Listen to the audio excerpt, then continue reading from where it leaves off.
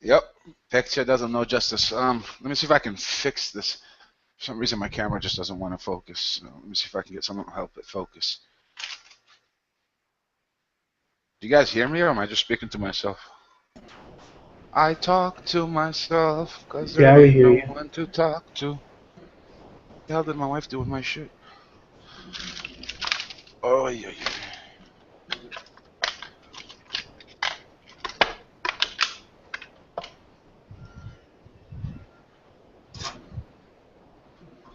Let's see if this will help. Picture doesn't know justice. Let me see if I can fix this. For some reason, my camera just doesn't.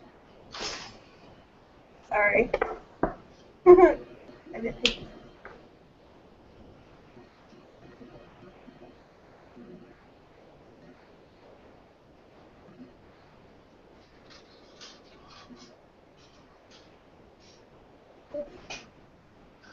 Oh, Mickey, you're so fine, you're so fine. Oh, Mickey. That's a Oh, nice coin. Mickey. Oh, Mickey, you're so fine, you're so Oh, Mickey. Uh, can't get this thing to work. Hey guys, can you guys hear me? Yep. How's everybody What the? doing? Pretty good.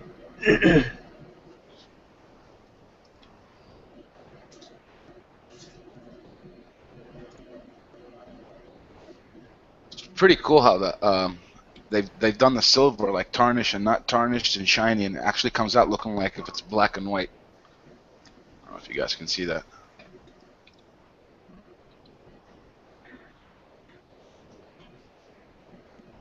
Steamboat Willie. And then the way that this is made is it's actually got two magnets at the bottom. You see that? And you can just basically put it anywhere down, and the magnets hold it up, which is Ah, pretty cool. sweet. So they've got these like little magnets that just hold it in place.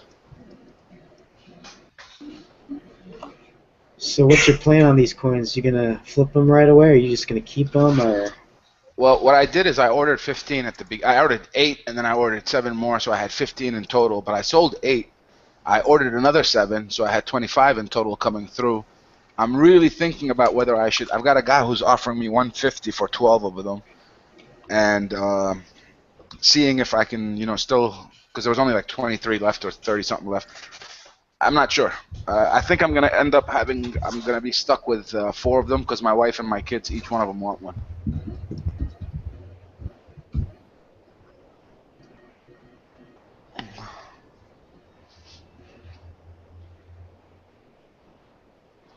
Yeah, I'm kind of surprised how good it looks. I didn't think the pictures it looks a lot better than the pictures. So Silver Siren, yeah, I got a whole bunch of coins, but actually the only one that showed up today was I only got 8 Mickeys. I still have another order of 7 and another order of 8, and then the wedge tails and stuff like that. Well, yeah, they're all the same coin, so it didn't make a difference, and they were already bought. I actually had to beg the guy to let me have one for the night. He's gonna be picking them up pretty soon, right now.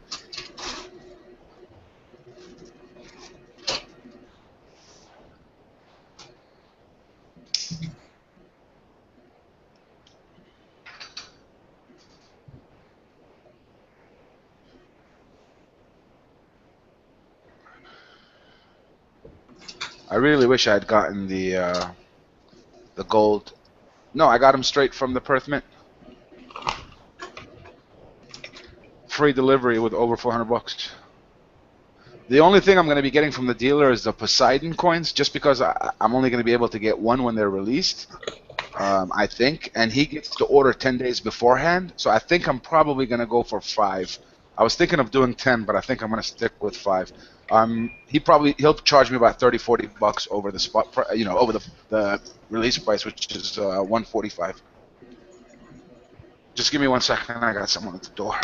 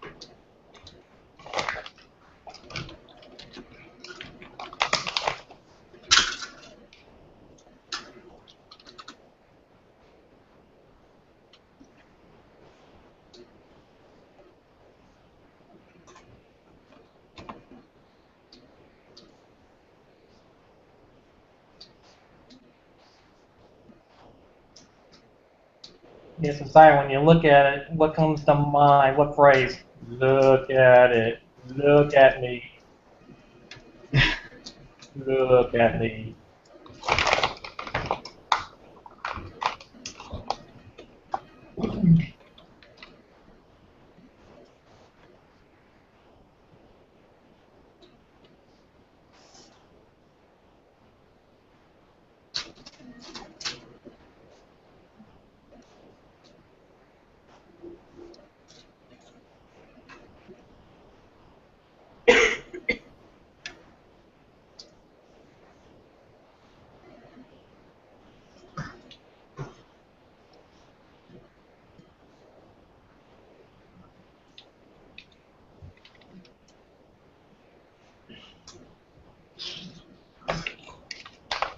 I might have found a good deal if you guys are looking for a coin to buy.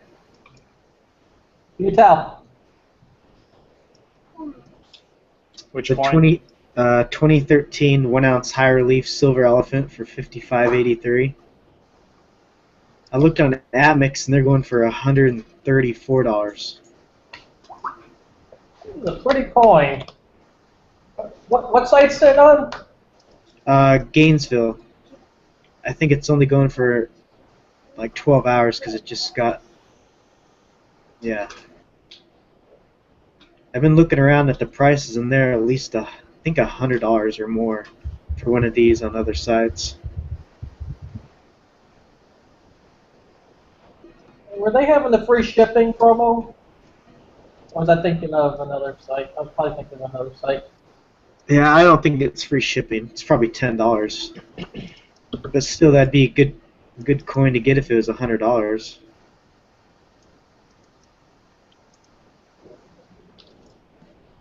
Well, I'll see how bad the shipping is. I might get a couple.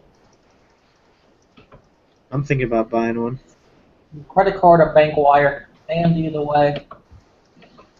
I'll buy two. I've never had a high relief before, so for $55, you can't go wrong. Yeah, I got a couple of the high relief Earthman snake, lunar series snakes. They're pretty nice. How much are high reliefs normally when you buy a coin?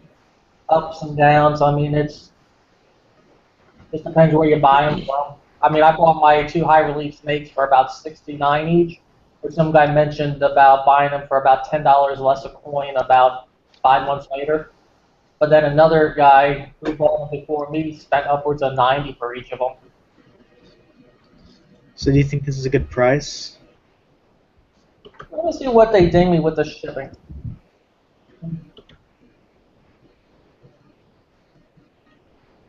Yeah, $11.25. Not nuts about that, but buying two of them, and I think I might pull the trigger. I never bought anything from Gainesville. Neither have I. I do like the Somali elephants a lot. I'm feeding him, Silver Siren. I'm feeding him. It's got a mintage of 1,000. So that might be a good buy. I'm in the market to buy a little something, at least keep myself relevant and making an unboxing video.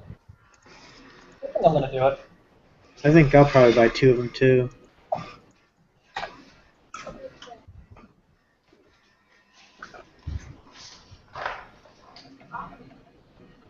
Hey, this is a little off topic, but do you guys own any unlocked iPhones?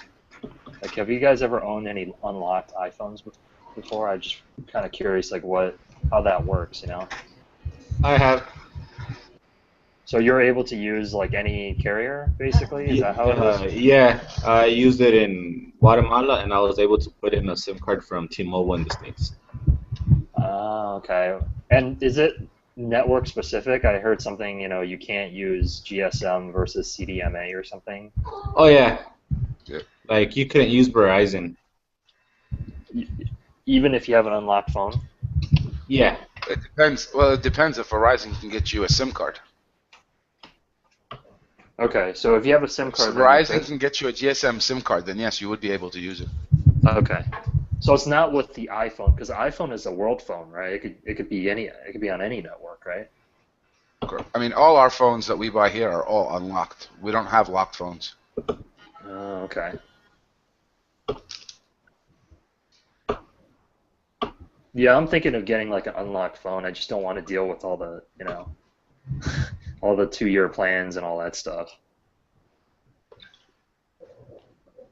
I think my 2 years are just about up, and I honestly, I don't see anything new about the phones compared to 2 years ago that makes me want to say, oh yeah, I need a new phone. Yeah. Yeah, I agree. I mean, how much, I don't know. There are differences between the iPhone like 4 and 5, but not that much, right? Maybe like the screen and a little faster.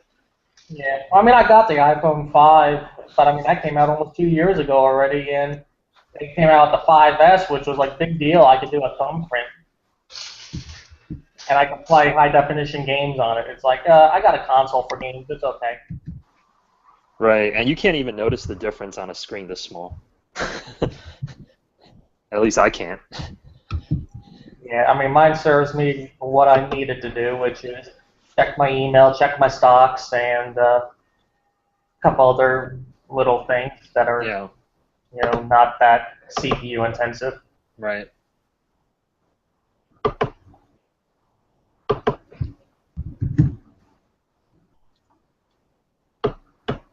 Oh man, I never had a site ask me for a customer service phone number on a credit card. I was just using the. It's like I gotta get up and get my wallet, man. I have my credit card number accessible elsewhere, but it's asking for a credit card service number.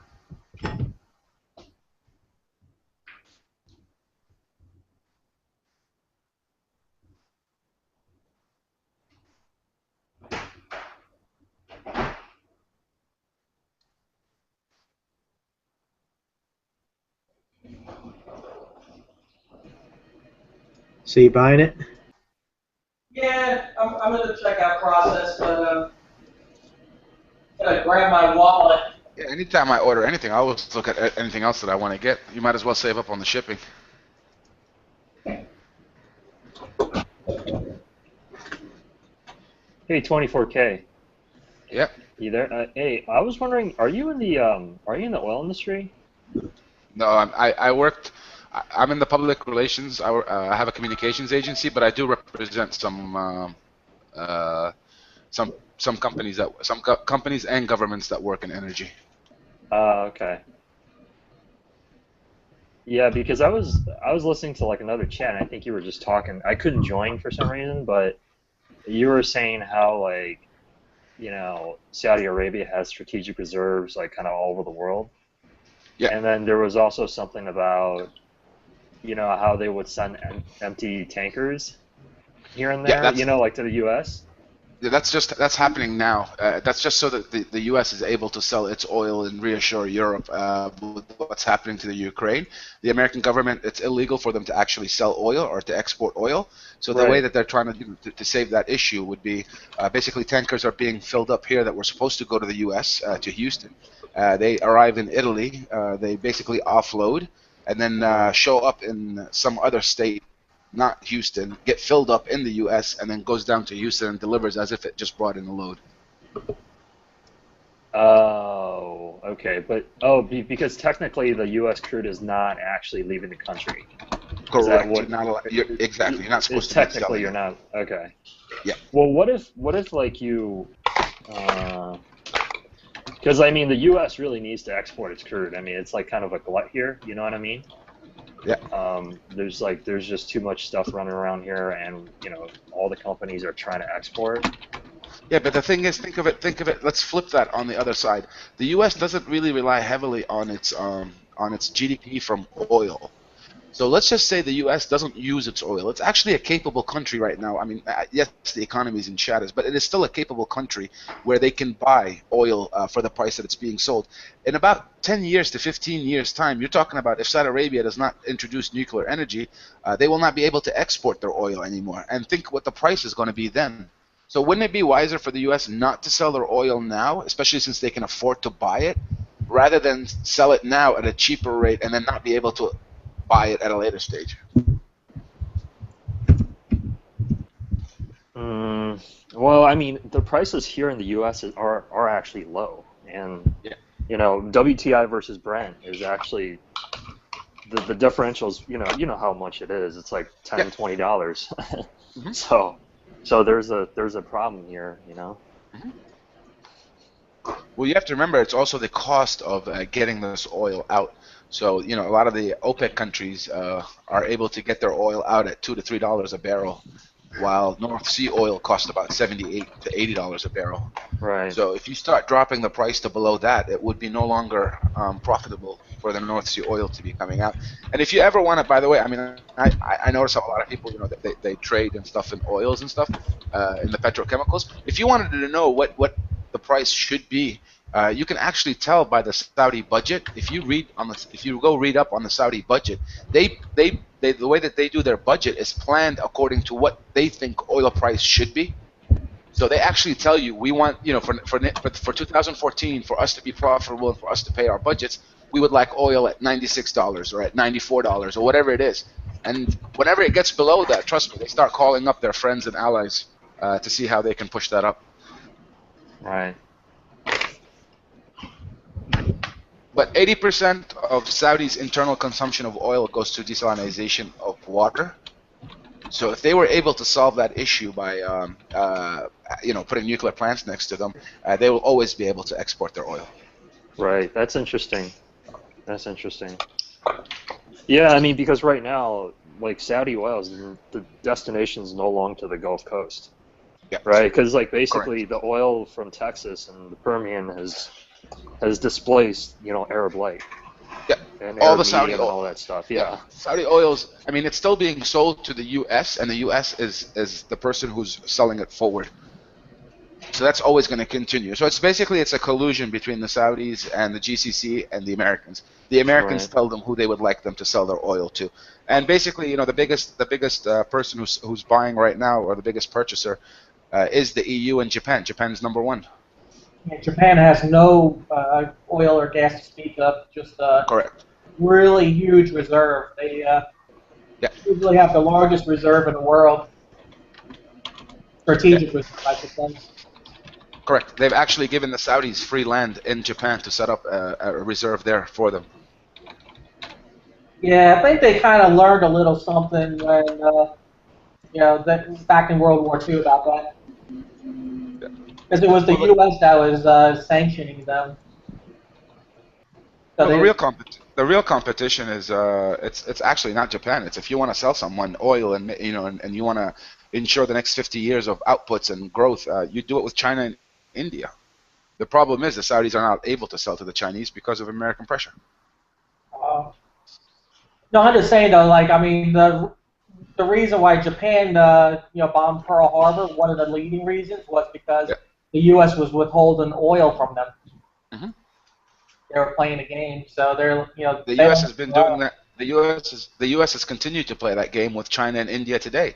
For the last 30 to 40 years, the U.S. has controlled how much oil China and India can get.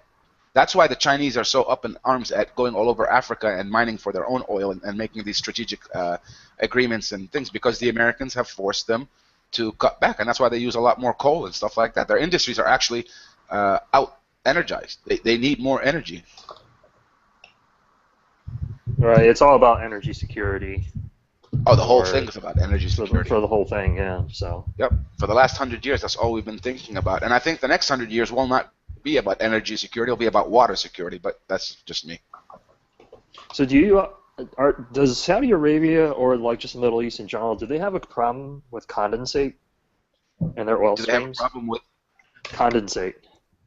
You know, like, well, basically the API gravity of their oil is rising. Do they have a problem with that? Look, the thing with the Saudis that a lot of people don't know is they have a lot of land that they haven't even touched yet. Okay. They're still trying to clean up. I mean, they've never touched the south. They've never touched the east. They've concentrated all their oil. So right now they want to get all the oil out of the west. And the reason why they want to get it, to use up all the ones in the west is because the west is where we have, where they have borders with Kuwait, Iraq, Jordan. So to them, it's more strategically better to dry that area up first before we move to the heartland. Right. And also, you have to remember that they've never done anything on the Red Sea or on the what you'd call either the Gulf of Arabia or the Gulf of Iran. They've never done any of that. And the Chinese are actually bidding for those areas now in the sea. Mm-hmm. You also have to know another thing that I don't know if you guys know this or not, but Saudi Arabia has the largest reserves of uranium in the world. Hmm. They've just discovered more uranium than in Africa. Wow.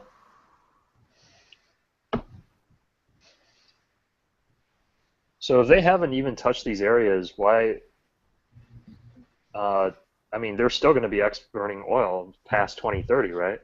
No, up until 20, even with all the reserves that they have, if they are not able to change the way that water is being made here, they will not be able to export. Of course, they'll be able to, but they will not be able to do the 9 million barrels a day. It will go down to maybe half a million or a million. Oh, okay. But it will really hurt them. So they're looking at geothermal, they're looking at solar, wind, but really the only real thing that they could do for water desalination is nuclear. And that's why they've signed these agreements with the U.S., France, China, Russia, Brazil, Argentina, Korea. And why do they need to desalinize the water? I mean, besides for just consumption. There's no fresh water here. But is that for drilling purposes, or is that for? No. For drinking, for living. For drinking purpose. Okay. Oh yeah. This is drinkable water. A minute ago when you were talking about drilling over on the east side because it borders Kuwait and all that, yeah. I'm thinking, you ever see the Daniel Day-Lewis movie, There Will Be Blood? I'm not sure. I have. Yeah, well, basically he was an oil baron, oil explorer, oil baron, and this one guy was trying to strong-arm him at the end cut him in on his oil proceeds. And he's like, well, no, I don't have to do that. And he goes into this metaphor about a milkshake. Basically, he took his straw and stuck it in that guy's milkshake. And the metaphor is he drilled underground to that guy's land and sucked his land dry. Yeah, that's the reason why the first Gulf War started. The Iraqis said that the Kuwaitis were drilling sideways to get at the Iraqi oil while they're fighting the war. That's the real reason why that war started, by the way. I heard something like that. They were asking for compensation, and when they didn't get it, they went in. Mm-hmm. Well, it could also be Saddam Hussein wanted Kuwait anyway. Yeah, I mean, look, they just wanted the land. Sure, but I mean, it was. I mean, historically, it was a part of it. But no, the real reason. I mean, at least the real reason that he was claiming, I mean, whether it's real or not, the real reason that he claimed, because he made a huge fuss about it in the run-up to it, about 8 months beforehand, when they had the first. He said, "You guys have been drilling and you've been stealing my oil, and I want compensation. And we found your drill bits in our oil." So I never really. The Kuwaitis said, "No, it's a big lie." So I never really understood why. Because I heard that, before Saddam Hussein actually went into Kuwait, he actually asked the U.S. Embassy if it's okay. And I heard correct. He that asked the U.S. ambassador, who was a female, and she said it has nothing to do with us. It's Right, an and internal she matter, kind of and it gave him. has nothing to do with us. She was just stupid. Oh, okay. Miscommunication then. It's not Yeah, actually a. it was definitely miscommunication because she's Okay. stupid. Because that's not what the American line is. The Americans will defend the whole GCC. They have an agreement with them. But he was saying that we're having a problem with Kuwait, and she probably understood that there's an issue and said we have no problem. That's actually it was one of the reasons why he went in. He really thought they weren't going to do anything. They Right. shocked the shit out of him. Right. So and the U.S. wanted to defend Kuwait because of Saudi Arabia, right? Well, the U.S. wanted to defend Kuwait so that they could make money out of it. Don't forget now, if it wasn't for the first Gulf War, the 2008 crisis would have happened way back then. If you go back and look at financially how the U.S. was coming out of the Reaganomics and stuff like that, it was actually going into a crisis economically. So Yeah, yeah, it one of was, the it was, benefits, yeah, it was going to one of the recession, benefits that yeah. it had was to get out of that recession was to fight this war. I mean, the Kuwaitis, unlike the Iraqis now, the Kuwaitis and the Saudis actually paid for that war. I think they were paying about $40,000 to $50,000 per U.S. soldier that was on the ground. Yeah, In addition to clothing them and all that other stuff, and housing them and feeding them. But yeah, they spent. I mean, Saudi Arabia went into recession for the first time. It actually had to borrow money, and it only came out of that about 5-6 years ago to pay the Americans to fight that war. The right. Iraqis haven't paid $1 to date. So And they're part not of going. it was because of the economy, obviously, but the other part was because Saudi Arabia just didn't want Saddam Hussein to be in control, right? Of that region, right? Is that also part of it? No. No? Saddam was always an ally of the Americans. They had no problem with who was in control. It was really to get the Arabs to pay for a war that wasn't necessary. And that's one of the reasons why we think that when the American ambassador, she wasn't stupid and ignorant and stuff like that as anybody, that she actually knew what they were manipulating it so that would happen. Okay. That's interesting. So what's your opinion about like, what's going on with Qatar and like the funding of Syria and all that stuff? I mean, I heard there was some kind of a break between Qatar and like some of these Saudi countries, Yeah, the way that, Middle Eastern countries. sure. If you want to know what America's position is in the Arab world, you look at Qatar. Qatar is nothing more than a puppet to the Americans. They tell them what to do and how to do it, and they do it. Basically, Qatar is one of the smallest Arab countries, was not really even a country up until recently. It's trying to create itself as being relevant. You have to remember that none of these countries were relevant 100 years ago in the Arab world. The only countries that were relevant or took charge in the Arab world were Egypt, Syria, and Iraq. Mm-hmm. These were the hubs. These were have always been the hearts. Saudi Arabia is something that's new, and then Qatar was also something new. But even Qatar is a very small country of a population of under 700,000. So what they're trying to do is they're trying to create themselves as a power within the Arab world through the money and the gas and the oil that they have. Right. The problem that the Saudis have with Qatar is very simple. It has nothing to do with why are you paying the Syrians, because we all know that the Americans are the ones who are actually doing it. Their problem with Qatar is shut down Al Jazeera. Their problem with Qatar is to shut down, and Al Jazeera is based in Qatar? Correct. All that the Saudis and the Kuwaitis and the Bahrainis and the Emiratis are saying is shut down Al Jazeera and you can come back into the GCC. If you keep Al Jazeera operating, you will not be allowed to come back in. And what's the problem with Al Jazeera? They're just a news network, right? It's a news network that's basically it's a news network that's it's almost, look, Al Jazeera to us is no different than Fox News. Okay. Al Jazeera created the Arab Spring. They didn't report on the Arab Spring, they created it. So a lot of these governments are afraid that Al Jazeera will be turned against them. Oh, destabilize the region type of thing, Yep. right? Oh, Yep. Okay. Interesting. Yeah, it still blows my mind that Al Gore took less money for them for that true TV station than selling them to Glenn Beck, who wanted to pay even more. Trust me, you don't know what Al Gore got. I'll guarantee you that. You think there was more slid on into some Swiss account or something? Swiss account, his family will be taken care of for life. He'll be an honorary citizen of that country, and so will his children. He will never need to worry about anything for his children and his grandchildren. The Qataris will make sure they get the best healthcare and education that money can buy. A lot of these deals are done like that. It's not just what you pay for it; it's what you get out of it in the long run. It's about relationship building. The perks. The perks, yeah. Yeah, it's only the vice president of the U.S. selling to, not, refusing to sell to somebody domestically. I mean, I'm not I've trying. got a video. I've got a video with a Republican energy minister that was under Bush Jr. That when the Saudis came to us and said we need to basically lobby the Americans for our nuclear program, you'd be surprised who were the two people that we went as a public relations agency that we hired. One of them, I can tell you his name was Mr. Tom Ridge. Remember Tom Ridge? Yeah, he was that. The He first was the guy that one. had that position, that made up position for Yep, emergency response. yep. That was the first guy we hired. And the second guy that we hired, and he even did a video, I forgot his name. He was the energy secretary at the time. One big fat boy. Man, politicians are bought and sold. It's so disgusting. I can, if you guys want to see, I might be able to show it to you. Hey, like I was reading that about this Prince Bandar or Prince Yep. Bandar. He's been dismissed. Correct. Do you know why that is? Yep. We do, but let's not talk about it. Okay. If you guys want, where's my screen share? Oh, I gotta turn it up.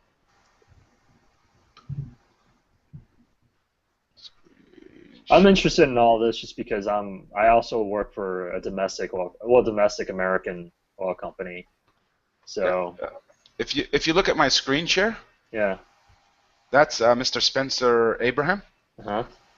and he was your energy secretary. And we got him to make this video for us because we were pitching at the time for this proposal. So What's the proposal?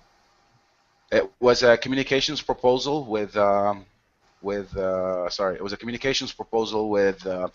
Abdullah City for atomic and renewable energy. It was a communications proposal to basically, it was a public affairs where we'd go out and lobby the Americanists to pass this, to allow the Saudis to have nuclear.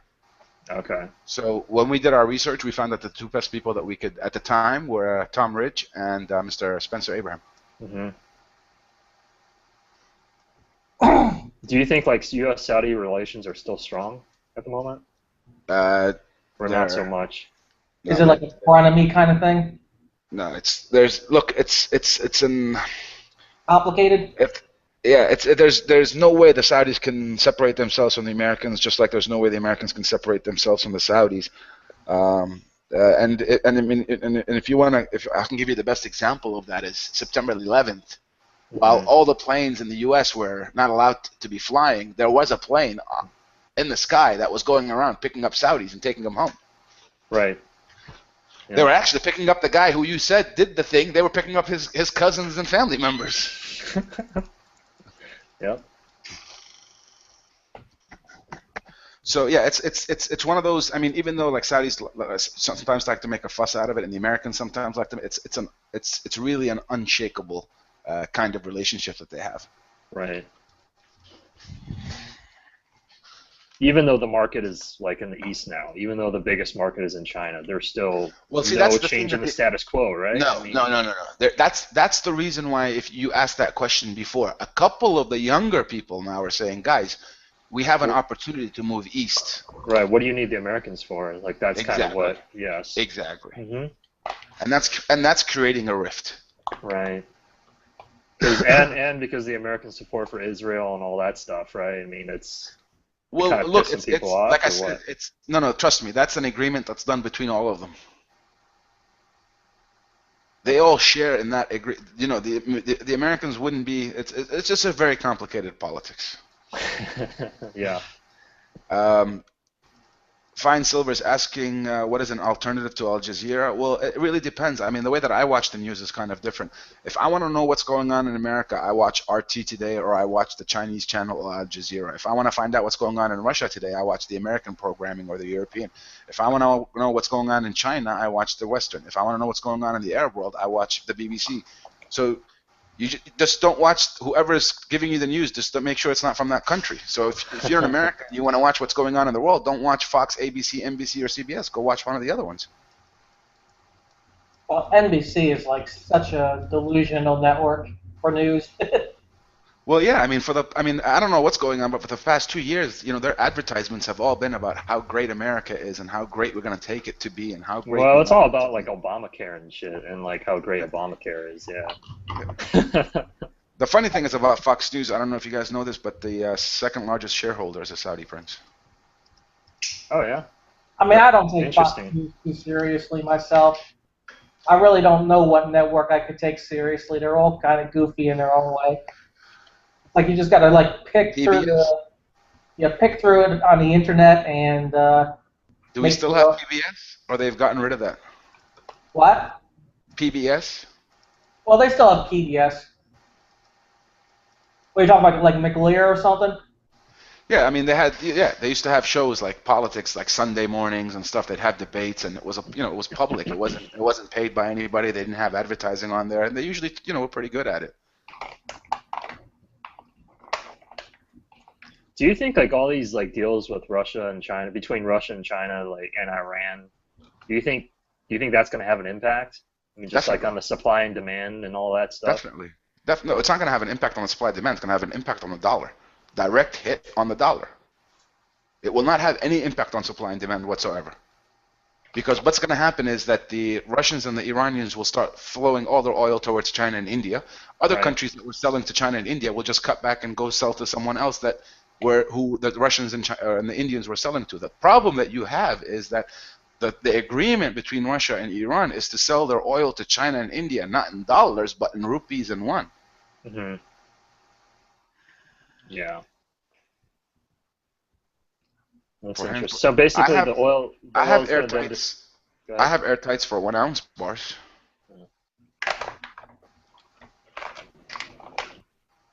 So then But the oil that's bound for China is going to go to Japan, essentially, Exactly. or Yeah. like other destinations. Got it. Yeah.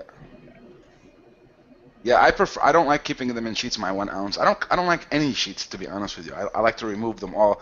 I know a lot of people told me it was a mistake, but I removed my pandas. I removed my Rwanda stuff. Anything. My American Gold Buffaloes. I just took them out and put them in airtights. I hate sheets. Yeah, there was a Brian the Log video lately, and he picked up a bunch of silver Eisenhower dollars, the blue ikes that are in the plastic. He's like, Yeah. I'm on the fence if I should take them out or not. I'm like, those things were in plastic for 40 years. I don't know if you want to take them out. Yeah. But to each his own. I'd leave them in. Yeah, I did. I took the Rwanda. You know what I did? Actually, Silver Siren, you're gonna love this. I got these 2013 pandas, right? And on the back of them, there was like this little piece of sheet of white paper inside of it. It was written in Chinese. And I couldn't understand what the hell that sheet was. So, I did what I did. I cut them and I put them into airtight. And then I did a video of it, and someone came in and was Yeah, you like, don't "Dude, want to you do that. crazy? You don't Those want are to do worth that. more." Yeah, they're worth more with that little piece of paper. So what I did Yes. now is I've got those papers in airtights.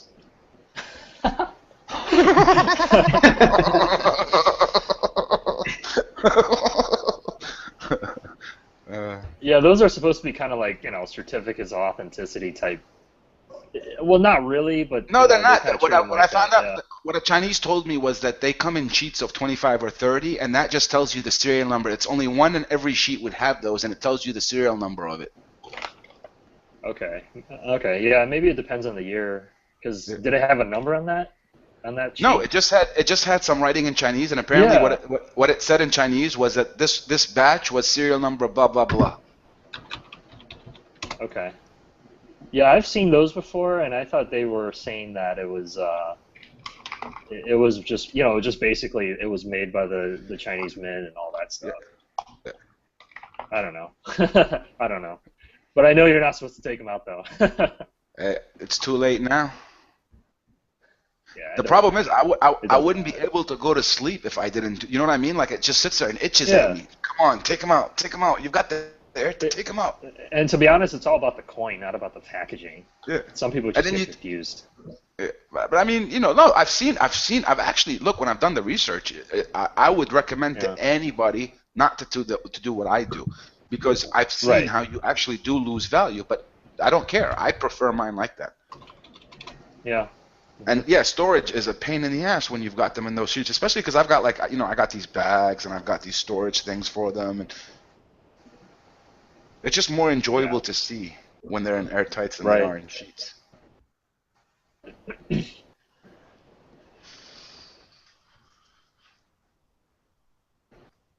Hmm.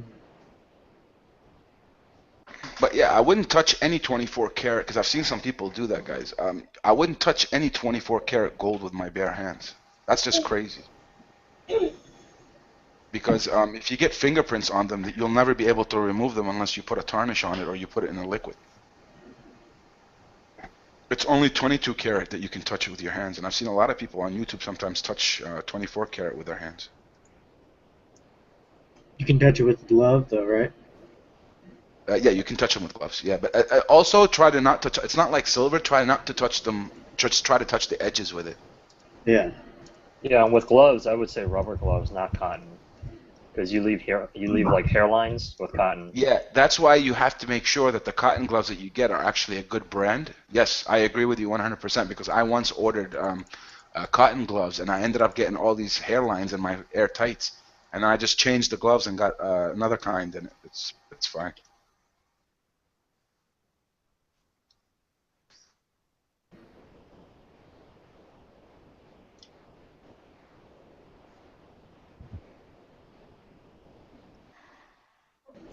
Wow, that Somali elephant supply 150 to 30 in the last 20 minutes. Yeah, there's only I think there's only, I just bought two, and there's probably only about 4 or 5 left. Because it was at it was at like 60%. Then, did you say you bought two, and then I bought two? Then it dropped down to 30% remains left. There's probably like around 6 left. Hmm. Yeah, maybe There's a use double question R. here. Huh?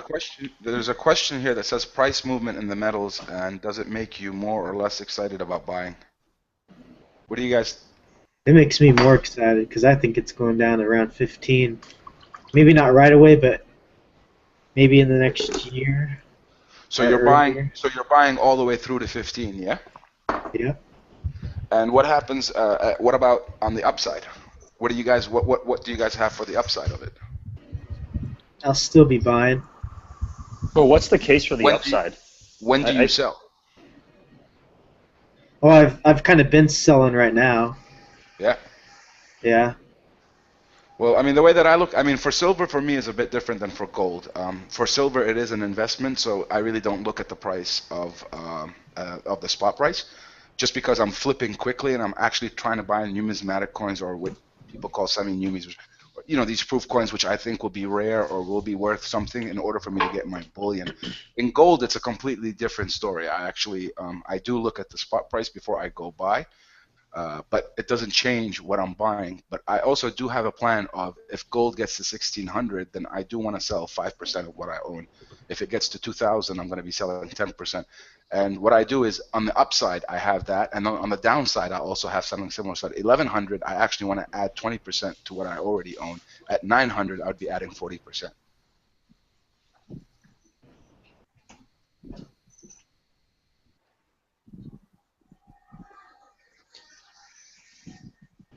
Good strategy.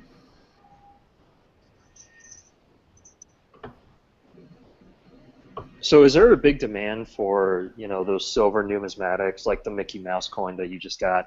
Is there a big demand in your local market for that? No, no. There's absolutely no demand to the point where I could sell American Eagles for $50 to coin shops. Because there's only 3 silver coin shops out of 500 gold shops. If Okay. I walked in with like a proof limited mintage of 100 Mickey Mouse coin gold, they would only give me spot for it. But with silver, I'm able to sell to them at a higher rate. So like the Mickey coins, I sold it to shops for 220. I sold it to 8. I sold 8 for 220. Right, because there's less less Sorry, I'm going to sell silver. 12 for 150 to a coin shop that wants to give it to a guy for his birthday to do it. I sold 8 to 220 for family members and stuff like that. But yeah, I sell generic buffalo rounds. I actually did a video where I talked about exactly the prices I was selling. But generic buffalo rounds for 50 to 55, silver American Eagles 50 to 55, peregrine falcons I was able to sell at $75. Philharmonics I was able to sell at like $60. The pandas, lunars, kookaburras, I get between 65 to 70, $75 for them. And it's just because there's not a lot of There's only 3 there's stores. not a lot of supply, basically. Yeah. There's not a lot of stores that sell silver. There's only 3 shops that sell silver, and the people that come to them are not buying. They're collectors. Right. So he's selling. He's actually selling. If you go into the shop, he sells you a generic buffalo round for $100. You want it. You want it. You don't want it. Go get one from the States. And 80% of the population doesn't have credit cards because they think it's against their religion because of interest rates. So you get an up deal on them. A lot of shops, a lot of these, AppMax and all of them won't sell to people in this part of the world. It's only the Perth Mint that sells to you here direct. So everything I get sent to my mom's house in the States, and then she forwards them to me.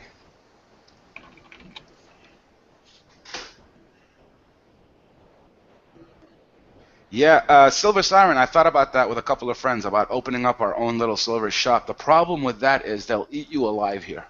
If I opened a silver shop and it was successful, the next day there'd be 5 guys sitting next to me doing the same exact thing, and they'd be much richer and have much more pockets than I do because they've been in this business for so long. They do put up huge barriers to entry, but it's really cheap. Like I went to the gold shops, and I could rent a really nice, a pretty nice sized shop for about less than $7,000 for the year.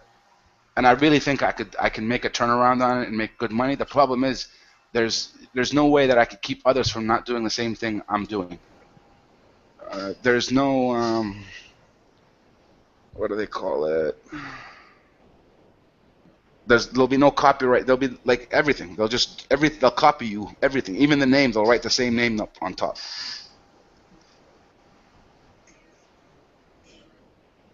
Hey, are people in the Middle East, are they big into soccer? Yeah, that's the only sport they have. Football is number 1. Okay. Just a coin that you might want to check out is there's like a FIFA 2014 coin from Monet de Paris, and okay, yeah, it's like the French mint, and it's curved like the U.S. baseball coin. So. Yeah. Thanks for that. Really? Do you have a link for that? Well, you don't even want to do the research? Nope.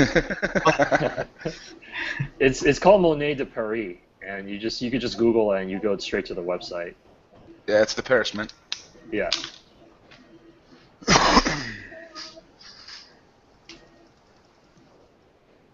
You won't have a market for that in the U.S. though. Just so you know. Nobody cares about soccer here. Actually, no, that's not true. It depends on where you live. Because in Maryland... I live in Texas. Maryland was a big state on soccer and lacrosse. That was their number 1 state sports. Huh, okay. And then, where there's heavy concentrations of people from Latino countries, like in Florida, they're nuts about that stuff. Like American University, their number 1 sports team is a soccer team, and then it's basketball next. Okay. Huh. Yeah, I mean, I scratch my head too when I see people get into that, get into football. But I got friends that are from abroad, Latino countries in Europe. They really like their football. Not saying wrong or not saying good or bad. It's just I don't get it. Yeah, they like them so much that they'll beat the shit out of each other. Well, yeah, you know what they do when they're actually at the game? Nobody will get up to use the bathroom. They'll just piss in bottles and it'd be like pissing all over the place in the bleachers, I hear. And that just aggravates all the guys, and that's how all the hooligan fighting begins. Yeah, you don't. It's like I lived in Europe, and I would never feel safe to take my children to a soccer match. Like I would going to a football match or a basketball match or a hockey in the U.S. or even baseball. Well, shit, I wouldn't feel good taking if I had kids, I wouldn't feel good taking them to any U.S. sporting event. I mean, look what happens when a team loses. I mean, sometimes the town goes around turning shit upside down and burning it. And then you gotta, like, lead through that. Like, it's just a sport, people. Do you live in Los Angeles or Miami? No, but I see the things on the news. No, I'm in Texas. Yeah. Yeah. I'm in Texas as well. Oh, okay, okay. Yeah, they don't do that in Texas because they know people are carrying. Right. You know, they get the ass shot. Why, you know, there's actually some order around in Texas because, like, yeah, go ahead. You don't know who's carrying. We're gun friendly. Actually, Texas has its own problems with crime. I mean, but I mean, sporting events. I never heard of anyone going ape shit after a sporting event in Texas and turning a town upside down. Right. Well, you can't really carry into a sporting event, though, right? I mean, still, like that's actually against the Well, no, I'm bylaws, not right? talking at the event, but like if you're like in the neighborhood of a coliseum or something, Oh, yeah, yeah, yeah. guys come around, start breaking windows or turning the car upside down. And, Right. good luck not getting shot because that store owner will be out there Hmm. hacking.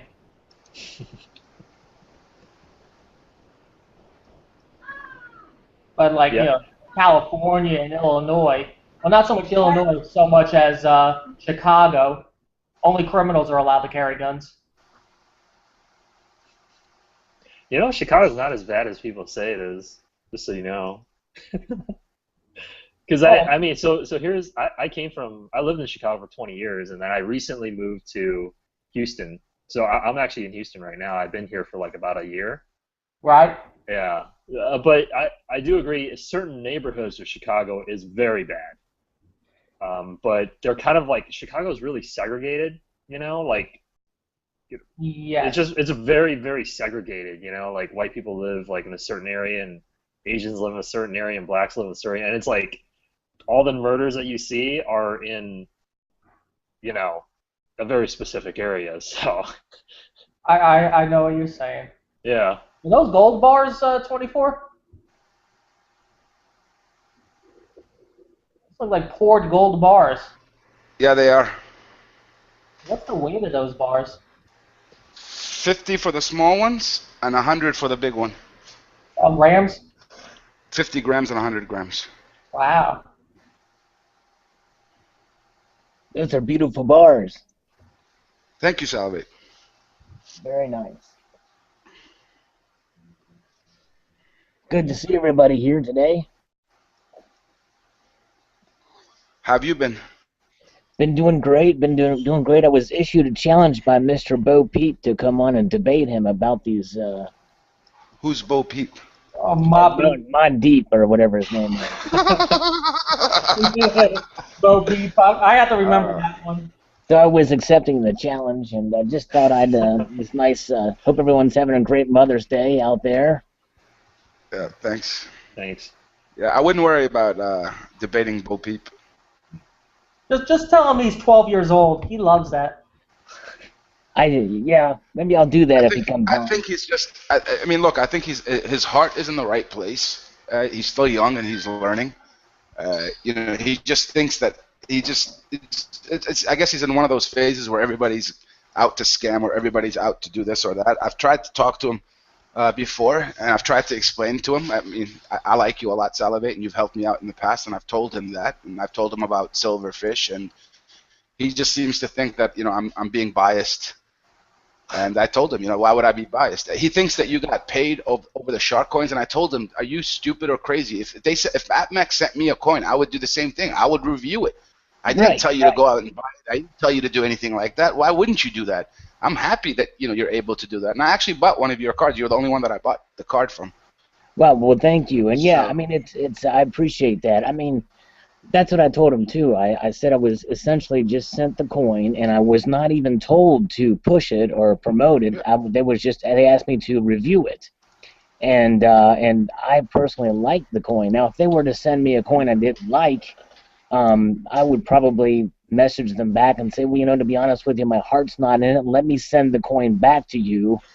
And they would probably be fine with that, but they did not in no way, shape, or form ask me to promote those coins.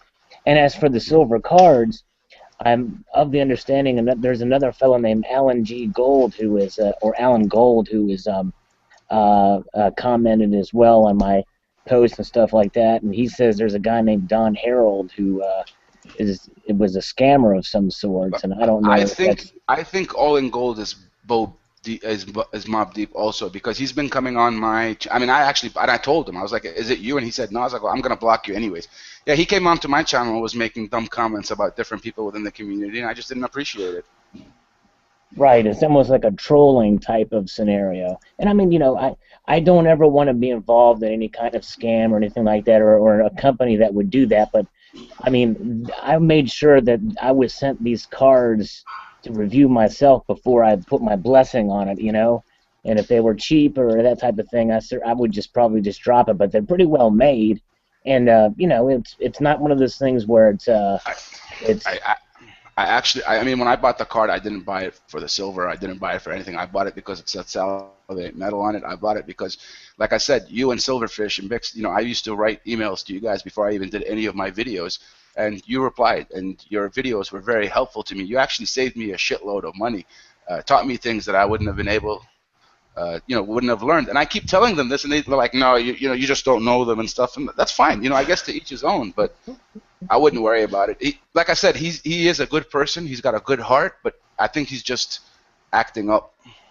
Right. I understand. Well, that helps me get a little better perspective on him as a person, and I certainly am honored that for your kind words, sir. And I certainly look up to being honest as well. Yeah, well, thank you again. Mob Deep was a little wild on FT's Hangout on Friday. He was starting to mute away at some of the guests, so FT gave him the boot. And I feel bad. I wish I could make those chats more often on FT Ideas when he has it, but he has them on so late since I'm on Eastern Standard Time here. And I was able to make a few of them, but I do feel bad because I do enjoy interacting with the crowd there as well. But nonetheless.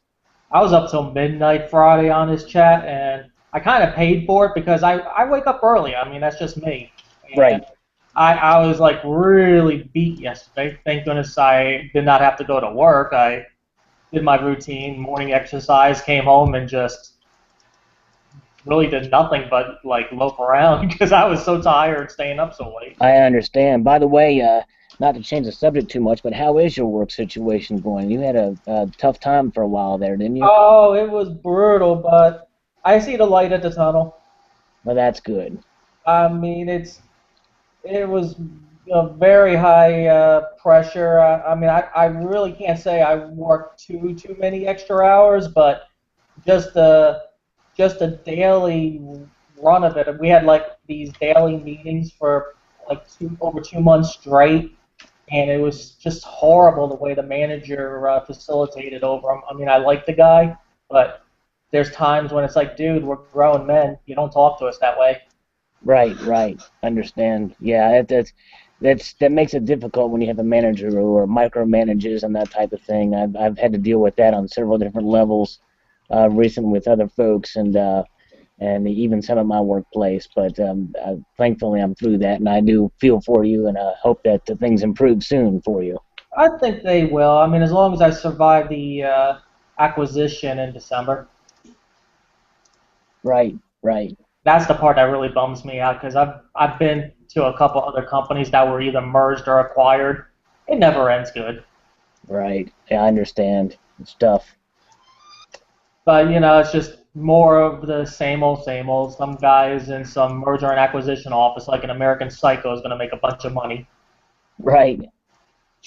You see that movie? I mean, that's what I picture whenever these people start doing these mergers and acquisitions. It's a bunch of rich blue bloods showing their business cards to each other. I don't know if you ever saw that movie, but I've never seen that movie. No. Oh man, it's the first movie with Christian Bale as an adult. That's probably like it's cult status. It's a great movie. Okay, right. I mean, it's more like a dark comedy with lots of gore. So okay. if you're kind of weak on that, don't watch it. I don't mind gore. But I mean, So Christian Bale's like a serial killer who's an investment banker, basically, and he kills like other people. Murders and what? Like he doesn't call it mergers and acquisitions. He's like murders and acquisitions. It's something like that. Yeah. It was murders and executions. Executions. That's right. Yeah. Mergers and acquisitions. Yeah. But yeah, very very fun movie as long as you don't mind some gore and dark humor. So why do you think your company's getting acquired? Oh no, it's past news. It already the announcement was made. It's just that it's happening in December. Which industry? It's the jewelry industry. Oh, okay. I mean, it's nothing I'm disclosing here. I work for Zale. Zales? They're getting bought out by who? The people that own Kay and Jared. Oh, so they're all going to be the same company now. Yeah, they're all going to be under the parent company name is Signet. Huh. Okay. And is that like an arm of De Beers or something, or? Don't know much about them other than the corporation is actually based in Barbados. Okay. They do have a corporate office in Akron, Ohio, and that's probably the part that I'm a little more, kind of like, well, are they going to try to make us move over there or take the work over there and this and that? Now, Right. I could go into details about the technology I work on is like 20, 25 years newer than what they currently have. It's all point of sale technology. Right. And we're going to have this new technology up in Canada, which Signet has no business set up in Canada. So I really just don't know where it's going. I mean, I like much more about where I work than the things that annoy me. So anyway, I'll see where it goes. You have to excuse me, folks. I need to take a drink of water because I'm getting dehydrated from salivating over that black box.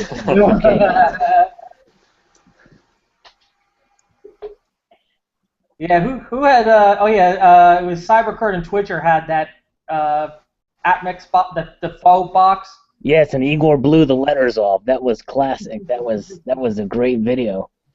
I would like to. Oh, there's two of them here. I would like to take this opportunity while I'm salivating over these boxes here to make an announcement that stay tuned later today. I'm going to have the first Salivate Metal silver giveaway. Oh yeah. Still have to make the video, but it's going to involve another YouTuber, and I think you'll be pleased. It's not much, but hopefully you all will enter. There's Siren. It's a YouTube first. I got breaking news. There we go. It's Elevate Metal. It says it on the box.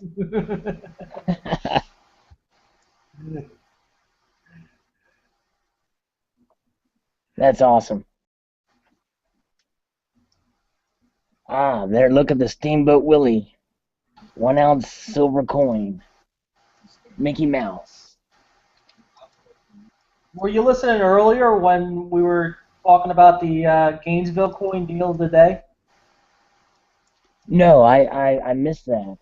So they have a 1 ounce high relief Somali elephant on sale at Gainesville Coin today. Oh yes. Stay tuned for another unboxing video. I have it in hand. Oh, okay. Which Is it year, nice? Which year is it? Which year is it? It's the 2013. I don't know how many they had, but they were selling them. You could buy at most 2 of them. So with shipping, I bought 2 of them, and the final price was $122 on credit card. Because it was Zach was showing earlier the Somali elephant high relief on Atmex, and it was like twice the list price. It's this one here, right? Yeah, that's it. Yeah, I've got an unboxing video coming with this coin. Just that's why I have it in hand here. That's in the queue as well. Is that about the same quality as the Perth Mint stuff? Yeah, it looks Comparable? it looks a little different. It's shaped a bit different. The frosting is not quite as thick on these as the Perth Mint ones, Yeah. and the edge, as you can see, is smooth. Does it have any lettering, or is it just all smooth? It's all smooth. Also, $50 if you've ordered these, especially if they are the 2013s. Be very careful opening the package. Yeah, thank you. Let me explain why. Number one, here's the box.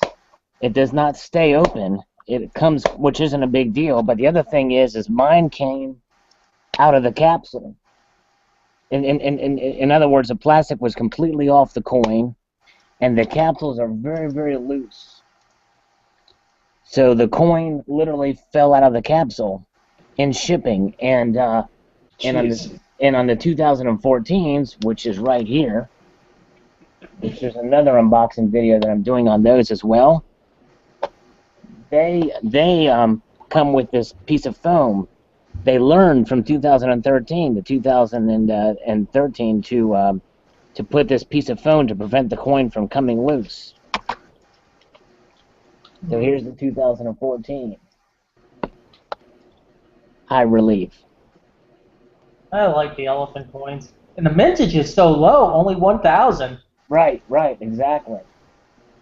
And I was inspired to get these from our very own AS47. He's Jose Aparicio. What's his name now? Silver Angel Silver 47.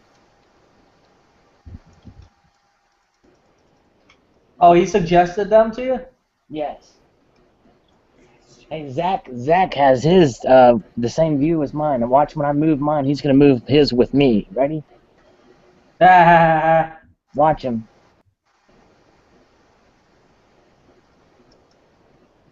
Very good. Now I'm gonna do something different. Let's see if Zach can follow along. wow, he's good. Ivan says Salivate Metal Edition. Yeah. This is great. Yeah, so I don't know if you went on the U.S. Mint site at all yesterday, but it was down for a while. Really? Wow. Yeah, I don't know. I think it was announced maintenance. I forget, but the news unit was like, I can't get out there and check on the status of my coins. Yeah, and so he called up the Mint, and the story he got from the customer service agent was that there's that the back order is that they didn't even mint the additional baseball coins yet. Really? Wow, that's surprising. You know, somebody had mentioned that the reason why they don't do that, even if they suspect high demand, is they don't know what the ratio is going to be between the uncirculated and the proofs. See, there's a maximum mintage, but it's by all options for each denomination. Yeah, it's I went out and checked my order. It's still scheduled for I think the proofs at the end of July and the uncirculated beginning of August. Right. I was a latecomer though. I mean, everyone else was really excited about them. I really wasn't following it initially, but I was convinced. Yeah, it's something else. Oh wow, look, Zach has it up. The elephants were $55 in Gainesville coins. I paid more than that for mine. Yeah, so two of them on the credit card with shipping was 122. That's amazing. That's something else. And but you'll pay $30 to get them shipped from Gainesville. Well, that was the thing. The shipping was $12 on top of the. Yeah, I was exaggerating, but yeah, it's $12 to get them shipped. I never bought anything from Gainesville today just because they just have those outrageous shipping. Right. I mean, I think it was a few weeks ago they had these Oh goodness, I forget. They were like these small denominational German silver coins from years ago, and they looked like it was a great price. But after I calculated the ship, and I'm like, this is absurd. Right. Yeah, it's that's why I don't buy from Gainesville very often. But this looks like a good exception. Wow, Yes, we're sure does. down 20%. Sorry for interrupting. It's just that we were watching the percentage being bought, and we were buying when it was 60% in Right. stock. So Now they're that down to that's 20. hard to see on this screen, but it doesn't say that 20% have sold, so there's 80% left. No, 20% remaining. Oh, okay, man, wow. So we Well, bought it when it was triple the inventory at 60% within the last hour. I wish I could break some news on this chat again, but one reason why I can't make this purchase, another purchase of these, is because of money that I spent for something else, which you all might find pretty interesting when it becomes available. Are you gonna get the Poseidon coin? It's coming out soon, I guess. I'd like to get it. I don't know. It's I'm stretched pretty thin right now, but I'd like to get this, especially if it's just the three coins: Hades, Poseidon, and Zeus. I'd like to do that. It's hard for me to commit at this point to a series because I do like to collect, kind of like what Silver Slacker did with the ATBs for the 5-ounce uncirculated ATBs. I'd like to get all of those, but there's two reasons why I won't. Number one is because they're very hard to store. And I know he's got that special case for them, which is nice, but if you want to keep them in the original packaging, which I'm kind of an original packaging type guy, otherwise known as OGP, if you want to keep them in that form, it takes up a lot of storage space, and that's a bit difficult. That's number one. Number two, you've got to commit to whatever the selling price is for all up until 2021. That's quite a large commitment to make.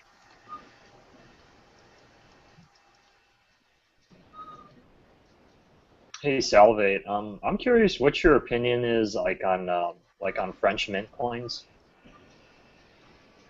Well, Like the Monet de Paris stuff, and hold on a also second. also like the Austrian mints. Just like European modern coins. Well, I think they're fascinating and they're underrated. Um, this is one I carry around in my pocket, and this is a PA4. This is a 1986 French 100 franc commemorative of the Statue of Liberty, and it's 0.83 ounces of silver. It's 90%. But I think it's great stuff. I mean, I think the French Mint does a wonderful job minting their coins, and I don't have a lot of it, a lot of different styles of their stuff, but I think they're wonderful coins. There's also one they did in 1987 honoring Lafayette. Mm-hmm. Yeah, I think they're like one of the most innovative ones. They're the first ones that came out with a curved coin, all the way That's back right. in 2002. It was a very strange curved coin. It wasn't like the baseball coins. It was like No, a yeah. flowing kind of thing. I remember seeing that. A very, very minimalistic type design, but the Yeah, they curvature. called it the Ultimate Frank. That's right. That's Yeah. right. And then I think in 2009 they came out with the L'Astronomie with the stars, and they called it blue gold, where they kind of bonded the gold with some sort of like a blue metal. I'm not really sure if it's like niobium or like, you know what I mean? Yes, I've seen the niobium coins, and I didn't realize that they were the first ones to do it. But certainly, I think people would be, and I'm very patriotic for sure, living in the United States and the like, and I'm a student of history, or I at least I'm a fan of it, of American history. But one thing's for sure, the United States Mint is almost third world when it comes to the Yeah. technology. And being behind the times, so to speak. Same thing with the Bureau of Engraving and Printing. Both agencies under the U.S. Treasury are far behind in technological advances. And you would think that here we are, super world, superpower, that we would have the largest gold coin in the world, not the Royal Canadian Mint and the Perth Mint with their 1-ton gold coins. You would think the United States Mint would have put out a gold eagle, a manner of sorts, and also these curved coins and these innovative technologies. I think it's important, just as important as it is to be a nation of discovery with our space program, that our coinage, because our money says a lot about us as a nation, which is one reason why I do not like to see dead presidents in our coinage. I'd rather see emblematics, a way to portray the concept of liberty in our coins. Yeah, I agree. I mean, that's another thing that kind of bothers me about some of the Canadian and Perth Mint stuff is they always have the queen on the back.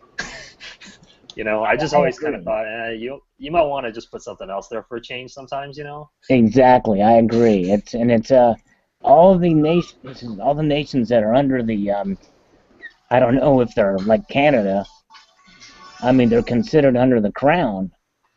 So I don't know if there's some sort of law that they are required to have the queen on there, but nonetheless, Queen Elizabeth II is the most coined effigy in world history.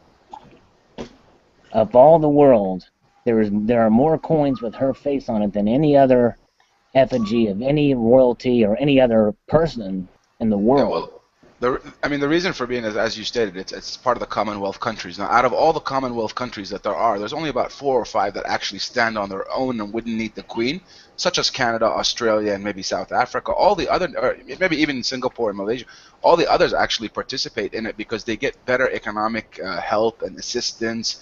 The countries are able to visit the UK without having visas and so forth and so on. So there's really a reason behind why they have that connection with it. And you also have to remember that the UK parliamentary system is such in a way that the army actually owes its allegiance to the royal family and not to the prime minister, so that if it was a Republican or Conservatives, but there they call Labour and Conservatives, the army doesn't have to pick a side. They always have their allegiances to the king or the queen, and that's how you can get Australia to also fight with you, and India and so forth. They all give their allegiance to the queen, who's supposed to be, like a president of sorts. Right, okay. For these nations. She acts as president to these nations. Right, I see, okay. And she does go to formal meetings on their behalfs. Right.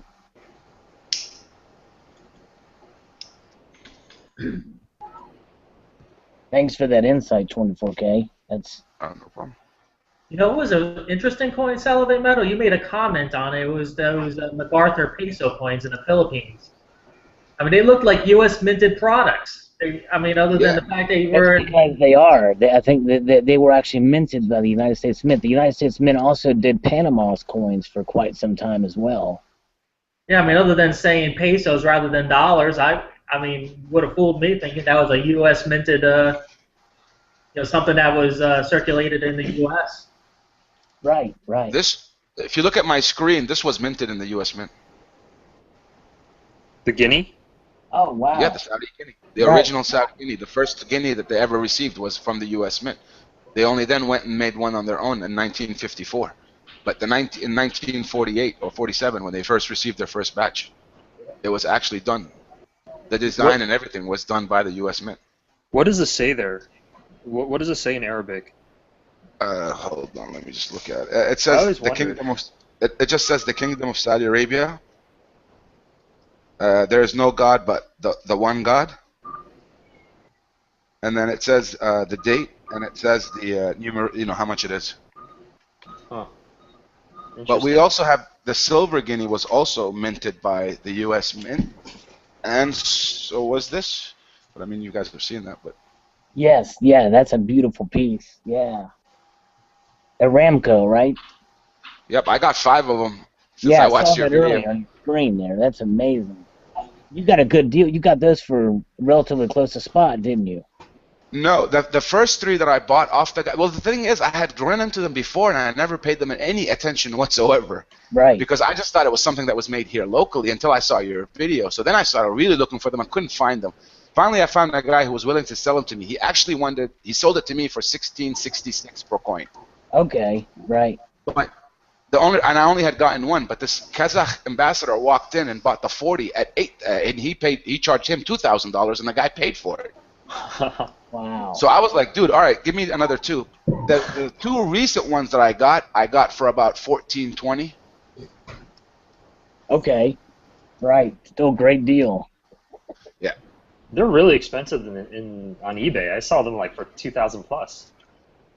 Yeah, the 2,400 and 2,800. That's the 8-gram one. The one that I've got is 32 grams. Yeah, it's about 3,000, so depending on the grade that he gets. I'm actually gonna be bringing them with me to get graded.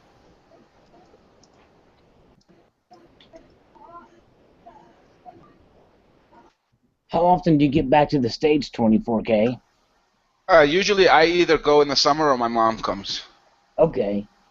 This summer she's coming, so I'm probably not gonna make it until about Christmas time. Right.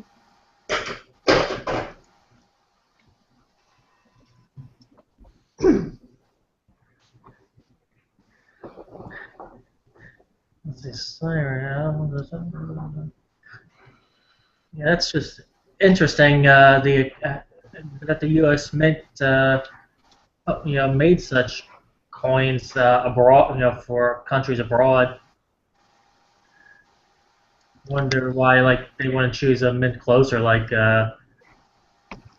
There's a reason why. There's a reason why they made them. It wasn't like they wanted to make them. It was because during World War II, they were sourcing. They had a deal, an agreement to pay a lot of countries in silver and in gold. For oil, they had to pay in silver and in gold. The Saudis had started to accept the dollars, but at the beginning of World War II, they realized that the money was going down, so they wanted gold because what they ended up doing was actually selling it to the Indians, but that's another story. So the Americans could no longer source gold for cheap because the British ships were being sunk. So they decided that to bypass Congress, we're just going to start making this gold ourselves in the U.S. Mint and send it without anybody knowing what it is. And one of the biggest hauls that we have here is a big silver boat that actually sank with a whole bunch of Saudi coins on it from the U.S. Mint. This might sound conspiratorial, but I wonder if that coincides with Roosevelt with the outlawing personal ownership of gold in the U.S. because they needed to mint the product. Yes, the deal was originally that the Saudis would sell their oil for gold and silver. After that law, the Americans started to ask if they could pay in dollars, and the Saudis had no issue with that. Up until the run-up to World War II, where they started to see the dollar going down in value, and they also had the Indians were willing to pay for the gold more. The Americans thought they were smart for selling the Saudis the oil for $35 an ounce because they were actually making it at 25. What the Saudis ended up doing with it is selling it to India, who was melting it and giving it to China on loans for $75 an ounce. And that's why these Aramco coins are rare, because they sent them all to India to get melted. Yeah, there's a lot of interesting, fascinating history behind those. And what my friend had told me that some of those were actually handed out. The king would have them and hand them out to people along the road. Yeah. He wasn't throwing them. He would never throw them, right? Because throwing money or throwing food is seen as a sign of disrespect to God Himself. Right. But yes, I could definitely see him going around handing, because the Saudi guineas that I have, the two that I have, were from someone who got them from the king. Wow. So yeah, if you go to the king, like during Christmas, everybody here inside at the time, the population was less than 5 million. But if you went to the king or the crown prince or any of the princes which are governors, you walked into their house for Christmas, you're not walking out empty-handed. Right, right. That would be rude. But now you're not in Saudi Arabia, right? You're in Dubai, am I correct? I work between Saudi and Dubai. Okay. Right now I'm in Saudi Arabia. Okay, right. And I knew a family whose father, he lived in a commune, and he worked in an oil company over in Saudi Arabia, and they were separated in a commune essentially. Yeah. They had a compound, you mean? I mean, a compound. I'm sorry. Yes, yes, Yeah. a compound. Yeah. Right. The Aramco compound is a small American city. It's completely isolated, so the local population is not allowed to go into it unless you know someone who's inside and can get you in. It's basically filled with Americans and Western expats. It's a huge city. It's almost like the size of maybe DC. Wow. And women are allowed to drive. You know, they have their own park. They have they have their own rules, their own shopping centers, everything. There's no Sharia there then, right? There's nothing there. You can do whatever you want there. It's as if you're in America. Okay, right.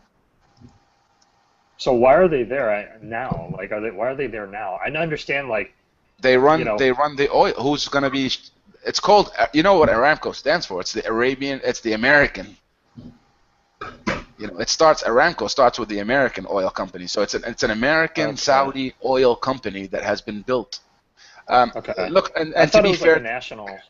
no, and to be fair, that's the difference between the Americans and the Europeans. In that when the Americans came in to make these deals at that time, they were actually very fair. So they would say, like, we would take 10% and we'll give you 90%, where the Europeans were taking 90% and giving 10%. Right. Yeah, I So do that's remember why that. that's why a lot of Africans ended up nationalizing their oil. That's why Iraq nationalized, because the British were really screwing them on the price. Where the Americans weren't like that. They were like, we're happy to get our 10%, and you get your 90%, and we'll be good friends for life. Right. Very fascinating. So they just run the refineries right now, or they Yeah, run the drilling? they run the refineries, they run the drilling, they run, I mean, everything from A to Z. You've got they're building the Silicon Valley, but for energy here inside Arabia, and it's being built by American companies like Emerson and Schindler and Schneider and GE and so forth and so on. Right. But, you know, they do invest here a lot.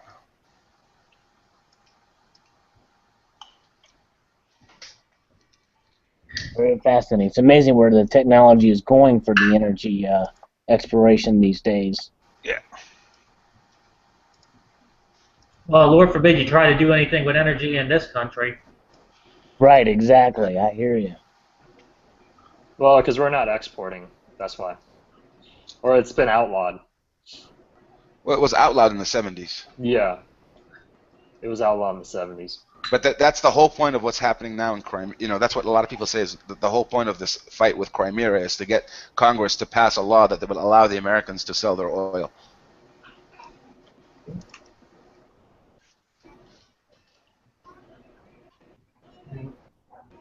Yeah, because it's mostly the refineries here in America that are making the money, most of the money, because their input costs are so low, right? Because they're taking cheaper oil here, and they're just, you know, they're making diesel and gasoline out of it, and they're getting a huge uplift. Yeah. So they're basically pocketing most of the money at the expense of producers.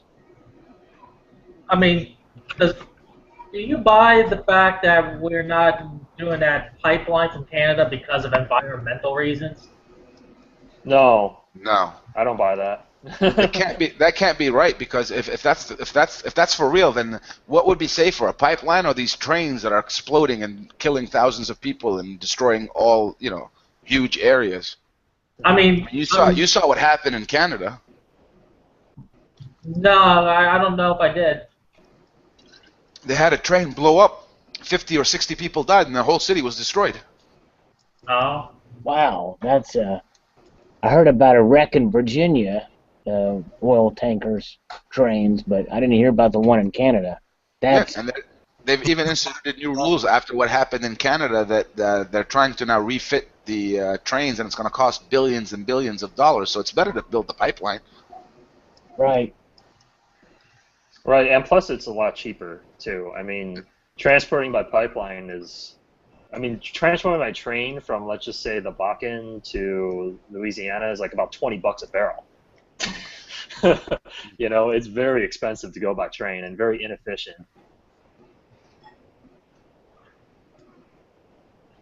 I mean, it was supposedly going to pass, and then at the very midnight hour, they said, "Oh, we're going to delay it till after the election." The power of the media. I mean, just to throw a little conspiracy in there, it could be a way of putting pressure on Canada because they're not willing. You know, there is a real big argument right now between America and Canada over who owns Antarctica. Really? I didn't hear about that. Oh yeah, they have this huge thing about who's allowed to drill and explore near Antarctica, and the Canadians Oh are claiming that it's yeah. theirs, and the Yeah, yeah, Americans are saying, yeah. "Hell no, it's not yours, and we have the right to pass whenever we want without even telling you." I thought Antarctica was a no drill zone. It was mainly for scientific research. That's So what there it was a was. that was a It's gonna pact. change. Right. Yeah, that's changed. Everyone's making a claim now, trying to drill. The Norwegians, the Russians, the Americans. Hell, even the Chinese are claiming a little piece of it. Yeah, I was gonna say, what about the Chinese? They've already claimed a piece of it. If you saw the other time when that one of those destroyers or something got stuck in Antarctica, it was the Chinese that came to the rescue. Oh, okay. Well, gentlemen and lady, I must bid thee farewell here. I really appreciate being able to converse with you fellas and lady, and I hope you all have a wonderful Sunday, and thank you again. Good talking with you all. Bye, Salvi. See you. Salve. Bye. Stay tuned for my video later today for a contest, and I'll extend a multitude of gratitude to you all. Like, Take Thank care. you. Bye-bye. Bye. Bye. So where did the little Bo Peep go?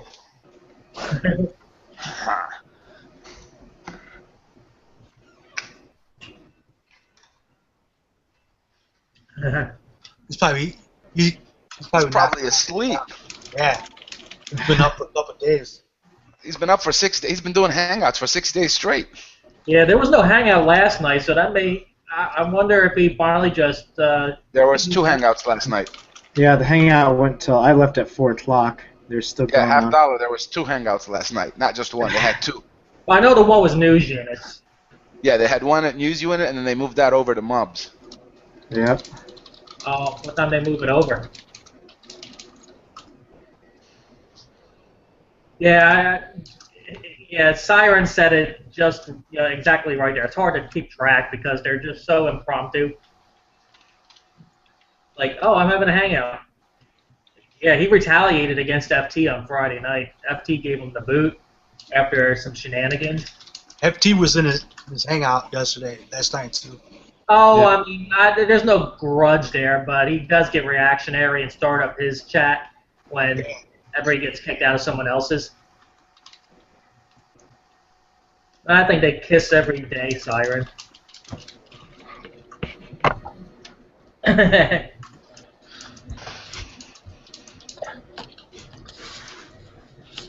Yeah.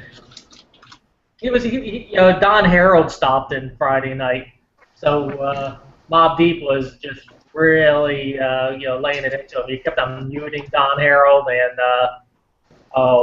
Ernie. So FT's like, okay, I'm giving you this warning. Don't mute them. And then he muted them like 5 minutes later.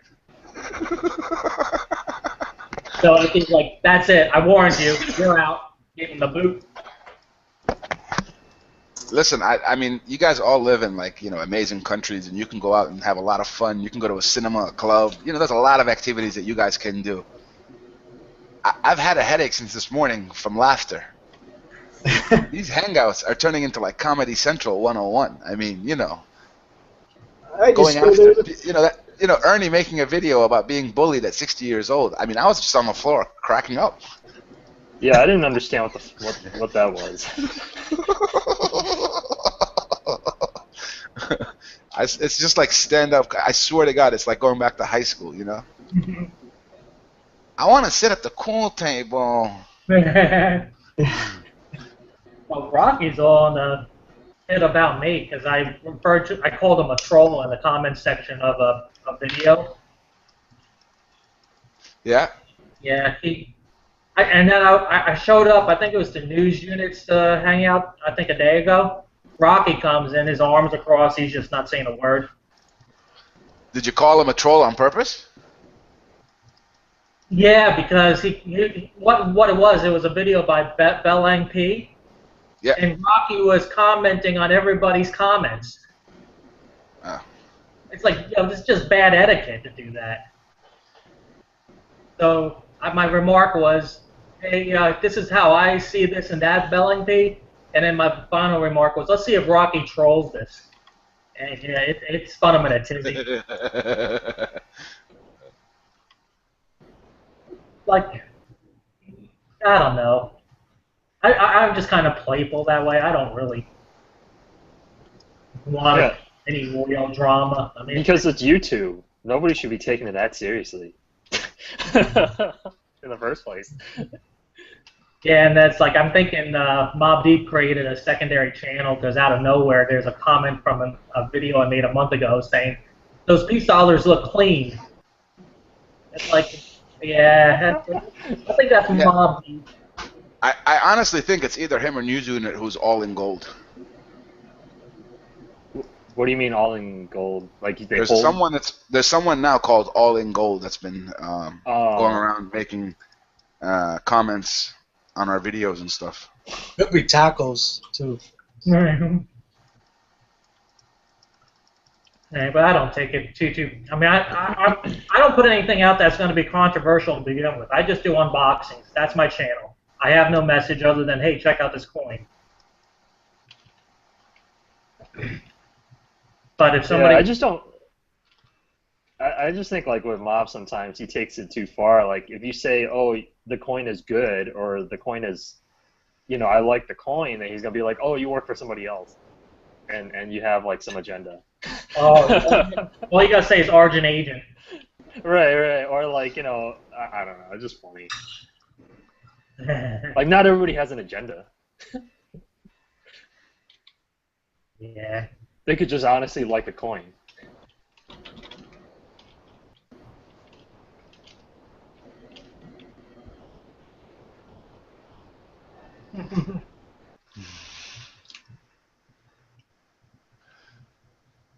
Yeah, I mean, it's sort of like Raw Dog and Randy too. They're just teasing each other.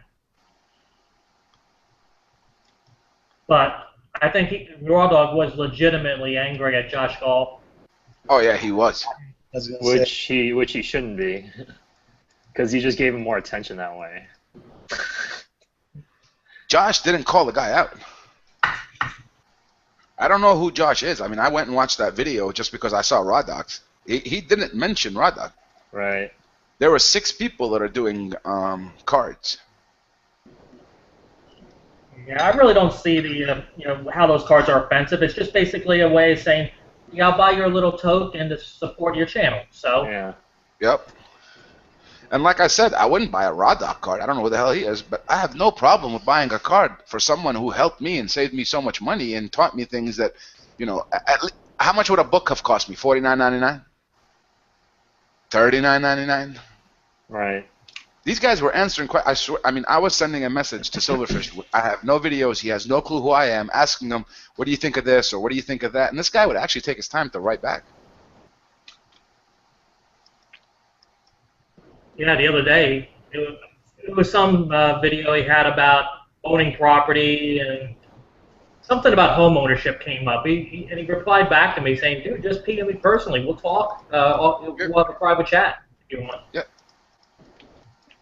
Yeah. I mean, that's the whole point.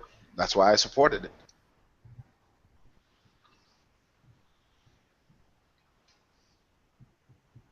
Yeah, I agree, Silver Siren. I don't either. That's why I went through another YouTuber.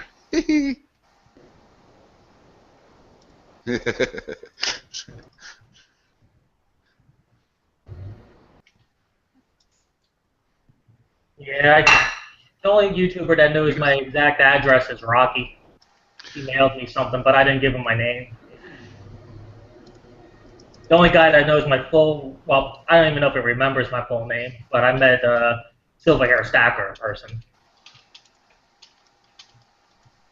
I think it's a precaution, though, to kind of keep a certain level of anonymity. If you were at FTIDS chat a couple nights ago, so Don Harold was there, and he says his biggest regret about YouTube was publicizing his real name because he felt the wrath of the internet when everything went to shit with the economy. And honestly, I watched his earlier videos from like 6 years ago. And I mean, he was just being level-headed. He's like, look, okay, I mean, if you want to get into day trading, I have a strategy. If you want to join in, cool. But then he was also pushing silver, saying, you know, silver is a sound investment. I would get into silver. Just because somebody says, hey, it's a sound strategy to me, doesn't mean you should follow it like a religion. You know, buyer beware. Exactly. That's what I've always said is, you know, you should watch these videos, you can do whatever, but you should never make your decisions just based on what someone else is saying. But at the same time, I mean, at the same token, with someone like Rocky, I mean, he would definitely have a big influence on me, not because of anything, but because he's an honest I mean, you know, he talks about silver and he's got tons of it. Right. And he's got the most experience, I think, in actually holding it Yeah. and investing it, you know? Yeah.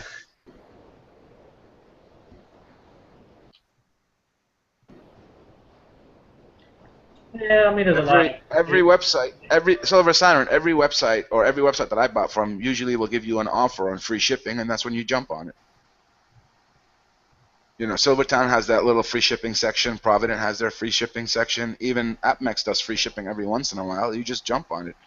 Otherwise, the best thing to do is get into a group and, you know, get everybody else to buy like 1 or 2 coins with you, and then, you know, you're good to go. Silvertown actually has, I think, free shipping site-wide this weekend. They do that a lot of times, by the way. They did that at the beginning of the year, too. I was mixing them up with Gainesville earlier. Because I'm like, Gainesville free shipping? No, not happening. And that's when you pounce on the hand-poured bars at Silvertown. Because those are the ones that usually don't have free shipping. Like when they offer you free shipping on everything, don't go buy the things that you can get free shipping all year long.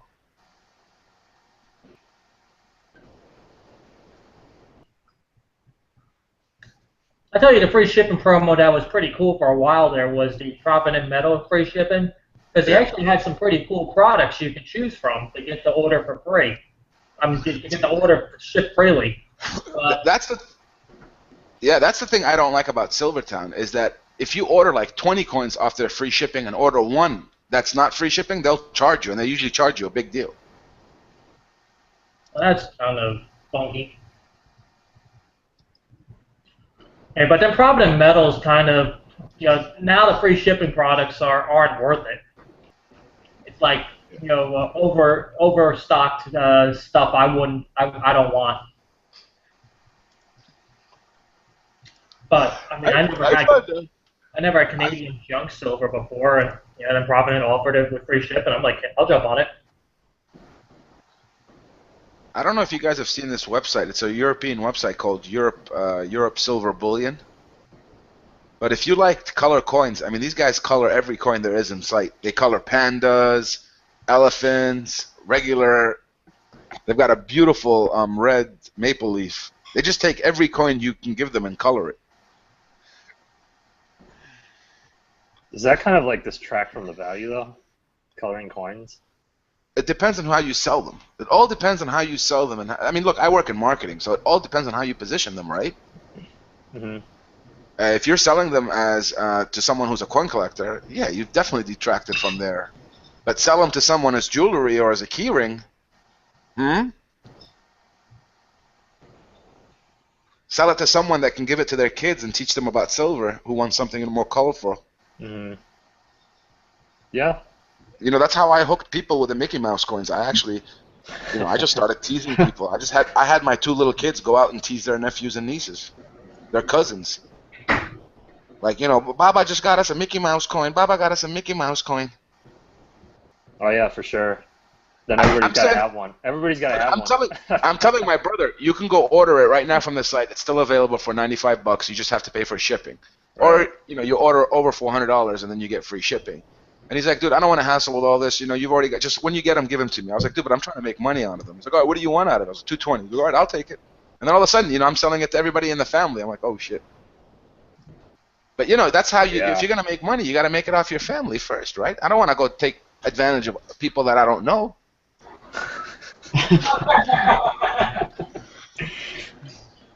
My family will never, you know, go back and be like, yo, he ripped us off and pray against me and stuff like that. I'm their brother. No, they probably look at you in a strange way, like you're trying to give them a deal, telling them to go to some other buyer, or some other seller. They'd be like, "What's wrong with you? We're not good enough to buy from you." No, I think it was my mom telling them to support your brother. He's saving his money. He's never been able to save before.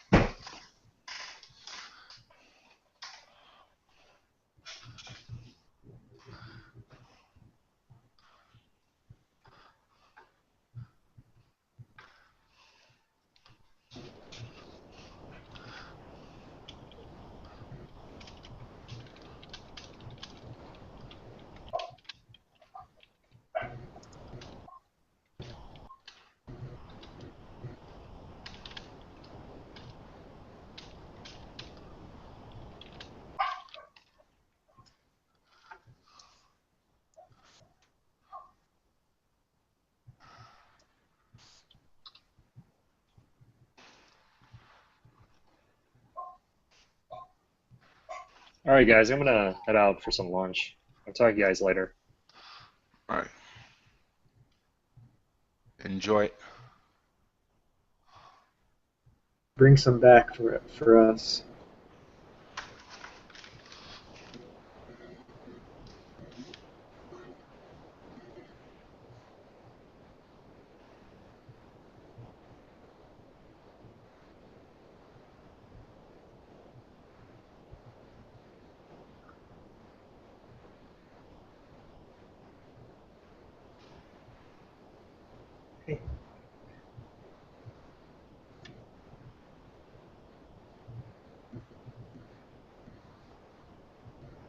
Yeah, it's not really picking up today, Siren. Maybe it'll be another day. I'm just multitasking with chores myself, so I'm kind of like in and out. So Halfdog, you're the one that bought those elephants too? Yep. Will this be your first high relief coin? No, I own two of the first mint lunar snakes. The 2013 Year of the Snake coins. Are those nice looking? I think they're beautiful. How much were they? I bought them. APMEX had them for sale for $70 each on their eBay site. But somebody mentioned getting them for $55 or $59. Yeah, I got them. I got them. I didn't get them. Fine Silver Pure Agent got them for me from Canada for about $54. Two of them. Was that Canadian or U.S.? 54 Canadian. So that would be like about 60 for U.S. No, 54 Canadian would be about 48 maybe. Oh, okay. I got it reversed. 47, something like that. Yeah, that's about $20 less a coin that I paid. Yeah, I was kind of like in the middle of a trade with him, and you know he knows how much I love the high reliefs and stuff, and he actually just ordered them for me and then he was like, dude, I just ordered you 2 high relief snakes. I was like, how much were they? He's like this. I was like, oh, dude, you're amazing. That's a super price. I saw them for APMEX lowered them from 69 to 65 at one point, Yeah. but yeah, that was it. I mean, I never saw them cheaper. Yeah. I like them. I mean, they're pretty coins. FT really got burnt on them though. He bought like I think 4 of them for $95 each. Wow. Yeah, see, I've got the high relief horse, snake, and I just need to get the dragon.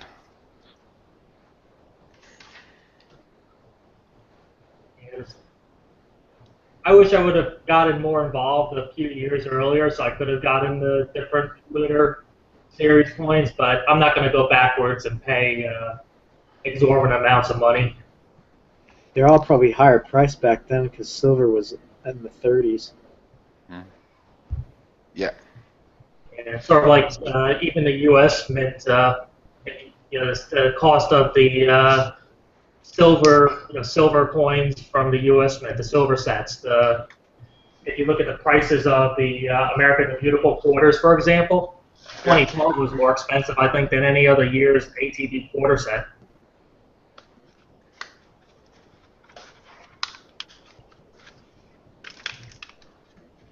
Silver Siren, that would depend on your viewer. What is it that he's trying to do? Is he doing it for investment? Is he doing it for a savings? Is he doing it for a collection? So if he's doing it for a collection, I wouldn't get the 9 Eagles. I'd get one of different things. And also, he's getting 10 ounces. If it's for the same price, he's getting 10 ounces over 9 ounces. So it really depends on what he wants. If he's trying to do it for a savings, then I'd go for the 10 ounces. You're getting more silver. And those Johnson Matthews usually carry a good premium later on.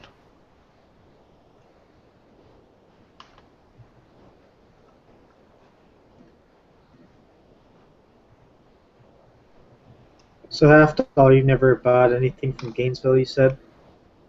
No, this was the first time. Yeah, me too. They said something about like I have to wait 2 weeks is when the estimated shipping will be. Like the 20th of this month. That's okay. Yeah. I got some credit card points that I'm going to be able to redeem in a few days coming my way, and I'm going to complete my America the Beautiful quarter set. The only year I don't have is 2010 so far. That's the one I'm looking forward to. I'll probably order it midweek or maybe by the end of this week and get it sometime next week to showcase. I'm kind of being a little lighter with the purchases these last couple of months because I really want to bet big on those Kennedy gold coins whenever or if ever they come out. I want to be the 24K Kennedy commemorative gold coins. And those are from the Perth Mint? Those are U.S. Mint? Yes, U.S. Mint. Do you think it'll take a long... No, there's like no concrete. There's nothing concrete about it so far. It's all talk so far. So talk's just talk. Nobody knows the mintage at all? Nah, nobody even knows if it's going to be a half ounce or a full ounce.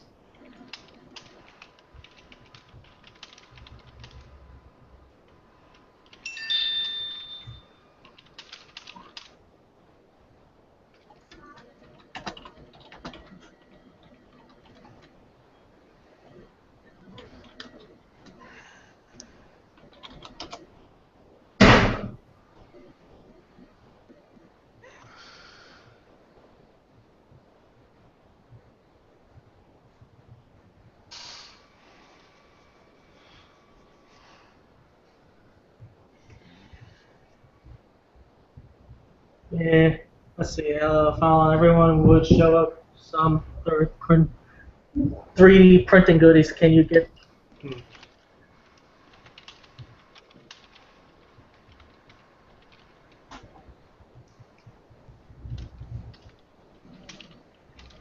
So, Siren, no contact with CCT today?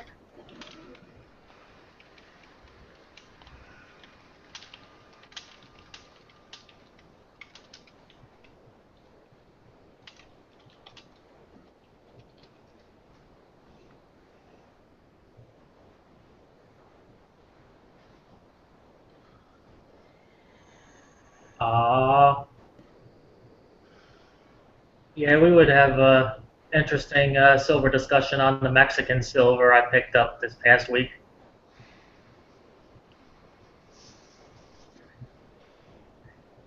Say that 1950 Cinco Peso coin is probably the coolest looking one so far with that train on it.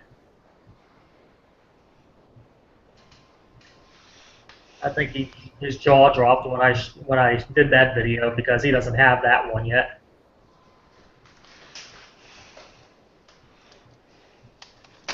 Honestly, I didn't even know what I was buying other than a Cinco Peso coin. But then I read up on it after he sent me some information. It was like produced only a 1950 vintage of 200,000. 100,000 were melted. They never left the mint; they were just melted into other coins. So it's a pretty good year to have. Oh, and then we was talking about the Monet mints, the French mint. I love the Hercules coin. I just got one of those a few weeks ago. Hercules. Those are the coolest coins. Hell yeah, he's got 2 chicks on his side.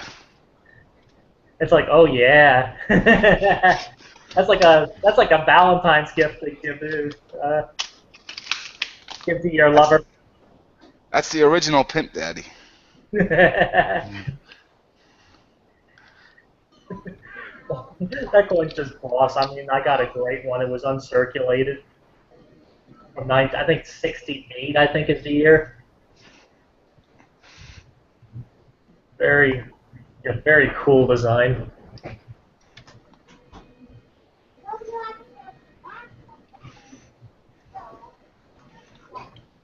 And it's kind of a tough day to get people today, Siren. I'm sure many folks are with their spouses or their mothers. No, it's only in America that it's Mother's Day, by the way. I believe it. Mother's Day around the world's in March. Well, we follow the Hallmark version. Yeah. We got all sorts of Hallmark holidays. You know, they gotta make their money. You know, I mean, I work for a jeweler, and we have like 4 or 5 freezes as far as like not implementing anything new. And it's Black Friday, Christmas, Valentine's Day, and Mother's Day is like number 4 as far as we are not allowed to do any, change anything in our technology infrastructure.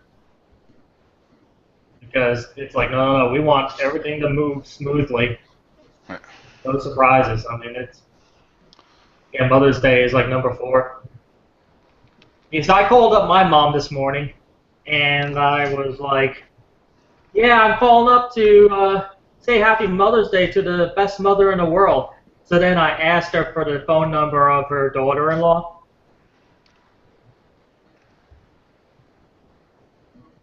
Crickets? Nobody. Yeah, you asked for her. I asked the phone number for her daughter-in-law. That's your wife. No, my brother's wife. Ah, okay. Because my mother can't stand her. Actually, my mom scams us like that, dude. She gets mad at me when like I don't call her for Mother's Day, but I'm like, dude, I already called you in March. Yeah, but it's in May, and if I don't call her in March, she's like, why didn't you call me on Mother's Day? I was like, what do you mean?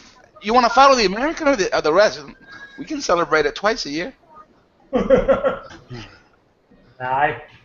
I mean, this stage of life with my mom, I mean, I think I said I'm like in my early 40s. Mom is like in her early 60s. And I'm the same. She's just been through like a lot in her life.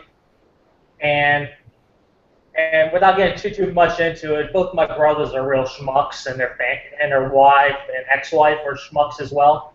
So mom has not been able to enjoy being a grandma for the last few years so much, even though she has 5 grandchildren. So it's just like I just feel bad for her. So I try to talk to her just to, cheer her up, whatever.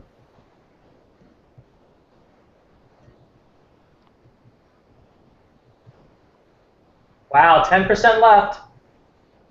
Yep, I think that would be 2 more coins. Siren, Crusher, you must get them. Hurry up, Siren. Only 1,000 of them minted. Only 1,000, Siren. Go look on AppMex. They're $134 each. What are $140? What are we talking about? Are these the elephants? Yeah, these elephants are $134 on AppMex. The high reliefs? Yeah, I believe so. I'll have to double check for sure, but I was thinking of taking my regular proof and seeing if they can like squeeze it in. I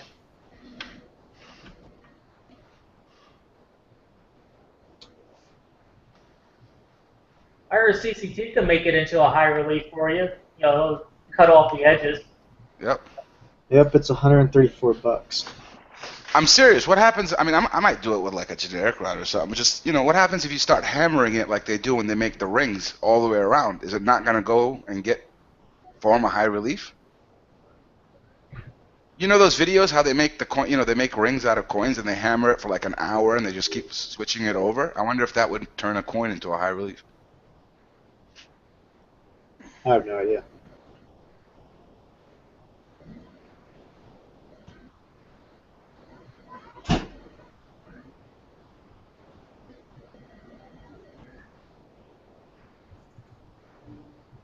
So what's everybody's plan on this stormy day? Loafing around. Yep. Yeah, I wish I had a game plan. I don't know. I'm kind of in a funk. 104 degrees. Ooh. What? Big out. 104 degrees here. Ooh.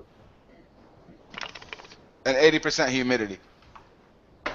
That's pretty humid. It's basically you walk outside and it feel like you just took a shower. Yep.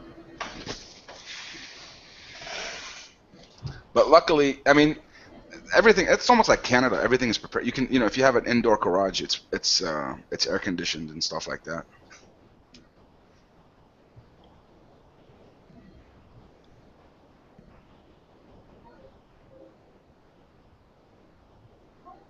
So no new coins coming out. Nothing about the Kennedy.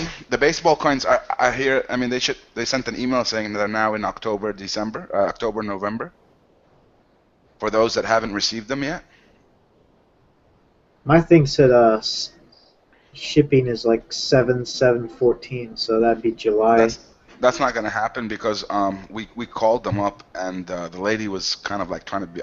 She just said we haven't even started to do the second batch. The first batch, all the ones from the first batch have already gone out, and we were really delayed on the second batch. We haven't even started them yet, and that most likely you'll start to see them in September. So I think that they're going to send another email soon telling you that it's been delayed. Well, I've got mine that says October, so. Does that normally usually happen with the U.S. Mint coins? Well, look, that's the whole point why I didn't want to order from the U.S. Mint, and that's the whole point why I only ordered one coin of each, because I really don't give a shit whether they cancel it, if they charge me and don't give it to me. I'm not going to call them. I'm not going to hassle with them. They do that all the time. They're really bad at shit like that. And it pisses you off, you know what I mean? Like, why does everybody else have their coins and I'm still waiting here? Because only made a certain amount first. I bet you they ran into trouble with this curve. That's like a heavy process. Look, I mean, it's just really not. Look, I mean, the Perth Mint, you can say what you want about them. You'll never see a coin at the dealer before you see it with people. It's almost on the same day. But with the stuff from what's it called, from the U.S. Mint, it goes to the dealers when they're done with it, tired of it, they don't want to buy any more of it, then they might come out and sell it to everybody else. Yeah, I think Silver Sonnen's got that right. I mean, for the Kennedys, or for any coin that you really want, I mean, for the baseball coin, I think, it's best if someone actually makes the trip. I wonder if they're going to limit the purchase amount of the Kennedys. Do we know what the mintage is going to be? No, it's all. It's still very abstract with the details about the coin. It's going to be an ounce, right? We don't know. No. It might be half an ounce. I don't think it's going to be a half an ounce, but I don't think it will be an ounce. I think it's going to be a little bit more than that because well, again, it depends on what they want to make. If they try to make it look like a real Kennedy, you're looking at about maybe 70 to 75% of an ounce. Because gold is more condensed than silver, so you'd have to expand it. So if you want it to be the same width and same thickness, You're gonna have to put more than a half ounce. Kennedy's about 28 grams, right? Don't know off the top of my head. The clad or the silver? The silver.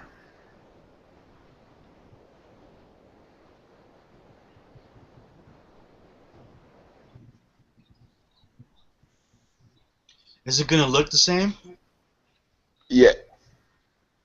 I would think it would have that same Kennedy effigy on it, but maybe something a little different somewhere else. But I don't know. I mean, it was his administration that had the that eagle emblem. I mean, that's where it started from. Was his administration, wasn't it? I mean, the eagle. And I'm not saying the eagle in general. I'm just saying the design of that eagle design on the back. They would destroy the coin if they did it any other way than a half Kennedy, than a $half Kennedy. They made another Kennedy. If I didn't see it looking exactly like a silver Kennedy from the '60s, I'd be pissed.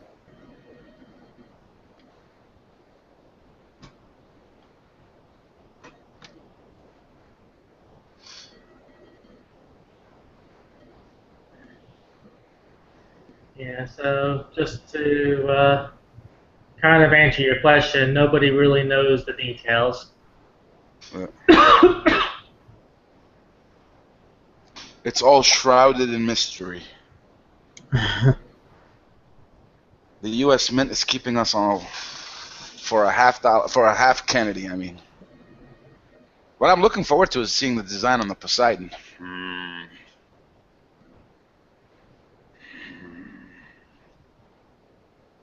And I guess that means Hades comes out in October, right? I don't know, but I want me those coins. I want to know when is the next Disney coin, and apparently they're going to be 16 coins. Silver Siren, did you know it's going to be 16, not 8? Hey, check it out, sold out, dude. What, Mickey? No, that's Somali. Uh, The high relief elephant. Yeah, no, I got the last 20. Last 20? Yeah. I wanted to get 50 of them, but only had 20. Just kidding. What? I didn't buy none. I was like, are you pulling a 24K or a la Silver Siren? And I know. He's for real.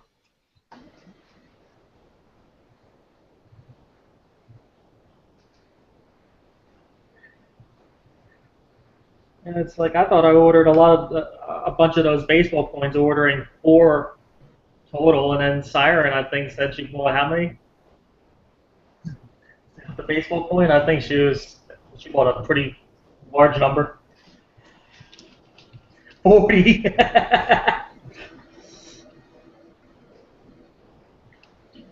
40 silver or gold? Silver. I can't wait to touch my baseball coins. I want to feel the curves on those. I got mine. I had mine for a couple weeks. Only got 7 silver.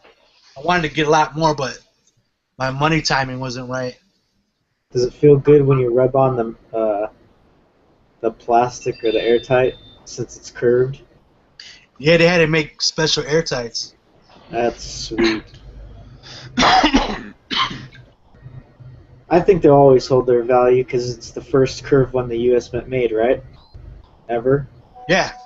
Yeah, that's Oh, actually, they made a medallion in 1972 for Roberto Clemente. That's the last time they made it. But it was like made out of wasn't silver or gold. It was plaid. It wasn't really. It was like bronze. You can look it up. They still got the photos of it at the U.S. Mint.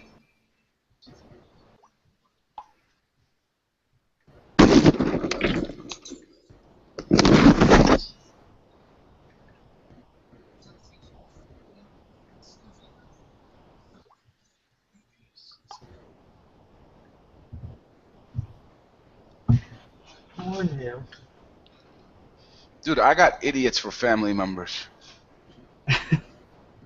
Be honest with us. They want to go. Oh, one of my cousins wants to go order a feeding spoon for $200. Whoa, what's going on there? I'm the country director. It wasn't me.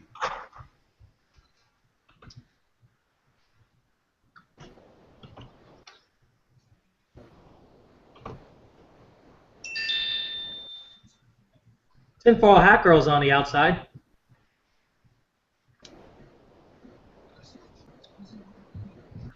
Hey, look, baseball coins. I can't I wait know till they someone. come out. I know someone who ordered 40 and has got 0. Who's that? Just this person that I know. I think they would have been better off ordering a few Mickey so they would have something in their hands.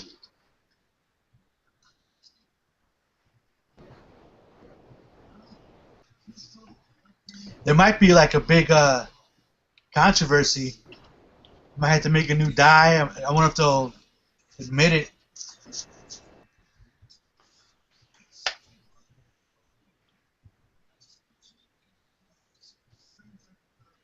Because they told you October, really? Yeah, I got an email saying October. It was supposed to be June. It was supposed to be July, and then they changed it to October now.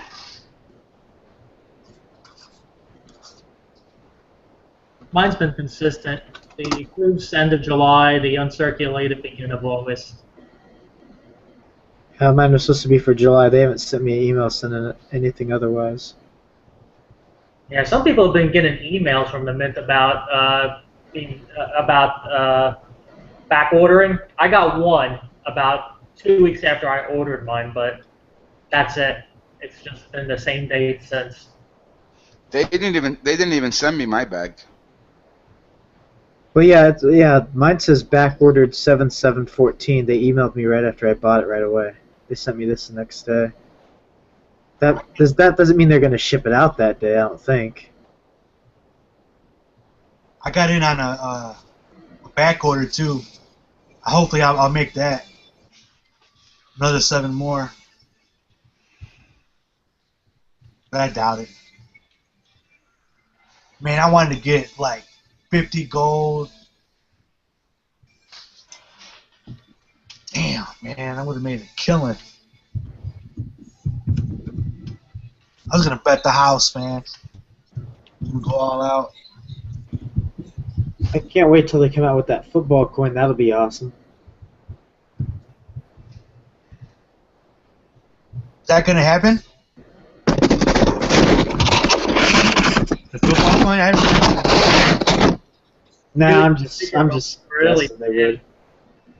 That'd be sweet though if they did actually do one next year. I was told they were doing one next year, unless people are just taking the Mickey. Excuse the pun, Silver Siren.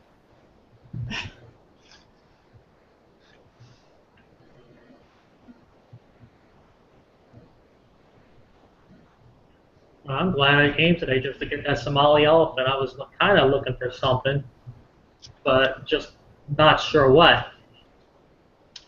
I guess most of the releases are until later in a year from the Mint. Yeah.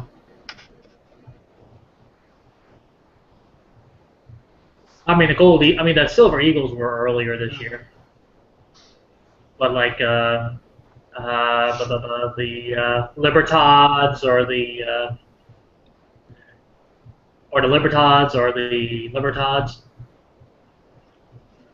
Yeah. Are you gonna get a tube of the new Eagles next year?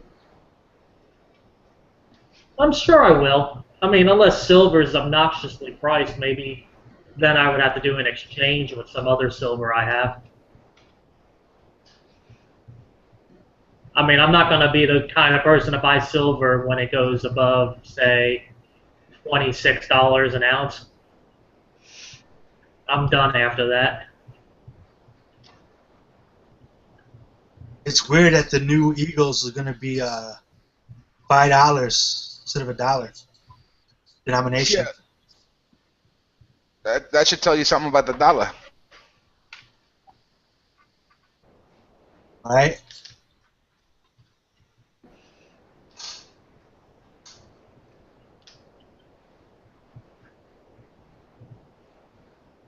Yeah, then I imagine what the denomination would be on the gold eagles or the platinum eagles.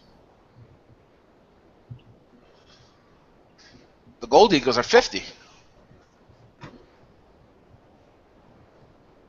That would mean, you know, if they're going to raise it by fivefold, the denomination, then the gold eagles should be denomination should be at least one, well, 2 Trust me, months. they won't do the same to gold because they do gold for a reason. People buy these coins because they're dollar denominated, so they can carry more when they're trying to cross borders. If they started to raise the price, they might lose a little of that. Yeah, the buffalo is 50.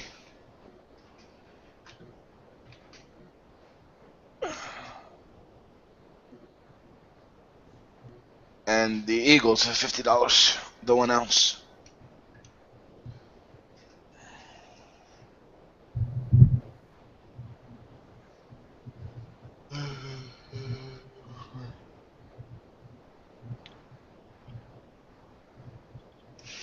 I think the only way that we're going to get these baseball coins is if everybody calls them on a daily basis. Yeah, start bugging them. The lady was like, please don't call back. I'll tell you the whole story, but just please don't call back. I wonder if tons of people bought them. What, the baseball coins? Yeah. I think they have over more than half have not been delivered. 60% have not been delivered, I think. It's going to be the biggest coin controversy. So that'd be a good idea if they did a football coin after they saw this how fast this baseball. Well, coin. look, the football coin is on its own is a nice coin, but I think they'd be dumb to just stop this baseball coin with just this. You know, you could come back and put players, or you can come back and put teams, and that would even be crazy. You know, I'd love to have, you know, my you know, the team, the sports, you know, the teams that you support. You'd actually put them up. You know what I mean? That's something for like a, I don't know, that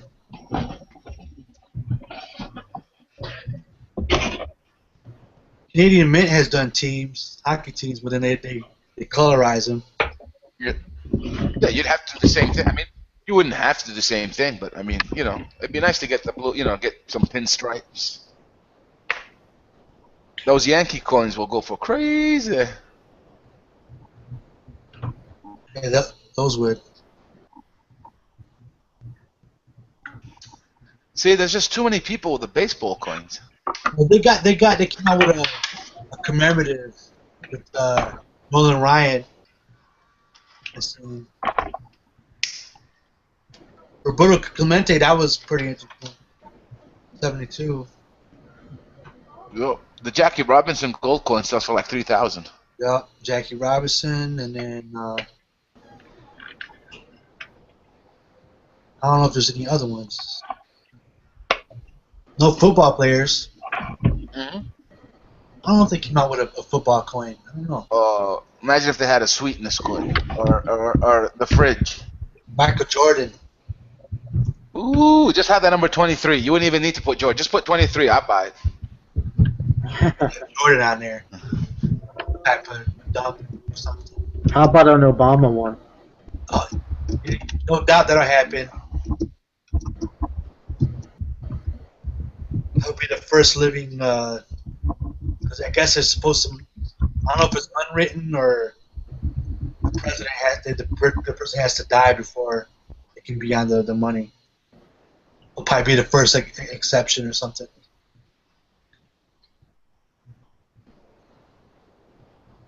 Who had the deal on the elephants?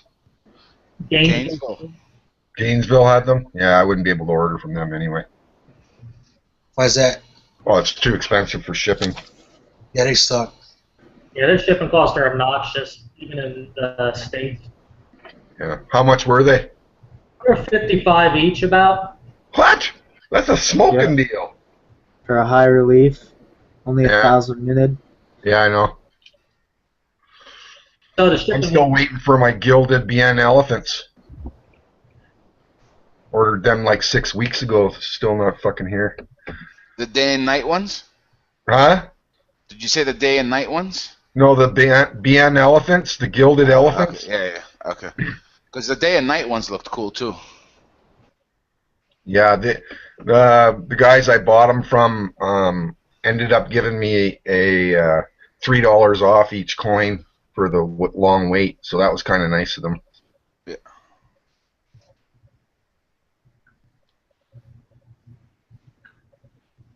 The day and night ones, those were those colored ones, right? Yeah, those are beautiful. I thought those were like one of the first color coins that I ever saw. That I was like, okay, nah, this is interesting. They just look beautifully done. I wonder who's doing all these colored coins. I think it's a company in Germany. Oh, there's a company in Latvia. I just put up a link. There's another company in Latvia that will do any coin, Yeah. eagle, whatever you want, they'll do it. Yeah. Yeah, there's a few of them out there now, and it's really getting popular, these coins. I mean, you got the falcons are colored, you got takus Yep. colored, you got elephants colored, you got fucking Yep. everything colored now. Get colored and gilded.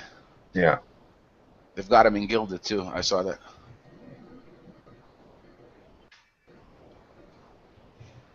Just don't let Rocky see them. Yeah. No money to be made in flipping those coins. Nope.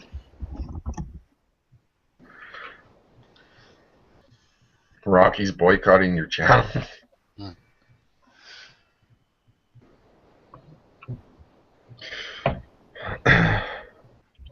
You haven't got your baseball coins yet, 24K?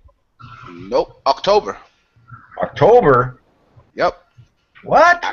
I got an email saying October. And when did you order them?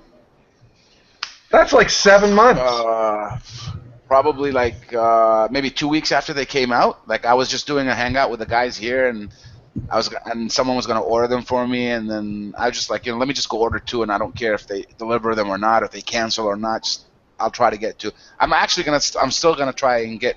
I've told people I'm willing to pay up to like $80 for each of the silver coins because I only got 1 of each. That's fucking crazy, man. That's like a 7-month wait. Yeah, if it happens.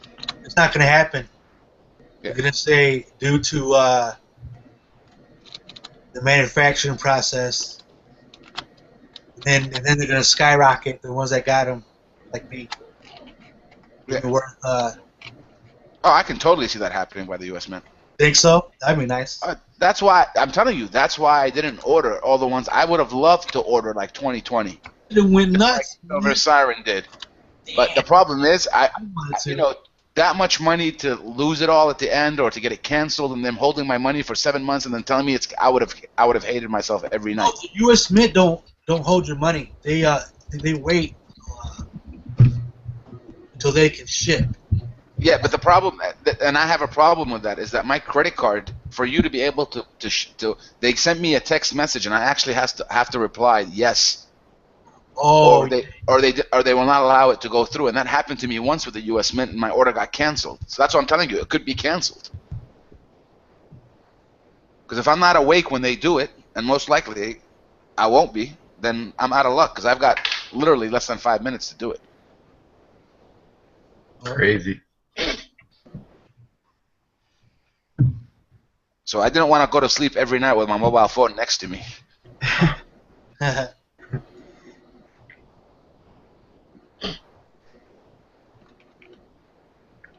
So the Kennedy coins will probably be out before you get your baseball coins.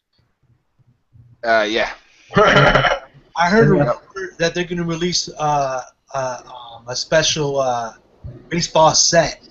I don't know how they're going to do it. Well, of course they're gonna milk as much as they can out of it. If they did, that would be like if they did one of each, like the gold proof bullion, silver proof bullion, and the clad. That would be cool. Yeah, so keep an eye. I don't know how they're going to do it. But apparently they're having a problem with this process. They're really having a problem with it. Well, it was a big ordeal for them. They collaborated with the Perth Mint, some other mints of how to go about doing it. Well, Perth Mint was actually the first ones to make a coin like that. Yeah, they had that snake coin, didn't they? The world snake eye? Yeah. It was like a colored coin too. Almost got. Yeah. They did one with the like the emblem of the Australian flag in 2000, and I think it was 2011 or 2012. I can't remember now. But that coin's super popular. I forget the name of the coin off the top of my head right now, but got like a blue black background in it with the 5 white stars. Yeah. Yeah. I wonder how many they minted. 10,000, I think.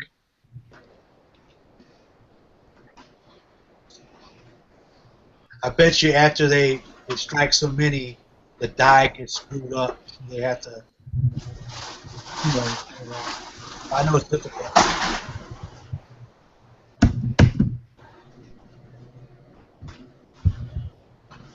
Ramstar coins.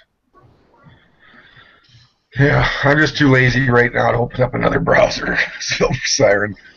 I was gonna buy some of the soccer ones from France, the FIFA. I wasn't too impressed by it.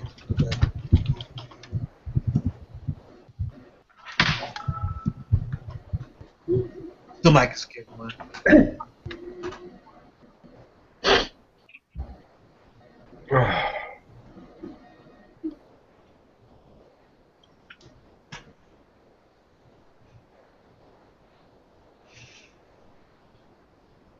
So I wonder how many of us are going to be up at 12 o'clock 01 Australian time on June the 3rd, eh? I'll be at work. Yeah, that's the coin, Silver Siren, but I think they did it in 2012 was the first one, I think, right? I'm paying 20 people $10 each. Yeah. I'm gonna get 20 of them. 20 of what? Of the Poseidons. So screw you guys. You can't get 20 of the Poseidons. As I said, I'm paying 20 people $10. You can't, even if you paid 100 people $100, you're not gonna get 20. You have to remember, it's 1,000. It's a mintage of 1,500. You're probably figuring 1,200 is going to dealers around the world. It's 300 that we're going to be fighting for. 100 goes to people only in Australia. That leaves us with 200. If you've never bought, if you've never bought from the Perth Mint, I would recommend that you actually go make one purchase before the Poseidon, so that they have all your information there, so that you can just go in and not have to, add it all up. You're already logged in, ready to go. Good idea. That would be funny when you have all your neighbors buy that same coin. He's going to be going house to house. Yeah. You think that coin's going to be hot? Poseidon? I think so. The last one. The last one's going for $400 on eBay. Yeah, I know. It's probably when the second coin comes out, you'll probably see that double. I still want to get that first one that came out, but they're too high.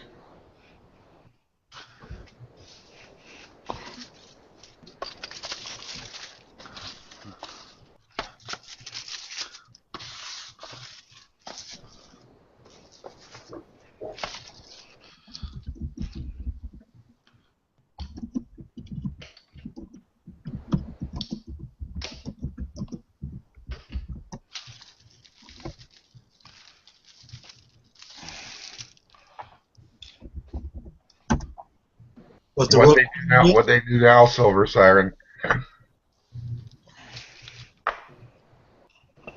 Oh, yeah, I hate when they do that and drop it in your mailbox.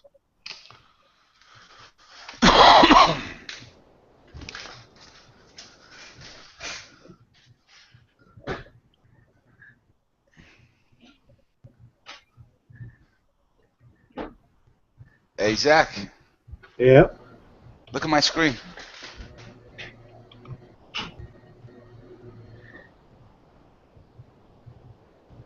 Oh, rubbing it in. Wait. Oh, he's got 4 of those or something, don't you? Yeah. You got 4 of them?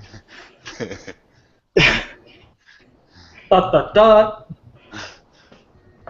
I had when I first ordered, I had 8 of them I got in total, but 4 of them I gave to my subscribers for $220. That's how much I bought them for. But they reached out to me. I made a video and asked if anybody wanted them, and they answered.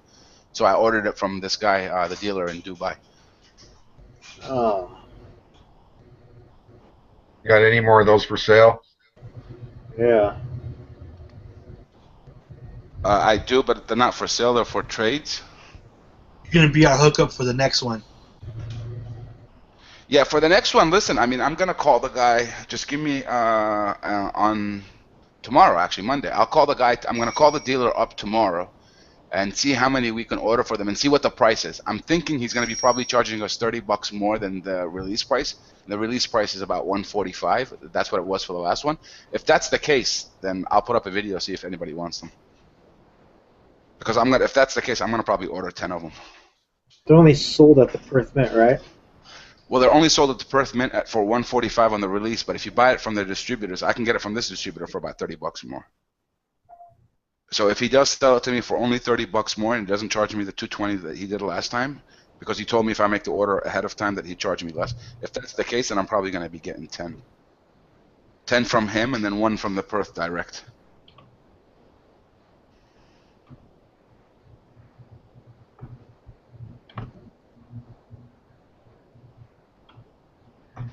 The only one that I know that talks about the Batman coin is your boy, Mob.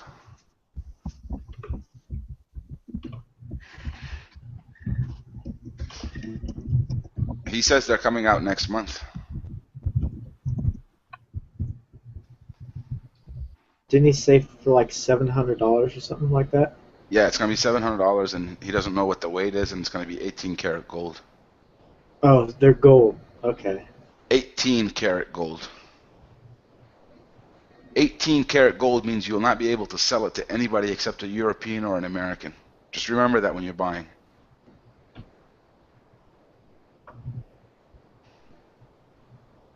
Why you selling me a fake gold? 18 karat, this is a fake gold. No gold, this. What 18 karat is? Where other 4 karat go?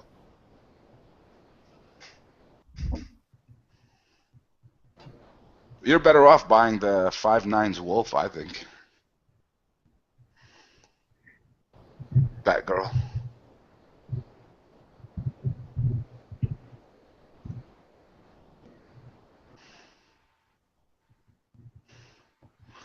Batman is Batman. Dude, he was the weakest of the superheroes. The guy had a belt on. He didn't even have any superpowers. Yeah, I mean, in the comics, he wasn't even known as a superhero. He was known as like, a detective. We would, dude, we like the worst one out of us would pick him. We're like, all right, you can be Batman. I don't want to be Batman. We ain't being Spider-Man, I'll tell you that. Spider-Man, Superman, Flash, Hulk, all those guys had real powers. What did Batman have? He had a belt. Iron Man doesn't have real powers. Yeah, Iron Man is a joke. Iron Man was a joke when we were growing up. Who ever wanted to be Iron Man? It was always Superman, Spider-Man, Flash, Silver Surfer. I know exactly where Silver Siren's going. She's absolutely right.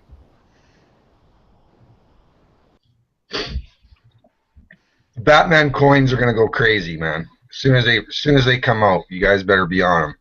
I'm Batman. Look, if they were a Batman coin, I would have been all over them. Because they're 18 karat, it's only if I like it for my own personal collection, because I will not be able to sell it. A lot of Royal Canadian Mints, commemorative coins and special coins that they put out are not made. They're made either with 18 karat or that's pretty much it. They don't do pure gold commemorative coins.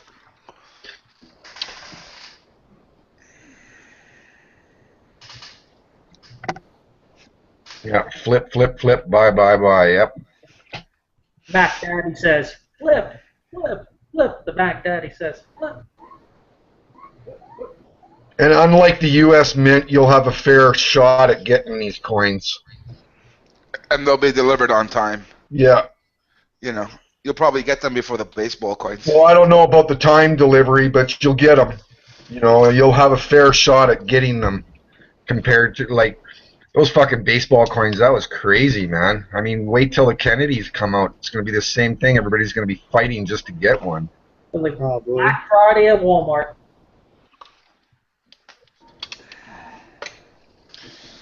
The nice thing is, basically what we all have to do is just send money to Silver Siren for the Kennedys. She's already going down. She's got it done. Yeah, that's what you do if you can do it. Yeah, she's stick with a Black Friday Walmart metaphor. She's got her You long. better send a guard with her because she's gonna have so much gold in that bag. She's gonna have to be guarded all the way home. Yeah, I forgot about that part. Oh, your husband's your guard. Okay. Yeah. Hope he's Okay. packing a piece. Smack him upside the head with a copper pipe. Anyone messes with our gold. He's a plumber. Sweet. I have all the respect for in the world because my dad was a plumber.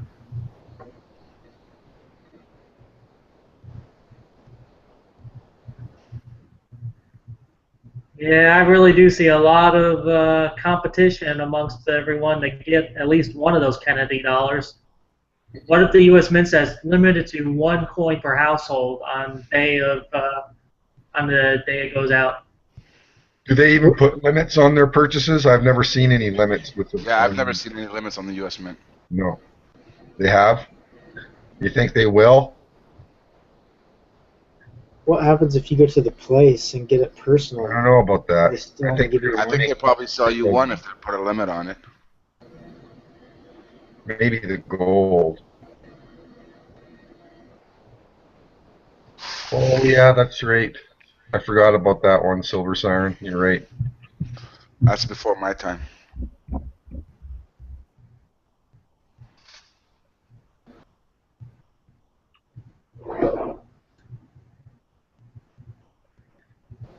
I don't think they would have it as one. Maybe they would say like 3 per household. I'm hoping it's at least I could order at least 4 or 5. I want at least 4 or 5.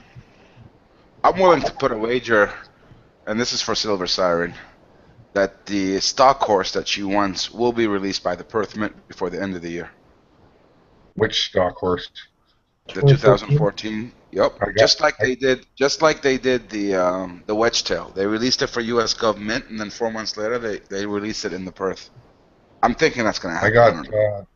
I got some MS-70 stock horses on order. I wanted to get one of those. I'll probably just No, you don't love me, and I know now. What? She's sitting there writing no, 24K. Oh, you have one. You honestly don't think so? What the U.S. government had sold out of the high reliefs, didn't they? And they still came out and sold some. Yeah, so was the high relief 1 ounce coin that the U.S. Gov has been selling for the last 3-4 months.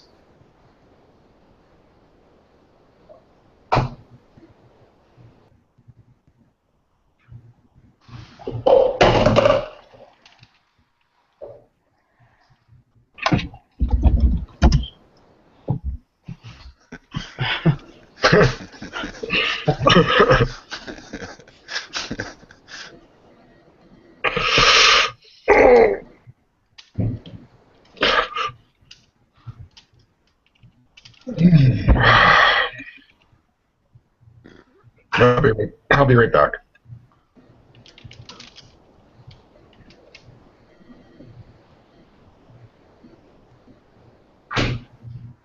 Yeah, whoever suggested that with wedge tails that government couldn't sell out during their contract time, so they opened it up to a different market. I think that was correct. I think when they contracted for exclusivity on government, they probably had a certain period of time to sell them all, and if they didn't sell them all during that time, then they had the right to sell them to other sources. Well, the problem with government is I had some people call up, like when I made the video about the recent things that I ordered from the Perth Mint. A couple of subscribers came in and said that they wanted to order the 5 ounce from America, and so I gave them the number for the government off the Perth, and they actually, when they called, government said we're not selling it raw. We've sent them out to be graded. Oh boy. That's kind of like creepy, no? You guys are just trying to make money. Yeah, that's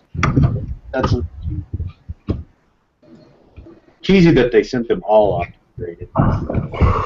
Well, one of the things that I was discussing here with the birth distributor that was telling me about these American places that sell and stuff is that when they receive their coins, they actually take them out of the containers and look for the ones that will grade higher, and and then send those off to be graded. And the ones that they didn't send off, those are the ones that they sell to us. Do you guys see that as being true?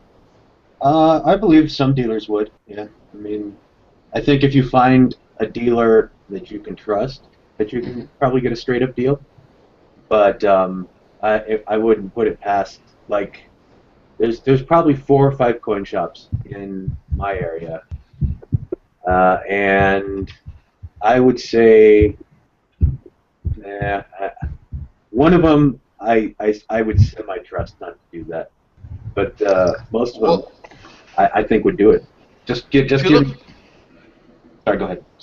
sorry, if I was just saying, if you look at AppMex, for instance, like because I've ordered a lot of coins from them, sometimes they sell you the raw bullion by piece cheaper than they would the mint direct. And when I called them up just to to be like, how does this make sense? I'm buying 20 coins and it's going to cost me more than if I bought them separately. And they were telling me that what basically their mint direct is they don't open them. Yeah. And they're telling me that, and basically, so from that, I assumed that with a story that I already knew, that maybe other dealers, that's what they're doing, is they're breaking them out, looking which ones, and then putting them back in and selling them to you. Well, and AppMax does that. I mean, they make no real attempt to hide the fact that they search all of their stuff. Coins, yeah. Yeah, I mean, and they sell them to you in particular, especially like junk silver. They'll sell you lots of either coal quality or fine or extra fine or PU. I mean, they go through and you can pretty much expect to get an average quality when you get from that mix. Mm-hmm. And those mint direct seals and whatnot, that's a seal put on by AppMix. It has nothing to do with the mint. It's just Well, something. the thing that was funny for me is, I'm not quite sure because I just haven't developed the eye yet, but I ordered the 2013 Eagles elephants and the 2014 elephants, and when I opened the 2013 and 14 elephants, there were 2 coins in it that kind of looked like they were tarnished. And I'm not sure if it's tarnished or they're looking it's just a better stripe. Is it when you hold it just right and the light hits it? Is that what you're talking about? Yeah, Yeah. it's just the coin itself just looks darker than the other coins. It's just more the picture's just more clear and the shine is not as shiny as it is, but it looks much better. Yeah, it's possible. They don't. Every single coin in a tube isn't like a serial mint stamp straight one after another. And as those dies wear down, there's slight differences in them. It's possible those 2 just came from a different minted lot. Or it could be what Silver Siren's saying. It's the oxidation. It just makes it look nicer. It's just darker. I wouldn't. And silver takes longer than like a couple of weeks to oxidize. Mm-hmm. The toning. I would have a hard time believing it was toning in just the time from the mint to the time it got to you. If you're talking, well, you bought 2013 like this year. 2000. Yeah, I mean, I bought them in December, right before December. I bought them in November. It was the 2013s and the 2014 elephants, and they both had one that was like that. Yeah, I could see maybe a year, depending on the condition it was kept in, maybe a little toning, but. Well, you know what? Who's to say they don't mint like 2013 and like 2012 or 2011? Like, how are you gonna know for sure? Well, I can tell you they don't, just because of the fact that mint is at full capacity 100% of the time. Yep, they're working actually 3 shifts now. Yeah, they're pumping them out as quickly as possible, so they don't have time to produce future coins. Hell, the U.S. Mint, in typical U.S. Mint fashion, oversold all their crap, and they're backlogged now for probably a year. I bet there are people that won't get their baseball coins for almost a year. The last orders.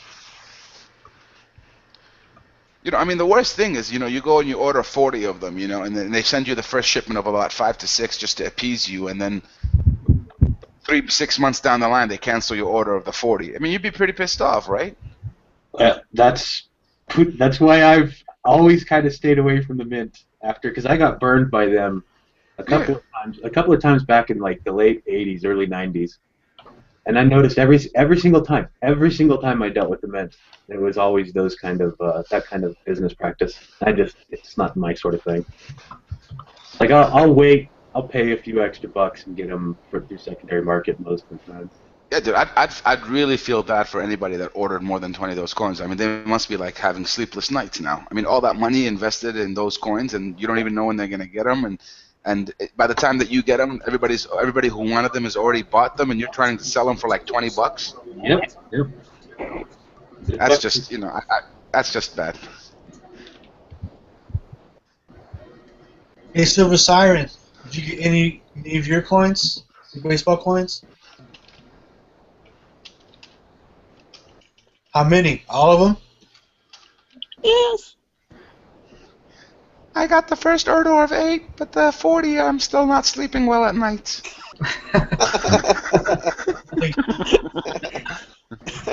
Count them. I'm getting in fights with a hubby. He wanted to order Mickey, and I told him not to. Poor Frank. I even convinced Frank to return the Mickey Mouse, and now he's still waiting for baseball. Hey, Big Al, I saw you got your Mickey, man. No baseball for you. Angel, actually, I ordered 25 of them, and they sent me one. Are you serious? No, I ordered 858, and I just today they gave me the 8, and it was the 8 that I had already sold to the people, and they all came and collected, and I had to like beg my cousin. I was like, just leave me one. I just want to take a picture of it. I was about to say, man, that would have sucked if we just got one. They sent 8, but and then hopefully I think the day after tomorrow I'm gonna get the next 8. Oh, okay, that's cool. And then on the final shipment I'll get the 9 with the wedge tails and stuff. Oh, okay. But dude, I was really shocked when I opened it up. I was getting a little scared. Really? Why? I just thought, maybe I put too much into it and stuff. Although I've already sold a lot of them and stuff. But it really, the way that they did the shine and the and the way that they did the silver, the different colors of silvers, makes it look like as if it is black and white. Oh yeah, they did like a nice frost on it too. Yeah, that's what I'm saying. The frost with the shine makes it look like a really nice black and white.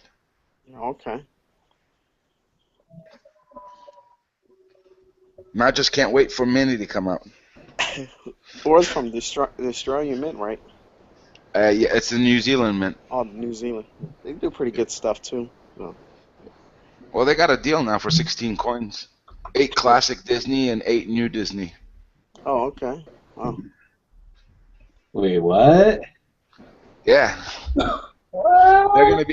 They're doing Mickey Mouse. They're doing Steamboat Willie, Mickey, Minnie, Pluto, Donald, Daffy, Goofy, and I don't remember who number 8 is. You say Daffy? Yeah, they're doing Donald and Daffy. Daffy's not Disney. Daffy's Looney Tunes. Wow. You meant whoever Daisy, the maybe I don't know.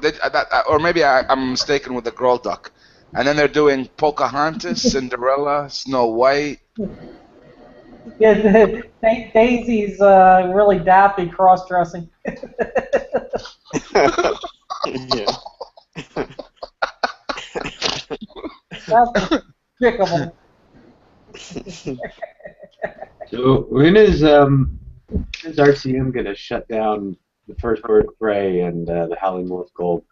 That's what I want to know. I think they're supposed to do 3 of those this year, right? So we're coming up halfway through the year. I was wondering when when they're supposed to shut down production on Bird of Prey, the first Bird of Prey, the Peregrine, and the Howling Wolf Gold. I thought they were supposed to at least release the second one this year. They'll just keep making the Howling Wolf on demand all year long. Well, I thought they said they were going to release the second one sometime this year because it's a three. The Howling Wolf is a 3-coin set, Yes. and I thought they said that. I thought I remember reading that the second coin in the set was going to be released at some point this year. So it should only be minted through sometime this year. I'm just wondering when they're going to announce the next one. I'm still waiting for the quarter-ounce Arctic Wolf bullion device. I do like that Arctic Wolf too. That's got a pretty nice design. Yeah, I think I'm going to pick up the proof here real quick. Just because I have the polar bear from last year, the proof version. It's really nice. Yeah. But too bad that the Arctic, they only did it at 1 ounce, correct? They didn't do the 1.5 ounce proof. Yeah, you're right. I'm a little pissy about that. Yeah. I don't know why they did that. Doesn't make any sense. It was nice having that, 1.5 ounce coin. It was the only one that I had that was the 1.5 ounce coin. Yeah. Did you get the 1.5 ounce proof? Polar bear? No, I did not. Oh.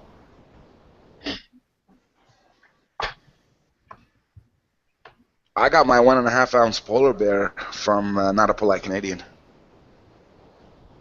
Ah, yes.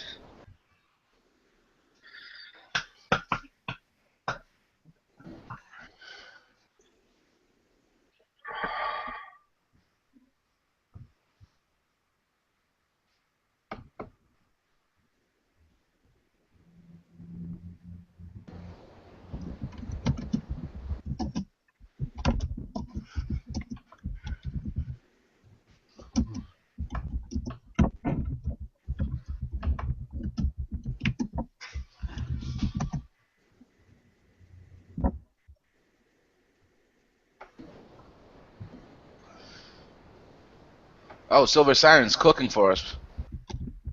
Nice. She got a leg of lamb. What are you, Greek?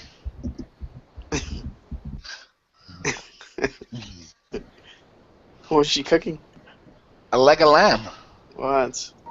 She got have dinner parties. Silver Stack and community dinner parties be like a lamb and chamber music. Holiday feasting. Is your adopted son coming home from Windsor? What?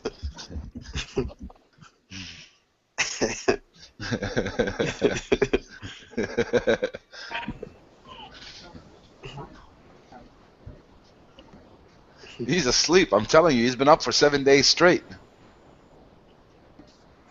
That's not. That's crashing. You might be in half a coma. I'm back. What? Yep. Who's back? Zach is back. Oh, Zach, did the news unit ever come by? No, he didn't. Oh. That would be breaking news. Did you get a tornado? This says like 95% we're gonna get a tornado watch and a tornado warning. I think. I just don't know when it's gonna start. They said. Make sure you get it. Soon. Oh, okay. Make sure you get in that freezer. That's where I'm going. Gas station. Yeah. That's where I'm going.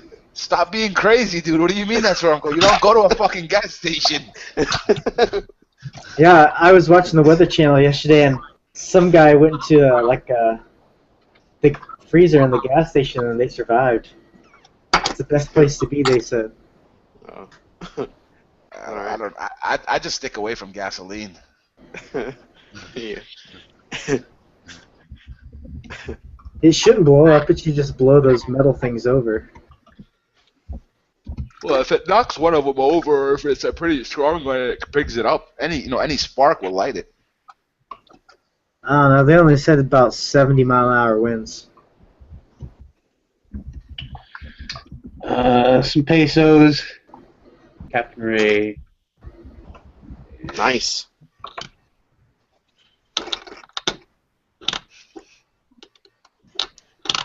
That's not gonna work.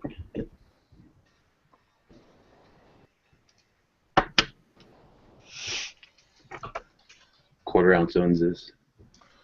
Oh, nice. Are those the 2014 or just various years? No, No, these are the old those ones. are older ones. Oh, okay. I couldn't see it. Let me turn my.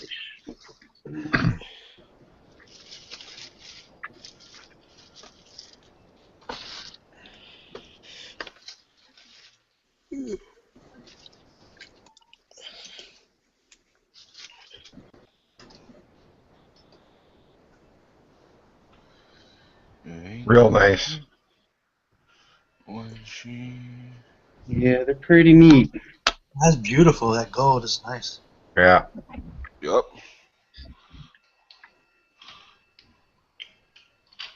It's like that's kind of like high relief too. I like the Right. silver. I like the silver peso onzas there, or whatever they are. They got that smooth edge with the writing on the edge. Yep. Yeah. Oh, man. I got to get me some of those. I don't have any. I got these through AppMex to round out my order so I could do bank wire. They weren't too bad. Very nice.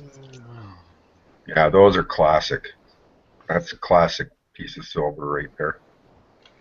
Yeah, I got a couple last week from my LCS. They were cool. What? Yeah. You want to talk about character? You should see the silver. It's definitely got character. You can see. Yeah, like you can see all the natural toning on it and everything. That's awesome. I like that. Yeah, it was pretty cool.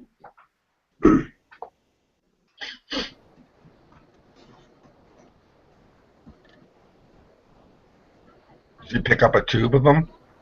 Yeah. How much did you have to pay? Let me see if I still have the invoice. Well, actually, I guess I can look online. Alright, Kate, thanks so much. We're going to check back with you later on as we follow the storms in Iowa. But let's see what's happening here in New York City. What a lovely day. What you got there, Big Al? I got a 1946 50 peso Oh, yeah, yeah. and a 1993 Mexican Haka proof coin. Man, Nice. that's sweet right there.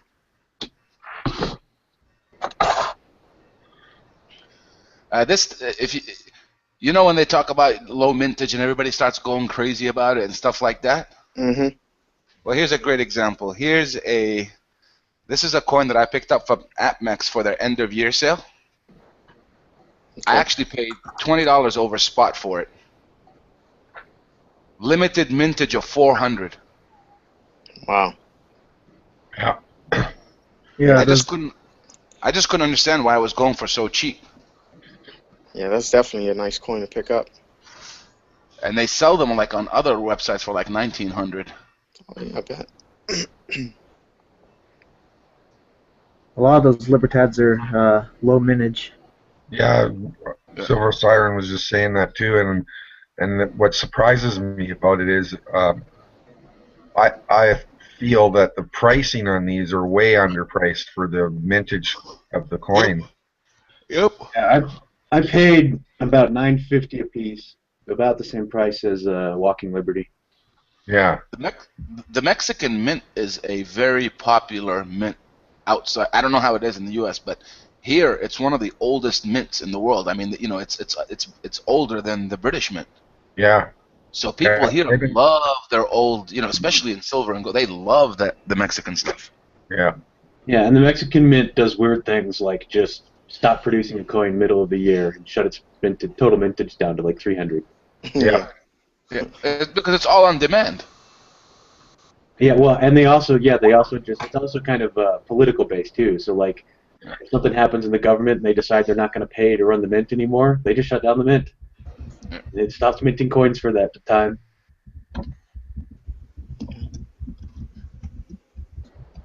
Big Al, you want to sell that piece?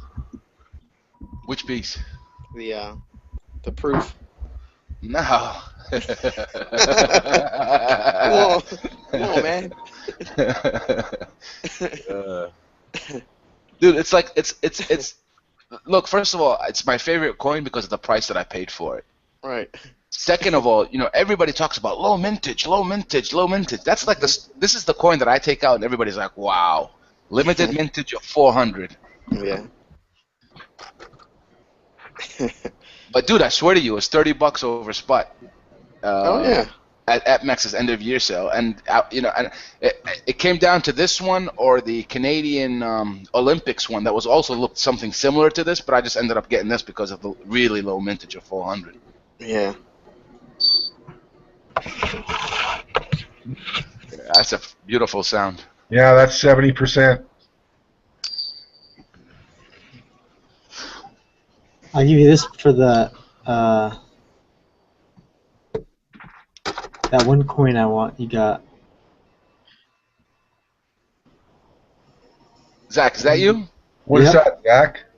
Zach, you trying to sell me a horse for Zeus? I'm selling you. Yeah. You want a god for an animal? Yeah. A god? It's not even a cow. Like if it was a cow, I could be like, okay, it's a deity.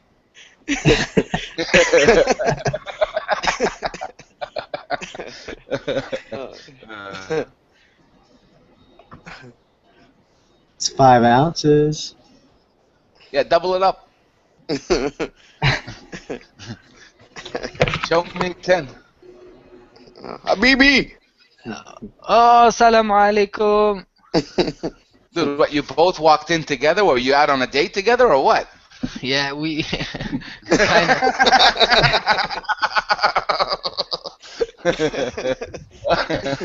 They went out for Mother's Day. Yeah. That was a blind date. Nah. Actually, it was never mind. Hey, my Mom, get some sleep. Unmute yourself so I can mute you. Well, because I have a Asus computer laptop. Mine is faster.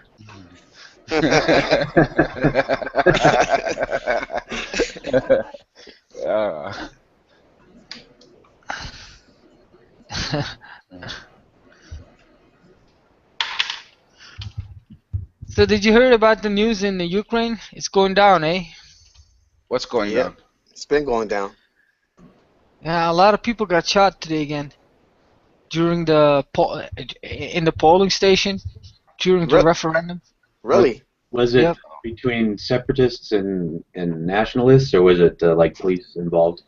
No, the army there were this pro-Russians. They were having a referendum, and then the army tried to stop that, and people got angry, and then they walked onto the soldiers where they opened fire in the air, like say, keep at bay, keep at distance, and they didn't, and they got shot. A lot of casualties, and then it's still going on right now. Well, they were burning tanks out Friday. So basically, Russia's going to be moving in soon. Yeah, probably. That's where they were. That's where they're going at. To protect their people, that's what they told them. Don't shoot at them. Yep.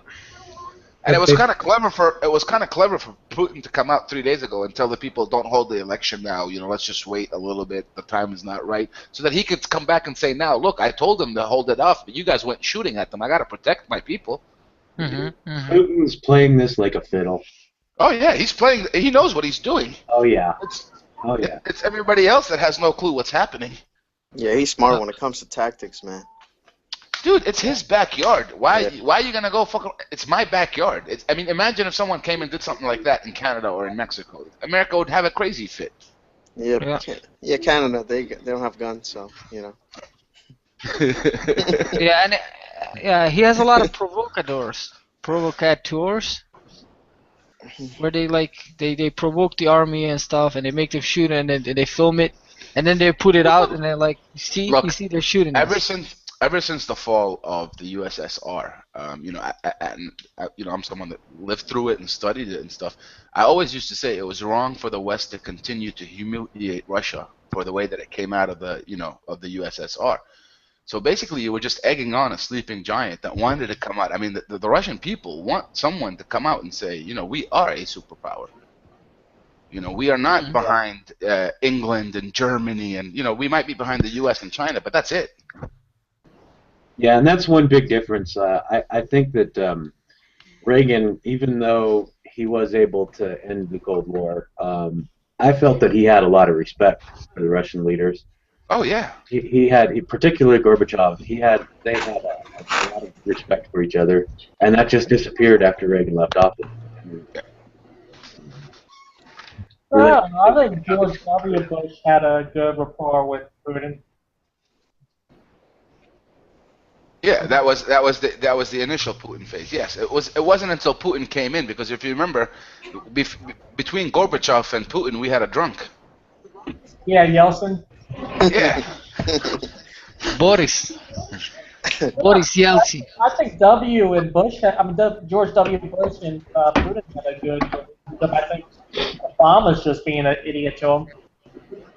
Obama's just an idiot. He is so clueless as to what's going on. Well, I mean, I should have said in general, but I mean, I'm giving one of the reasons. Yeah. He was supposed to come in and make America strong again on the world stage because George Bush took us way down into the gutter as far as being a good standing member of the international community. You know what cracks the least that Obama could do is actually call up the U.S. Mint and make sure that these orders come out on time, because it's the U.S. that's faces on this. If I don't get my baseball coin pretty soon, I'm gonna start. I might hold some strikes in front of the embassy over here. You know what cracks me up about him is we're 6 years into his presidency, and you listen to his speeches, and he's still talking about we need change. Like, what the fuck? You've been in there for 6 years. How can you not have implemented your change? Who are you preaching to now? Look, he was the greatest. I don't know how to say this, because I honestly believe he's the worst American president in the history of America. He's up there. I agree.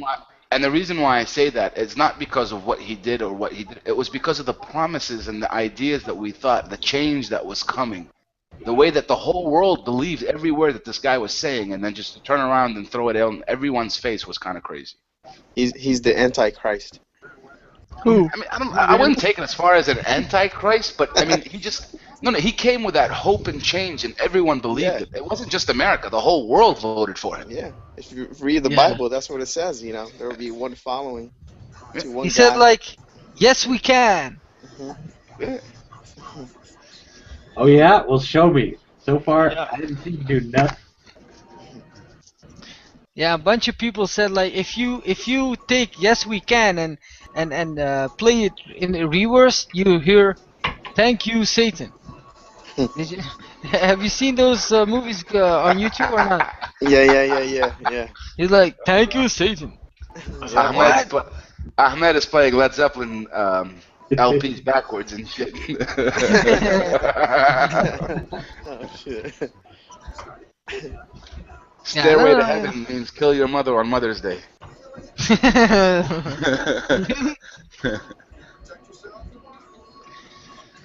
Hey George, I got one of those. Yo, George, what's up, George? Not much.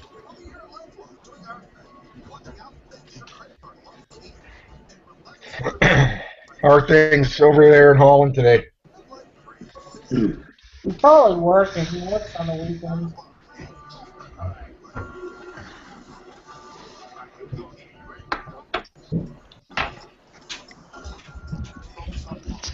George, how are your sales doing? Did they stagnated? No. Really? Mine did, man. A whole lot. Not me.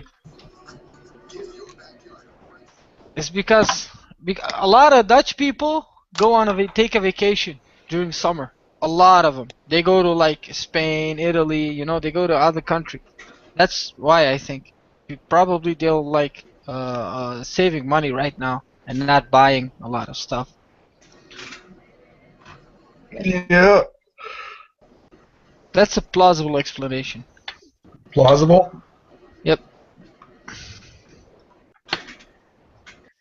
Right?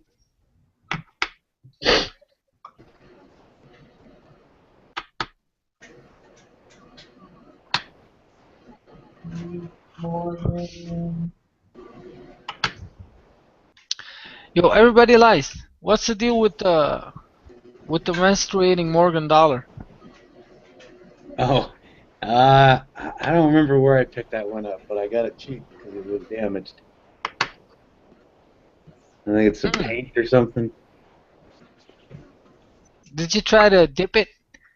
No, I haven't really messed around with it. These are all the coins. I went and picked up my old collection from years ago when I was collecting to inventory it. And these are all from back then. Nice. Did you get them for cheap, for spot? Yeah, back then I probably got them pretty close to. I probably got everything pretty close to spot. Hmm. I didn't have a whole lot of money when I was collecting at that time, so I always got the cheapest stuff. Right.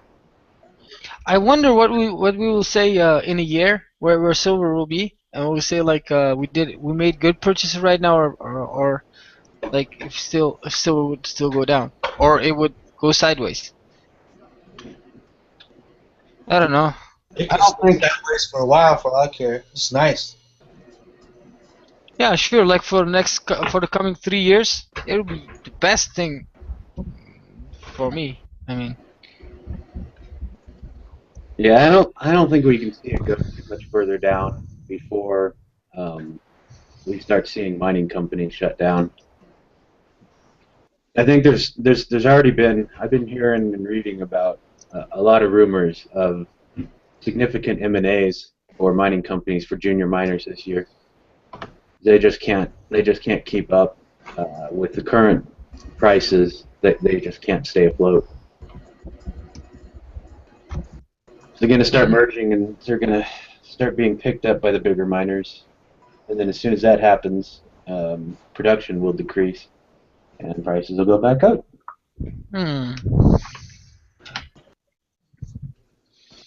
Yeah.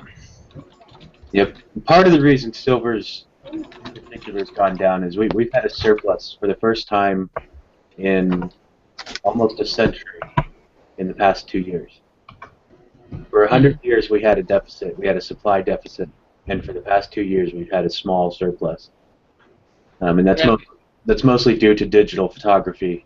Yeah, that was what I'm gonna say. The photography industry business. Yeah. The majority of the silver is, the majority of that is tapered out, and we haven't 100% replaced what's come out of the market. There's still a little bit more to go in removing photography out of there, but it's starting to hit its baseline, and we're starting to recover from, I don't know if you want to look at it as recover, add more sources for silver use, industrial use. So once we hit that balance again and we swing back towards deficit, prices have nowhere to go but up. That's probably going to be the big driver. The big driver right now is solar and batteries. Yeah, and I think it's solar is gonna be significant for silver is gonna be significant for solar industry in the future. Yep. And like the Zambak coins predict, it's gonna be like around 2017. So it's another 3 years. Yeah, actually, that would probably fit on the timeline. Yep. We see That's why I'm stacking the Zambaks. Yeah, they'll be like, I knew this shit before all you guys started preparing for the financial fallacy. For your financial, yeah. Yeah, that's the same sign on the coins, right? Yeah. That sign. Does that mean zombie apocalypse? No, this is It's like biohazards. a coin holder. A coin holder I printed out for the Zombucks. Oh, you printed that out? Yeah. That's awesome. Nice. I'm gonna try when I do go to flip my extras in Zombucks. I'm gonna put them all in those coin holders and try and charge double. Yeah. Hey, that's a good idea. Smart, Yeah, can man. you ship me that? I'll buy it. Yeah, it's pretty cool. Oh, nice. Yeah. I'm pretty impressed with the printer so far. It takes a lot of tweaking to to get it working just right. But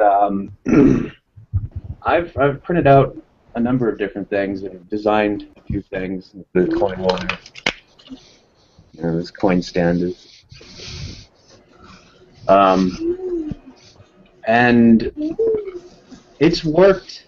It's worked just straight up without any issue. Probably about 80% of the time, which was a lot higher than I expected. I expected to have more problems. But now that I have one, I want to sell one because while I'm printing, I want to be able to test prototype. What was that? What's the other piece? The other. A coin holder. Oh man. Now you'll be able to sell those coin holders like that, like crazy. Yeah. I just don't. I just not sure if I can sell them at a profit. They do take. What that takes about 3 hours to print. How long? It takes about 3 hours to print. You're showing the alien. Really? The thing is, you could sell those for profit if you were to make them like specially made for each coin that a person would ask you to make it for. You know what I'm saying? Yeah, that would be the way I'd have to do it. Yeah, because I have to charge a fair amount to cover the time and the materials. Yeah, like that one that you have right there with the Zombuff, dude. I could definitely see someone. I mean, there's people out there that will do it. I'm one of those people that will pay you 20, 30, 40 bucks for something like that. You know what I mean? If I wanted to put it up on my office or something. Yeah, that's kind of what I'm shooting for. Is the customizability, I guess, and doing them kind of on order. But I also have to kind of watch out from that perspective because I have to do the design, and I have to, it takes so long to print that, I have to definitely be sure that I don't overpromise, otherwise I can get backlogged pretty quickly. Because I could probably it probably takes me about a day to do the design, and then a day to do the printing. So if I had more than like 2 or 3 a week, I still have a full-time job. So does it got its own built-in CAD software in the printer? No, I use a program called Blender. It's a free 3D design animation program. And I use that, and then I just import it into the printer. Comes with a free program that does the slicing. Breaks it down into slices and pathing for like the CNC side of it. Okay. That's pretty cool, man. Very nice, man. You How much definitely make a profit, $3,000 man. now? It was about $3,000 total for the printer and a bunch of about 6 or 7 spools of filament.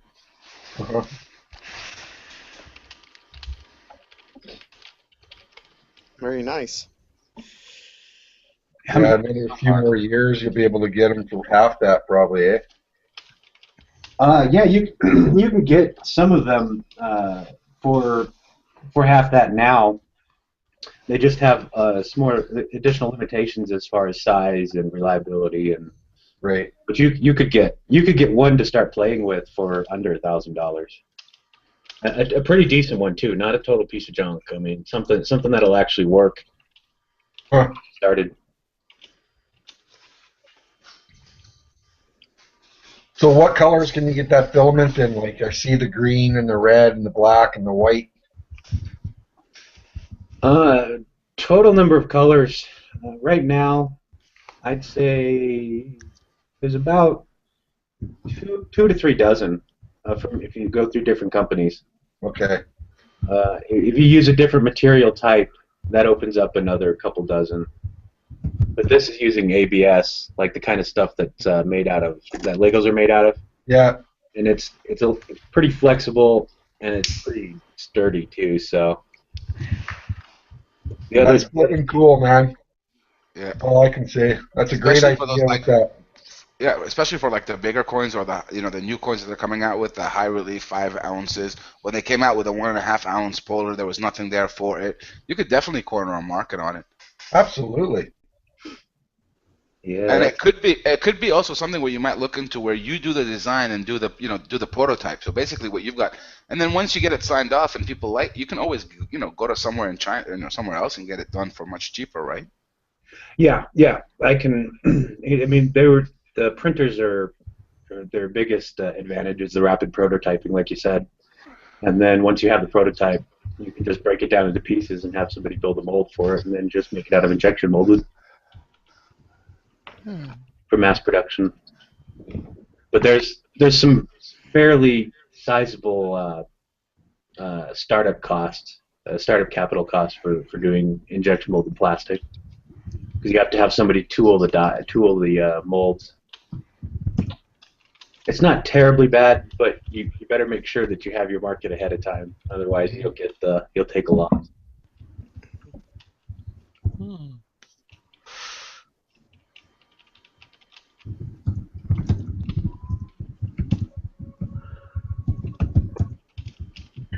Zach, playing with balloons again. Can you make a firearm coin holder? I probably could. Well, I think I'm good enough to draw some guns. Well, let me know, man. I'll be the first one to buy one. Yeah, I could probably do some like crossing AR-15s. Oh yeah, that'll be sweet. You know what a good one would be is to do one for a 1 ounce silver bar as the magazine of the rifle. Oh yeah. Yeah. You can store your 1 ounce bar in the magazine. Wow. Yeah. That's a good idea.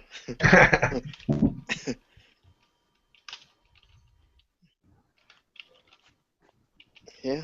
Yeah. Well, when you got the product available, man, I'll buy it. Yeah, that's clever. I'll have to think about that one. You make any money on it? My address is.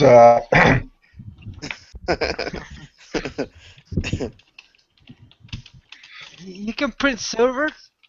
Can you print like a silver cookie basket or cookie jar? Cookie basket. Yeah, I said cookie basket. I can't print silver from my printer, but there is a company out there called Shapeways that will print in silver or gold. What? Yeah. Awesome. So you create the design and send it to them, and they'll print it up and ship you back the finished product. How the hell do they do that now? Because they would have to have melted gold, melted metal. Yeah, what they use a process that their printers that are stereolithography. So what they do is they lay down a real thin sheet of powdered silver. Yeah. And then they shoot it with a laser to fuse it to the layer below it. Oh. Yeah. So I mean, that makes sense. What's that cost? Like $100,000? Yeah, those are the $100,000 printers or up. Some of them are $500,000. Wow. Soon they'll be like 2K, 2,000, and then you can buy one for yourself. Did you get the gold for the printer? That'd be crazy. Yeah. Like I would, yeah. If it would be possible, I would like print my own things. Bless you. Oh, excuse me, man. So I made one of It's a these. fun ride. Where did you get the magnets from? Nice. It's the silver slide. Oh, did you make that too? Yeah, printed this out. Really? It's not working, right? It's working. These are 72%, so they. Yeah. I think what you need is maybe a bit more magnets. Yeah, I'm thinking on the next one. What I'm gonna do is they make some rectangular magnets. So instead of doing insets like this, I'm just gonna cut a channel and then slide the magnets down through here. And so it's a solid magnet. But you can definitely tell the bigger. I mean, if I can find some other coins here. Well, the Morgans will slide down. Yeah, That's just amazing. You know, everything you can think of, you can just make as. That's pretty cool. It's pretty neat, isn't it? hate this too. This is just that didn't come out. I have to redesign that one, but Breaking news. That's funny. yeah, pretty neat to just think of it and start printing. It's addictive as hell. I know. I see you got a lot of stuff going on. Yep. You ought to make your own trading card. I mean, you can print out tubes for the coins. Yep. You don't have to buy any from Amex anymore. Print out an Amex box and send it to Salivate Metal. Oh, yeah. That's a good idea. Permanent That app. would be good. But make it so small that it can only probably take like 1/1/10 of an ounce coin. That'll be sweet, man. Go like this. Salivate Metal Amex box giveaway. That's a good idea. Or make it the perfect size for a 5-ounce bar because he likes 5-ounce bars.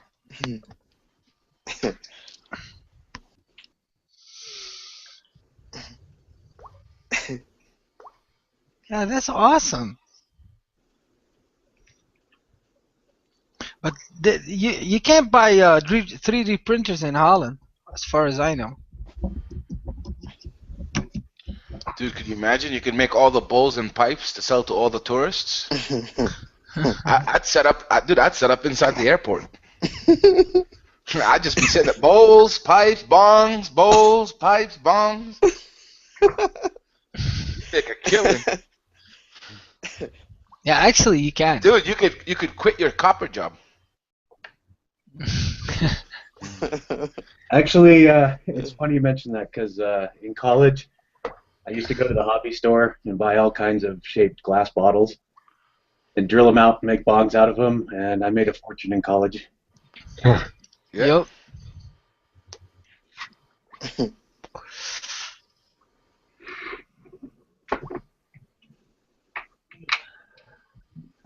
You make extra money selling bongs too because your customers are stoners and they like break shit all the time, so they're always coming back to buy more.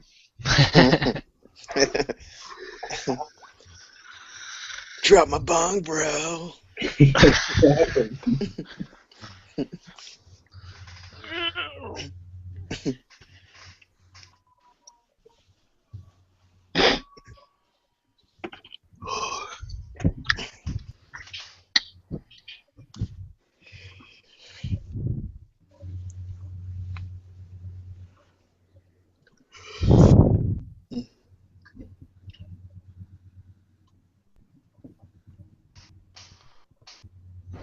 Anybody know of a good movie to watch?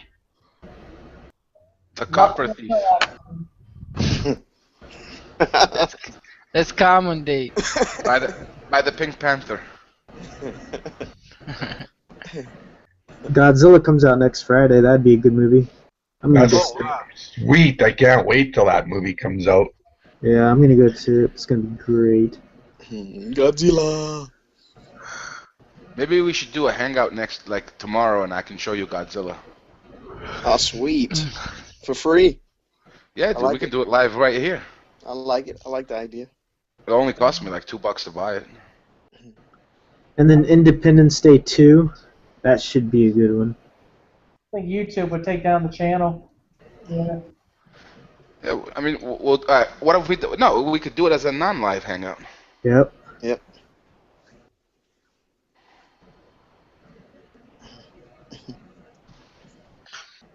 Wow.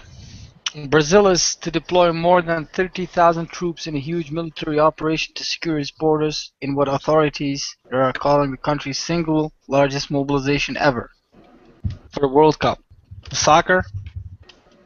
Oh, yeah? Yeah, any of you guys watch soccer? Yep. It's not that popular in America, right? Football, you mean? No, yeah. Football, soccer. Yeah, of course it's popular here.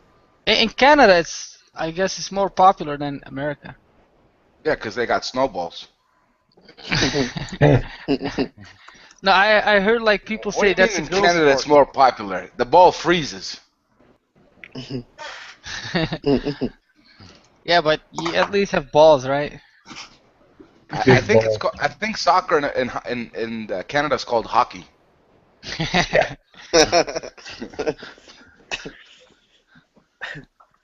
Puck ball.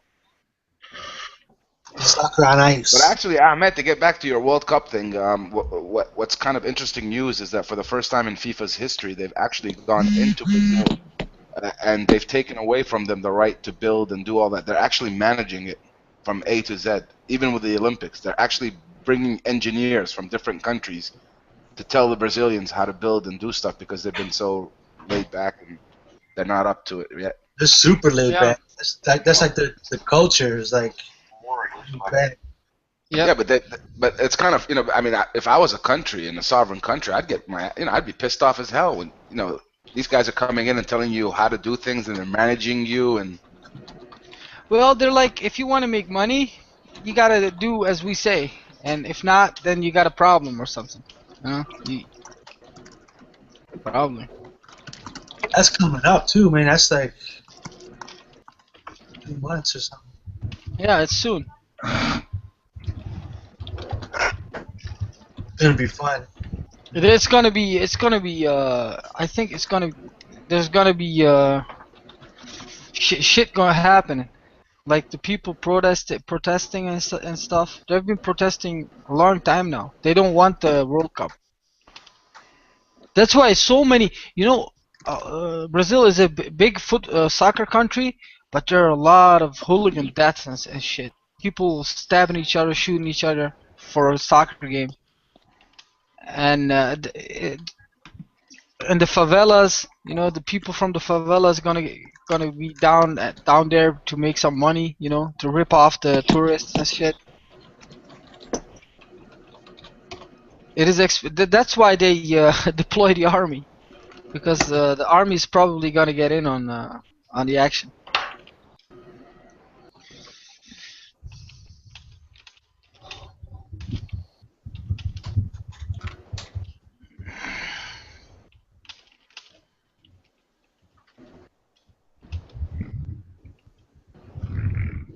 I already know who's gonna win.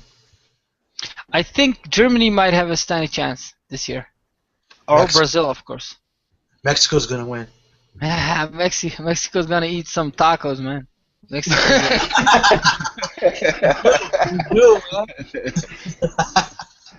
Mexico's not a bad soccer country, though.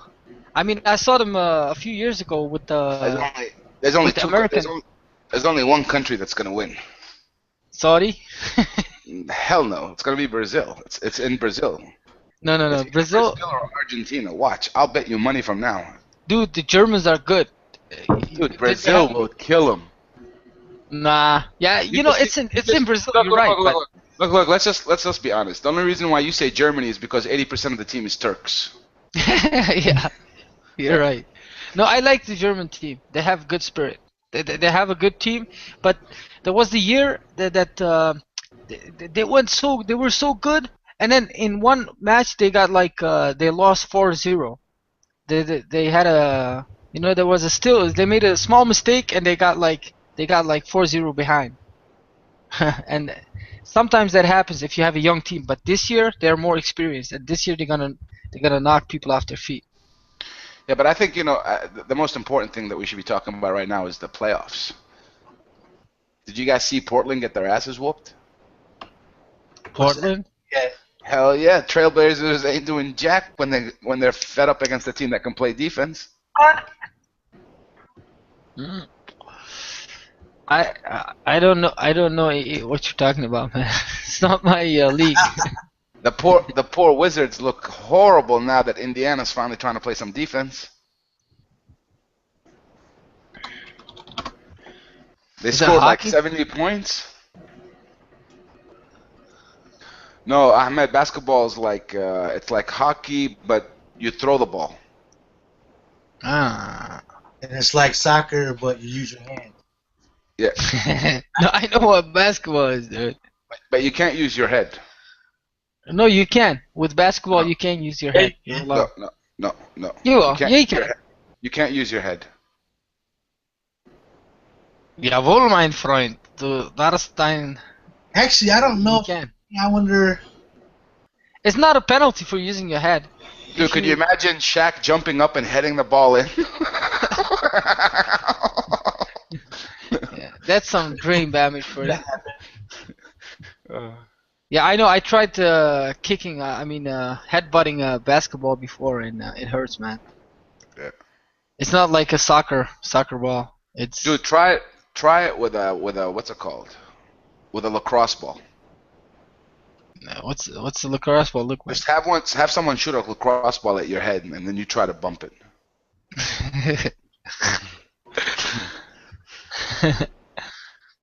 So wait, Ahmed, tell us the story because everybody's waiting now. We were asking about copper and experiences with copper. You went and sold copper the other day, right? Remember you told us how you put it in your bag and you had to walk? Yep. So how long did you walk for? I walked like a half an hour. And how much did they buy the copper for? For like $40. No, what was it? 30 something? And how much copper was it? It was like 8 kilograms. Like no, it was just like because my bike got stolen and yeah, and the weather was good. I felt like I'm gonna walk. Dude, you had enough copper to build 2 bikes. It was like 16 pounds. But it was a good training. Yeah, it's a good exercise. It's a good exercise. Yeah. But I probably never do that again. You should probably get like one of those melted at home, so you can melt it and make coins out of it. Yeah, I try to do that, but I don't have the equipment. What about like 1 ounce bars or like ignits? You can go buy that, I'm sure, from like a dealer or something. They have those things. I mean, they sell them here all the time. Yeah, it's expensive. You can get like a little blowtorch that you throw away afterwards. You know, one of those like disposable ones, and then you get. Yeah, that's not the problem. Although it says a blowtorch doesn't heat up that much. You gotta have something else. Like you gotta contain it in some room. No, I'm not so saying. That it You know, they heats have more. those like. They have like those propane or whatever. They have these like little things that you just light up, and you can just use it right there and there to do it instantly. Yeah, that probably work. But the how's it called, the graphene cylinder and stuff, and the molds, they cost a lot of money. It's not the like molds are there are like a lot of $30. specialists in Holland who do that. I think Yeah, you can it's get like- molds from like eBay for about $30 or something like that. Yeah, and then you gotta pay for shipping, and then you decide, oh, this is not the mold I like. I want another one, and then you buy. So it's not like there's a store in Holland Genius, to buy. we're them not because opening up they cost like- Walmart. It's like We just $100 want bucks. to do 1 or 2 of them, 3. Yeah, but $100. I mean, think about it. If Don Harold can sell his copper for $4, No, I probably. I had to sneak that. That was a long time just to sneak that in.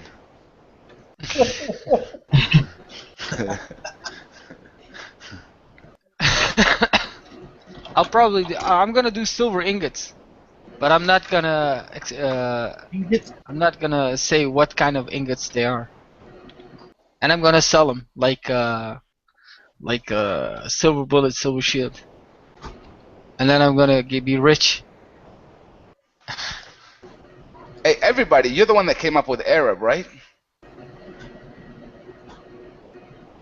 Arab? What's Arab? Yeah, that was me. Well, what was it again? I keep forgetting it. Association of Retirees Against Bullying. Yeah, that's it.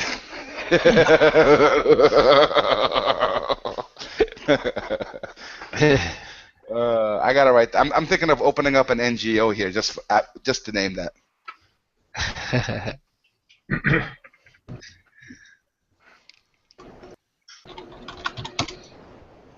It was weird because I was watching all the political shows today, in and out, and they were talking about cyberbullying.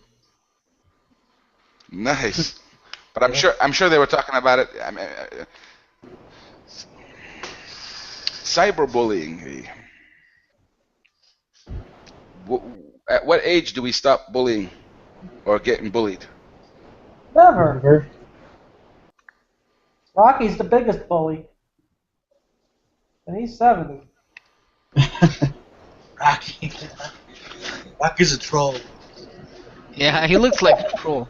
He really hated you calling him that. He's a troll bully.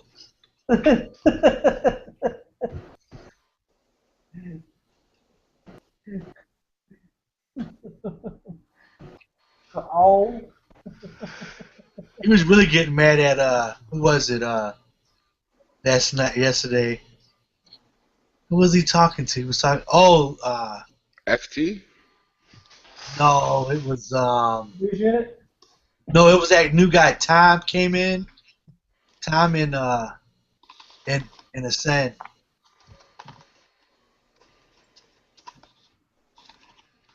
Hey, that's what Silver Siren. You should do a hangout with Ascend and talk bitcoins.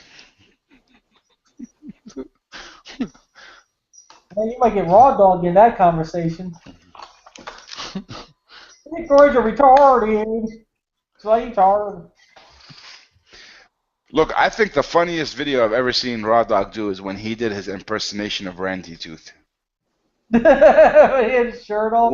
When he sang that song, "We Are the World," dude, I was on the floor laughing. I don't give a shit what you say. I would pay money to see that again. Well, you should have been around like years ago. You used to do that all the time. Dude, that song, "We Are the World," and the way that he was singing it and emphasizing on the words, it's as if the guy, it's as if Randy Tooth is his brother. He just did it so well. It was amazing.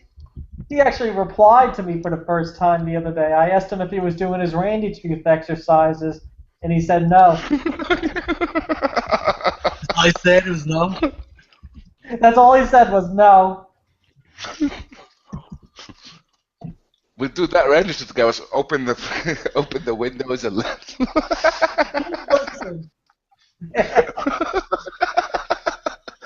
Oh my god. I'm waiting for his next video. It's been over a week since a Randy Tooth video. Oh, wow, he's growing on me.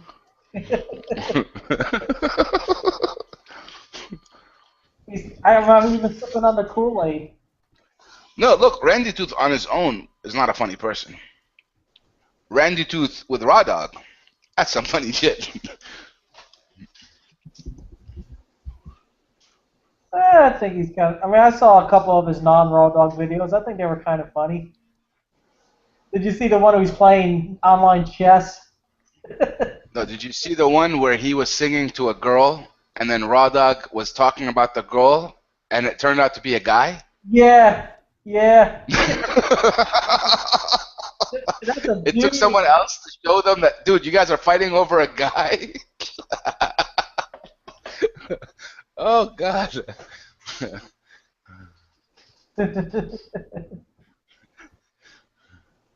You YouTube newbies, help me run these multi-scammers off YouTube.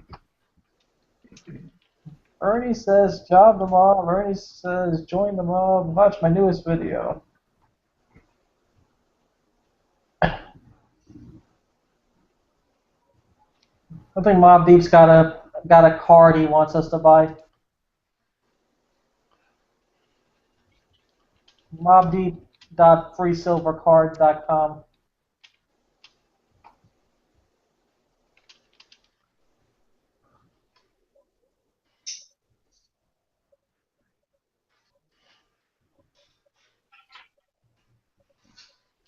Dude, I told Mob, I've got the best idea for those cards. And we can make like 50,000 and sell them instantly. We make 2 cards. One with scammers on it. And we put all the people that Mob says is a scam. We put that on one card. And another one we put trollers. And we sell the trolling cards to the scammers and the scamming cards to the trollers. That's marketing. If we put everybody Mob Deep says is a scam on a card, it's going to have to be a 100-ounce card.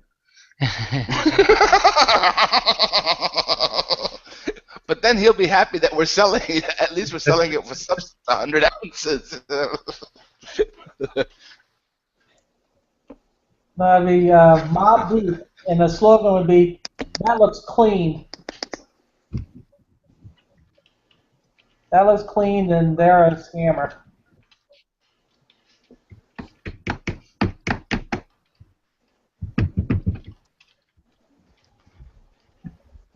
Silverfish is our godfather.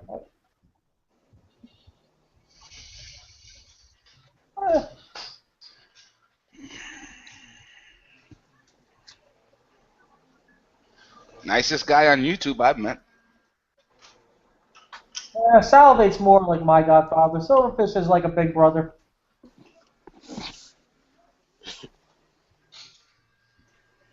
How about G4T? Is that the black sheep of the family? See what happens when you call G4T? See? Police cops start coming fucking around. Who let the See? dogs They found out? him. I knew the NSA was watching this shit. Who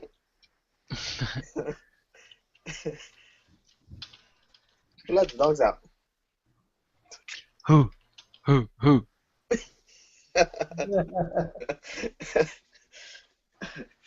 Man, the very least today I could take away is, man, I love that deal that Zach found. Those high relief elephants. Hell yeah. Hell yeah, those are nice. And Mob Deep was not here soon enough to get in on the action. Oh yeah? You missed out. You got to be there at the beginning of a Siren Hangout. I tell you, you get the deals.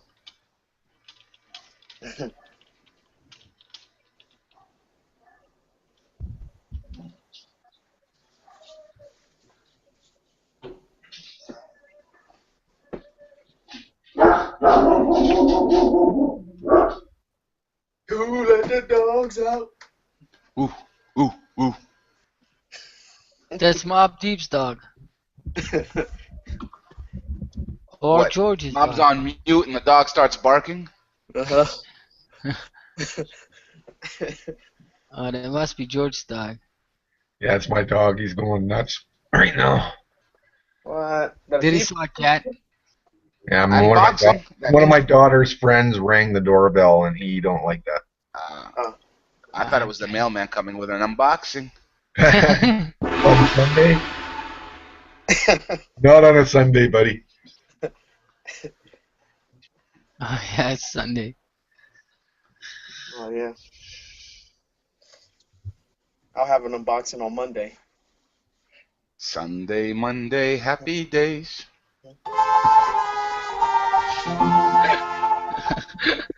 Alright, fool. That sounds I'm like actually like Ernie. a We Malachi know. thing. I'm like Ernie, fool. We know who's doing it. See, he sat there for an hour trying to figure out who the hell was making the noises. Here we know who's doing it. Yeah.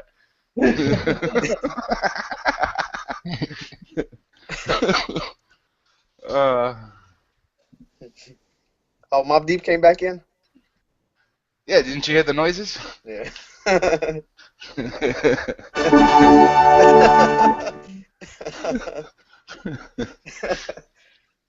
Mob Deep does it in sound bites.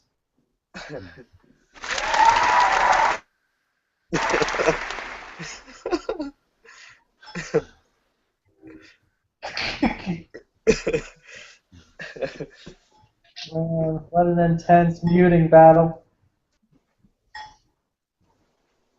See, I got a robot that can do this all day long. The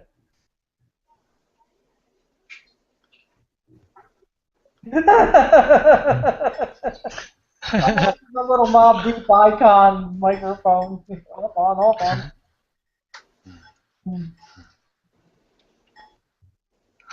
Your turn. Mob Deep won't be silenced. That's freedom of speech.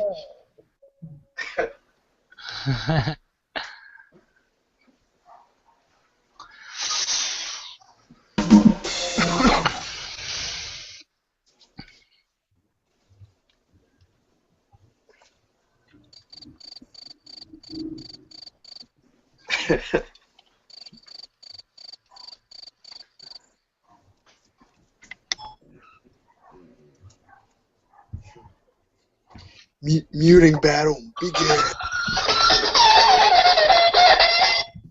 Really?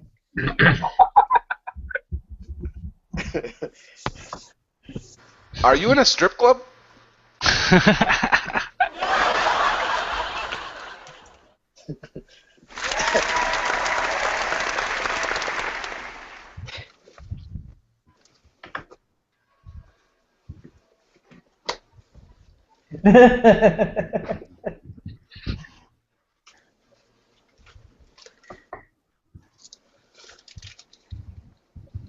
Really?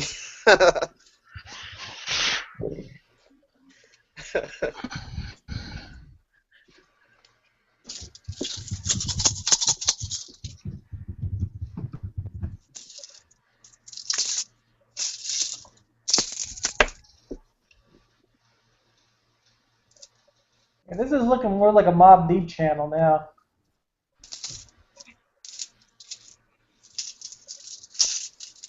What do you mean by that? Somebody pulled out the ready? Were those to handle your coins, Zach?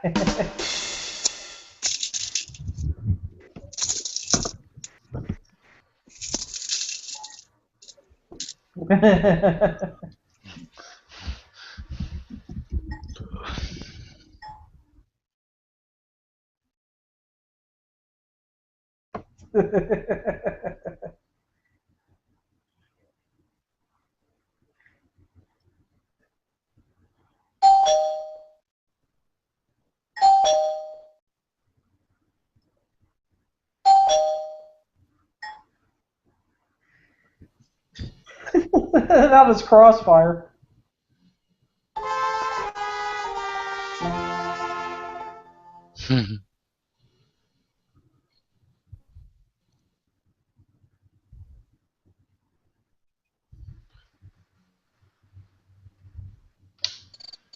Tell us, Silver Siren, how much?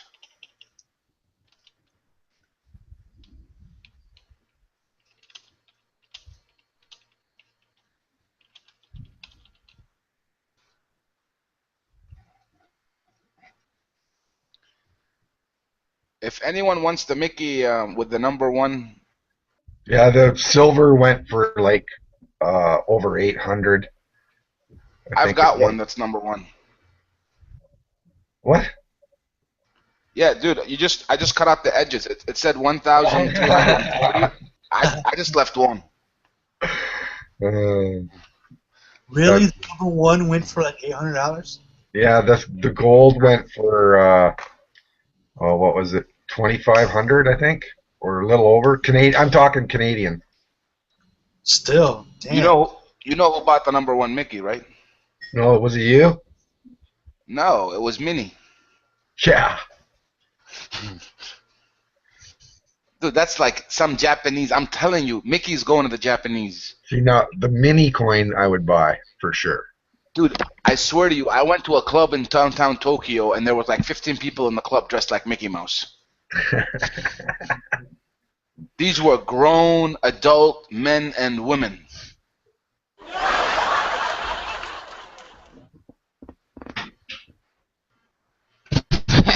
Mickey Mouse.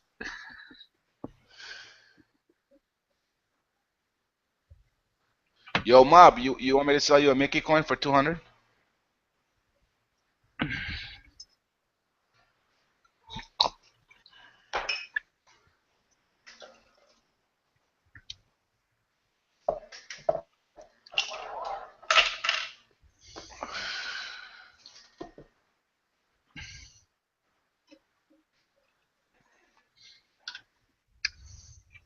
Yeah, here it is. Here it is. The gold one went for 25.23, and the silver one went for 8.83 or 8.10 US. 23. Oh crap! Yeah. Oh. Yeah, that's probably did the same guy buy both? Can you look that up?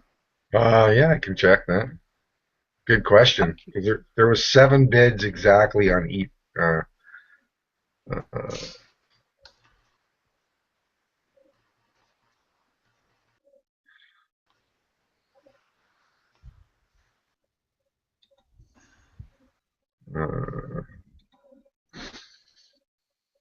It's probably a billionaire or something. Would like them for a. Yeah. Yeah, it was the same person bought both coins. Yep, there you go. That's a coin dealer. That's good news for people who have the Mickey coin, because that means it's gonna be pumped soon. Yeah, People gonna pump it. Both coins to the same buyer. That buyer was going to pay whatever it took to get those coins. Obviously. I guess there were a few of those who like wanted to pay whatever, to get it.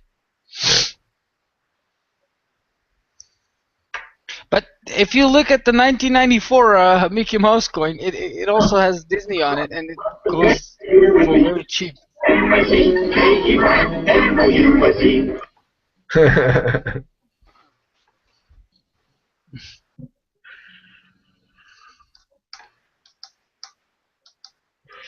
Hey, look, I'm painting Mickey. Silver Siren, you said the pandas were gonna increase in price. I didn't see nothing. Oh, she's a scammer. Yep. You scammer. They're following track. They're still like they're less little than the 2012. They aren't worth more than 2012 or 11. And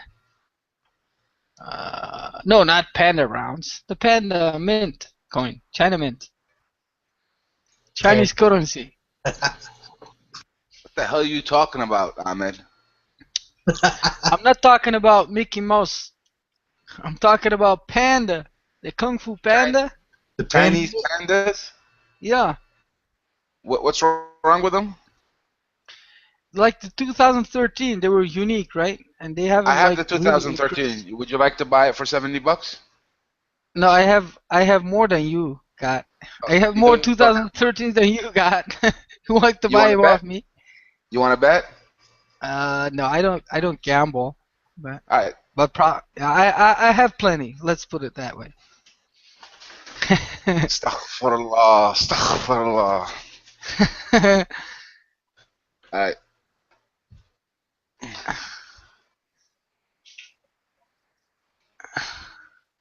Is that 2013s? No, that's Mickey. Actually, that's Suriname, brother. That's not.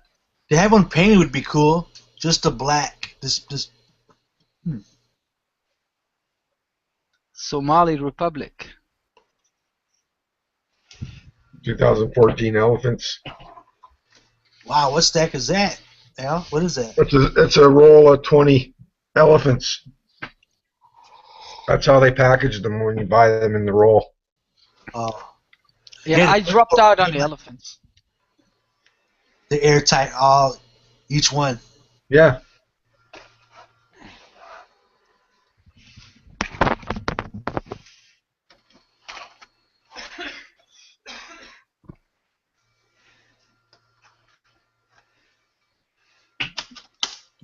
(2014) elephants.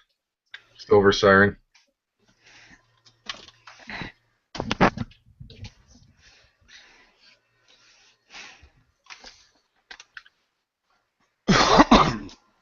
There you go. Look at it. MS-70. Early release, probably. $47. Impala. Silvertown.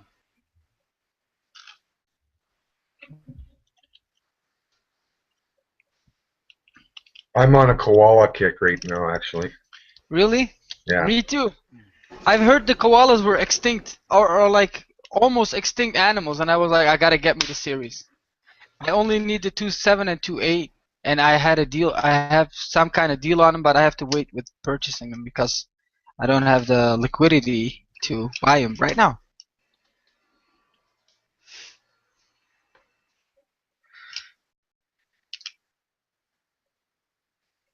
I like that coin. That's a 5 ounce, right? 24K, excuse me. Yeah, it is. It's 5 Yeah. ounces. Yeah. I really like that. When I saw your video on it, it made me really want it because of the way the ocean looks on there. It's so cool. Yeah.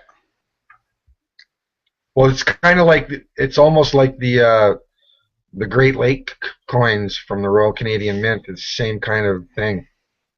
I really Actually, like to be that. honest, I haven't seen the Royal Canadian Mints one, but I think it's nicer. I haven't seen it live, but I saw pictures and videos of it, and it actually does look nicer than this one. I got videos of them, and I got some good close up shots, and they're just really nice.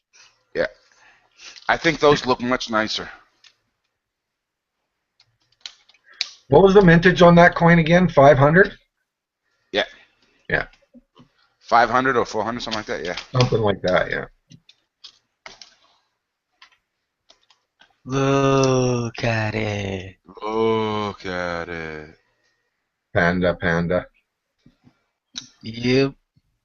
There was a guy selling pandas on eBay that were selling for like $22. Wow. Yeah. 14 or what one? 13s or 14s? Oh, he had all kinds of them. And I asked him because I thought they were fake, so I emailed him, and he says, no, these are solid. Yeah, that's probably what he's gonna say, right? Yeah. No, but he probably needs the money or something. There are people out there who sell them for cheaper. Froggies. Hello, Froggy. I like your frog, 24K. Little white mouth on it. Yeah.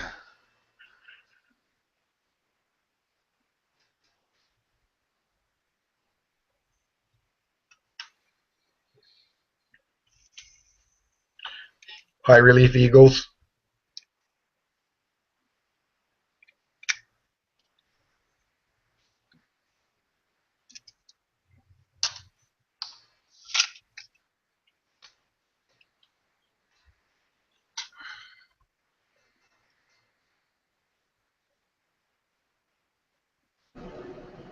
What's gonna be next in the Peregrine Falcon series? I don't know. Hopefully an eagle. Yeah.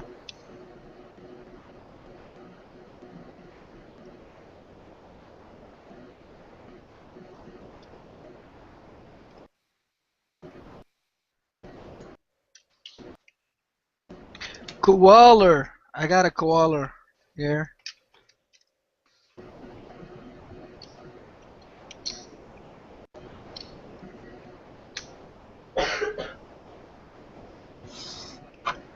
Oh man, the sun's out bright.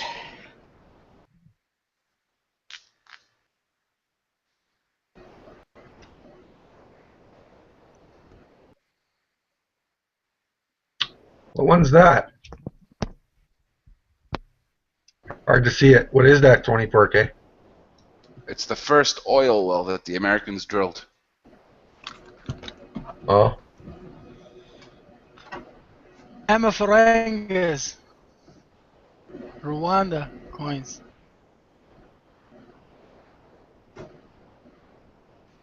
Look at it. Look at it. Look at it. There are only 10,000 of these, so they're pretty rare, actually.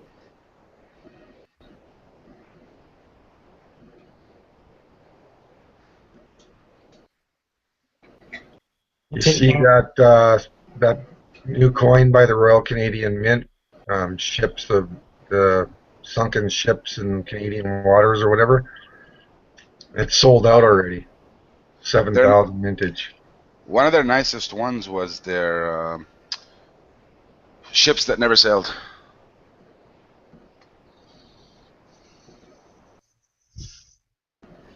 Guys, you think the Rwanda coins would be a good deal to slab them, or just leave them in the in the this packaging. You know what comes from the mint.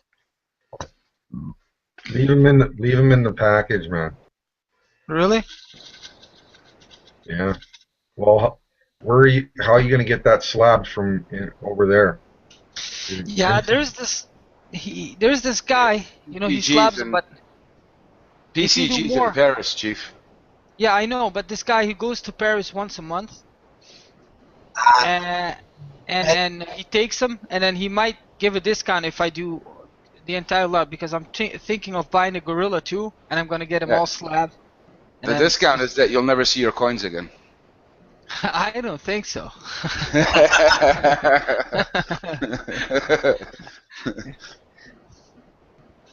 I'll matrix him, man. I'll find him.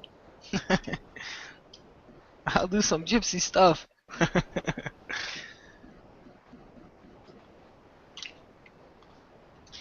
Yep, I got 3 panda coins left for sale. Yeah, we got 3 inches of snow already.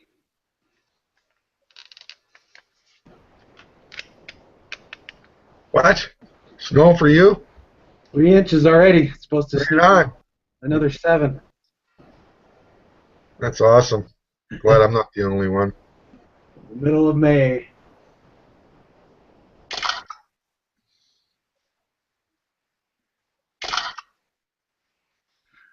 No, this is in the. Dude, your lucky silver siren's in here. I'd have given you a picture to take.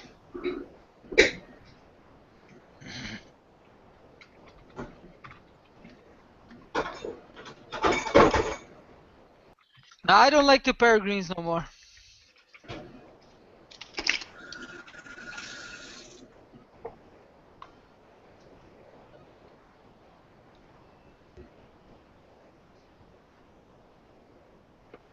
Got a 2-ounce? Yeah.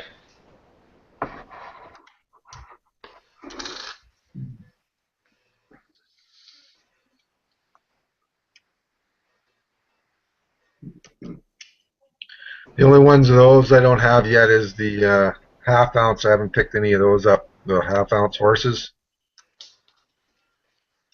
Yep. I'll get a roll of those.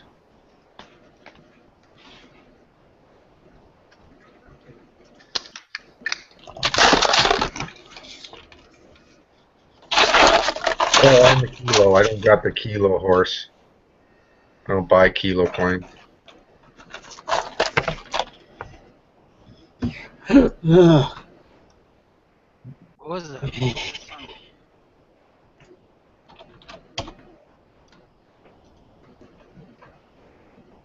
George.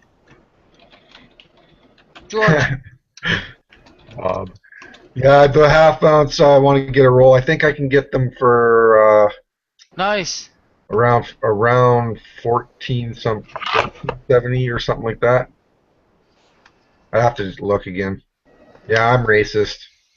I don't like those kilo coins. What? Why don't you like the kilo coins? I don't know. I just don't like them. Size of them. For stacking metal, yeah, okay, but it's a little pricey. But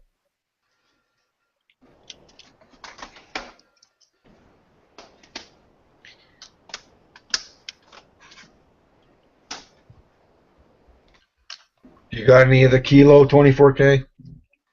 Yeah, kilo koala.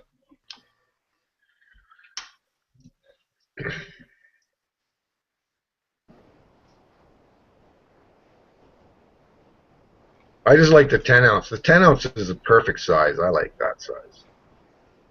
I like the 5-ounce. They're great.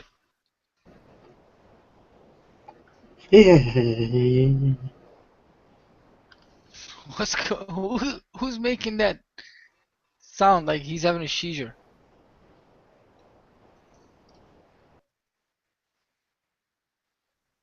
Sorry about that. No, man. I thought you were like turning into a walker.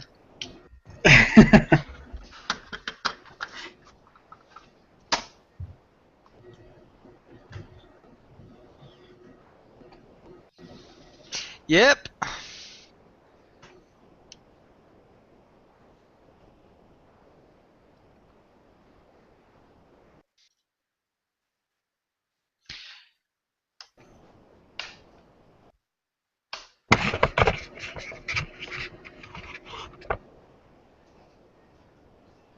Some bucks. George, yo Yo. George, Yeah. can you get me like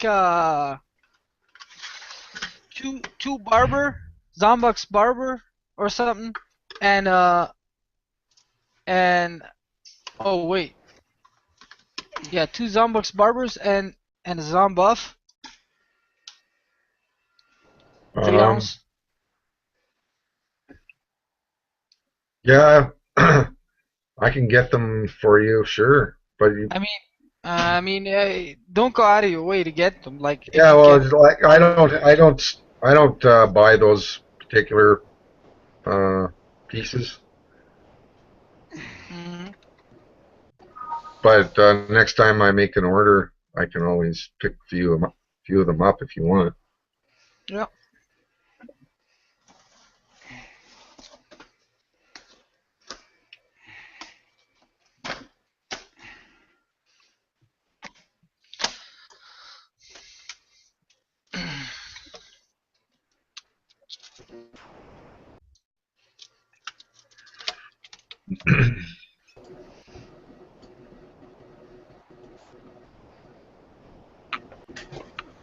Oh.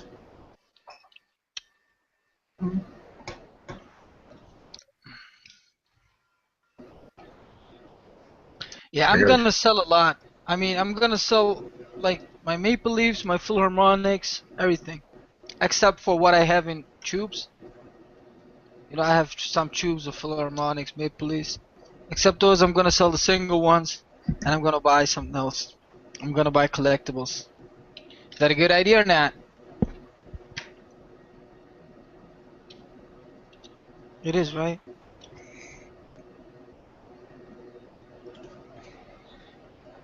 Yeah, I gotta find something here to show Silver Siren. Gotta show her that. Where is it? Where is it? Where is it? Where is it? I can't find it. Oh, there it is.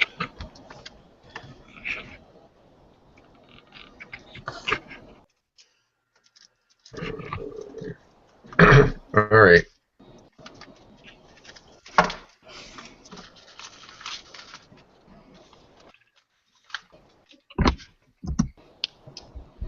Guys, guys, Look at guys. look at what those bars are going for, Silver Siren.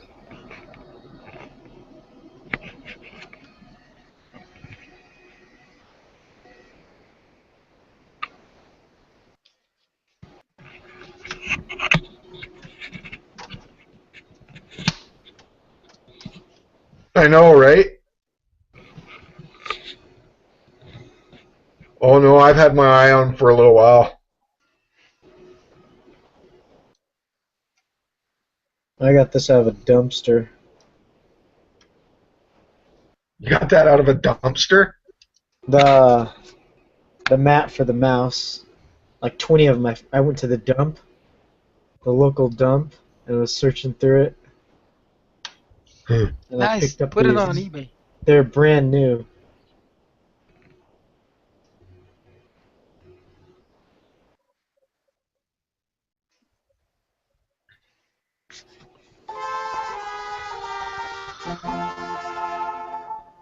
Huh.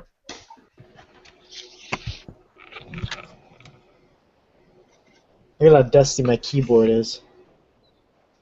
5 years not cleaned. Oh, that's a pretty cool bar, 24K. I never seen that one before.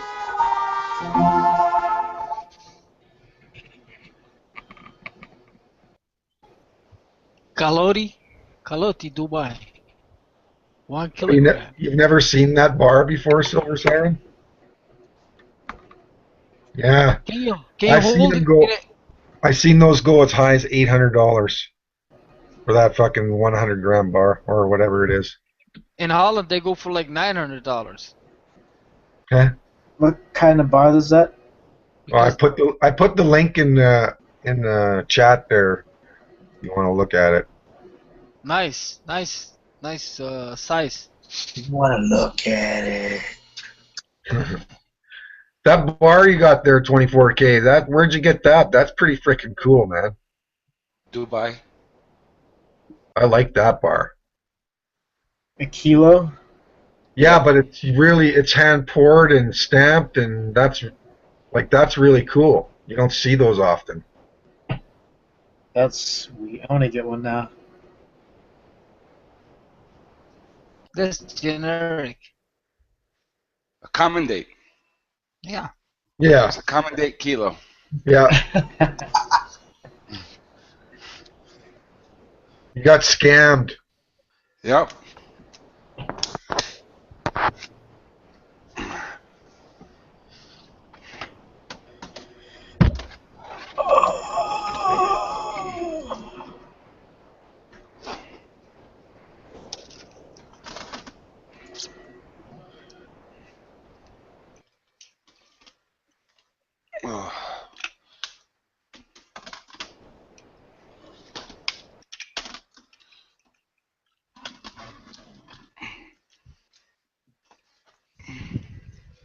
So nobody has the Rwanda coins.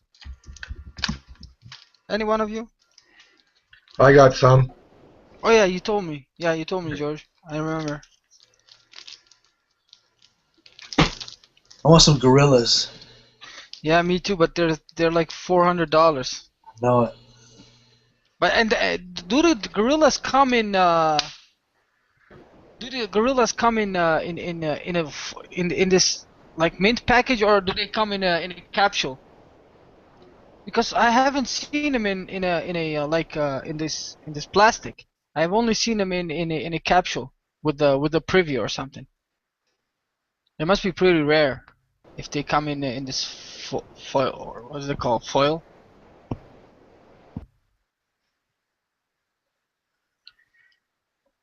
Who muted me? Somebody muted me? No, you're not muted. Ah. It's like 300 euros, man. That's over $400 For what? For which coin? for the gorilla. Oh yeah, they're fucking super Yeah, hard. I'm gonna get one. However, I don't care. Buy I'm right. gonna get it. Buy right now. Yeah, I will in a few weeks. But I want, you know what I want to do for my collection, and this I got this idea. I want to get like the series from like the entire series from 5 different continents, like an African series, an Asian series, European series, American series, and an Australian. It's not a bad idea, right? Just something to look at.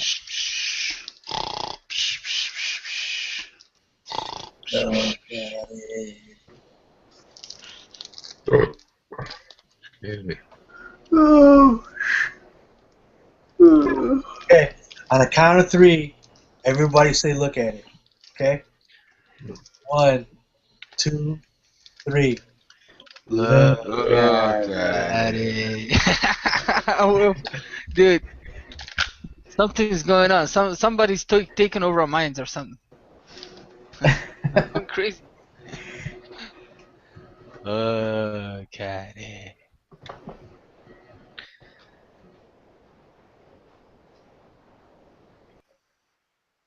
Someone should invite him in here, man. If that dude was to ever come in the chat room, we'd all be saying that nonstop. What guy? The look at it guy. Silver New Jack. Yeah, Silver New Jack.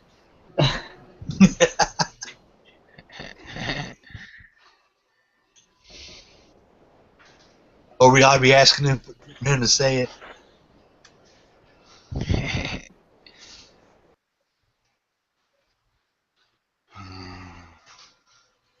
I want to get those ones he was talking about from that weird private those rounds.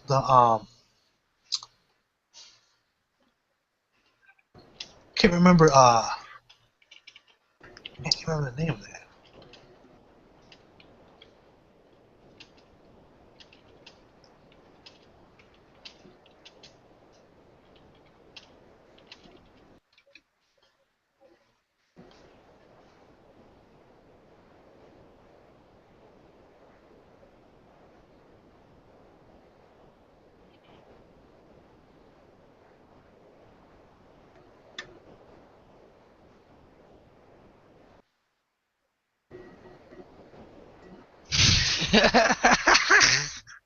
Ah, I'm watching this Silver New Jack video. Laughing my ass off.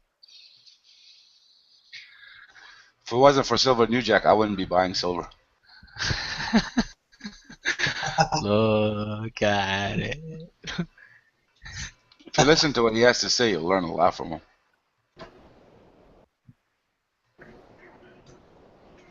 You just gotta get beyond the look at it first. Look at it. Look at it.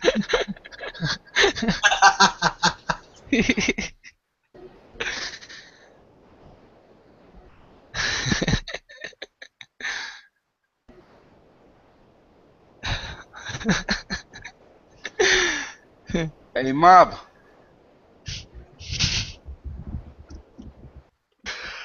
I gotta get going. I'm gonna watch a movie and then go to bed early today. What would you do for $1 million? Would you do anything?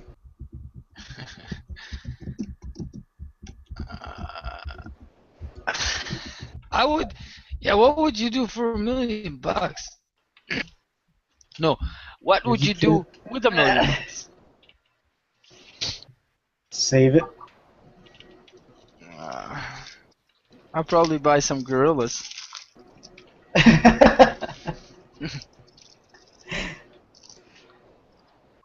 and then corner the market. I'll be like, look at it. If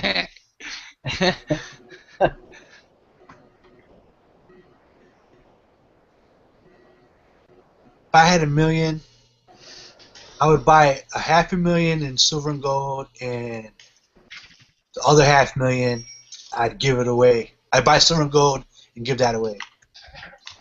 $500,000 you would give it away? Oh hell yeah! If I had $500,000, keep for myself. Oh yeah. Oh no, man! I wouldn't give it away like that. I would make people work for it. I'd give it away to all you guys. Oh yeah, that's a good idea, man. Do that. Yeah. Definitely do that. Yeah, I agree with that. Yeah. Would you kiss another person's butt for $1 million? A butt? Yeah. What? For $1 million? What do you say? What do you say? All right, Silver Siren, watch your viewers go up to 1,000 now. Would you kiss the poo-poo for $1 million? Why does Zach always say these stupid things, man? Well, he's trying to see how much it would cost to get you to... Like, that's why I keep saying, like... That's not a scam. That's why I keep saying, like, Rocky's not here. That's why you say what? Rocky's not here.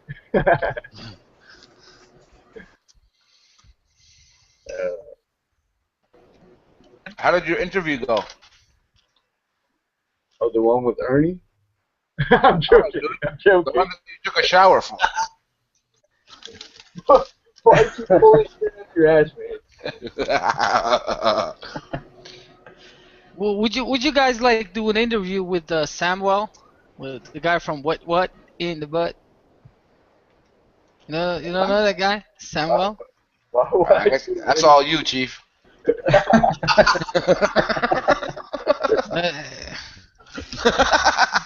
What do you mean? What do you mean? You hear about that guy in the news that he had a relationship with 1,000 vehicles, and he's gonna marry one of them, one of his vintage trucks. Yeah, why not? This guy's gonna marry one of his vehicles. Gonna marry one of his vehicles? Yeah, it was on the news. And how does that happen? I don't know. I guess he has some kind of a sexual relationship with him. With the tailplate? Yeah, and stuff like that. He rubs the interior and the outside. There was this guy in Holland. He had like this fetish about bikes, about bicycles. He had like 30 bikes or something, and he treated. Guy who stole your bike? I don't know. He might have. If I catch him though. If you catch him, I don't want it back. Yeah, that's You can something to keep think it. about. So tell us what happened. What happened about these bikes? This guy is like, he's like, this guy's interviewing me, and he's like, yeah, well, sometimes when I sit on the saddle, and I'm all, I get all On the aroused saddle. and shit. Yeah, on the bike saddle. Yeah, on the saddle. Like I'm Saddle. all aroused. Doesn't it? Doesn't it? He's riding a saddle, horse right? or a bike? No, it's a bike. A bike has a saddle. We call it zadel in Dutch. Like the bike seat, you know, the bike seat, and he's like, Yeah, oh, that's what we call it. See, yeah, it's so sick. I can show you a video, but you probably won't understand because it's Dutch. It's so so this sick. guy was having sex with his seat? Or did he Yeah. actually, wait, you mean he removed his seat?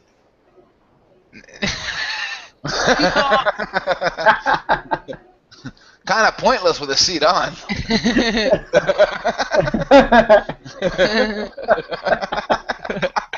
I once saw this Japanese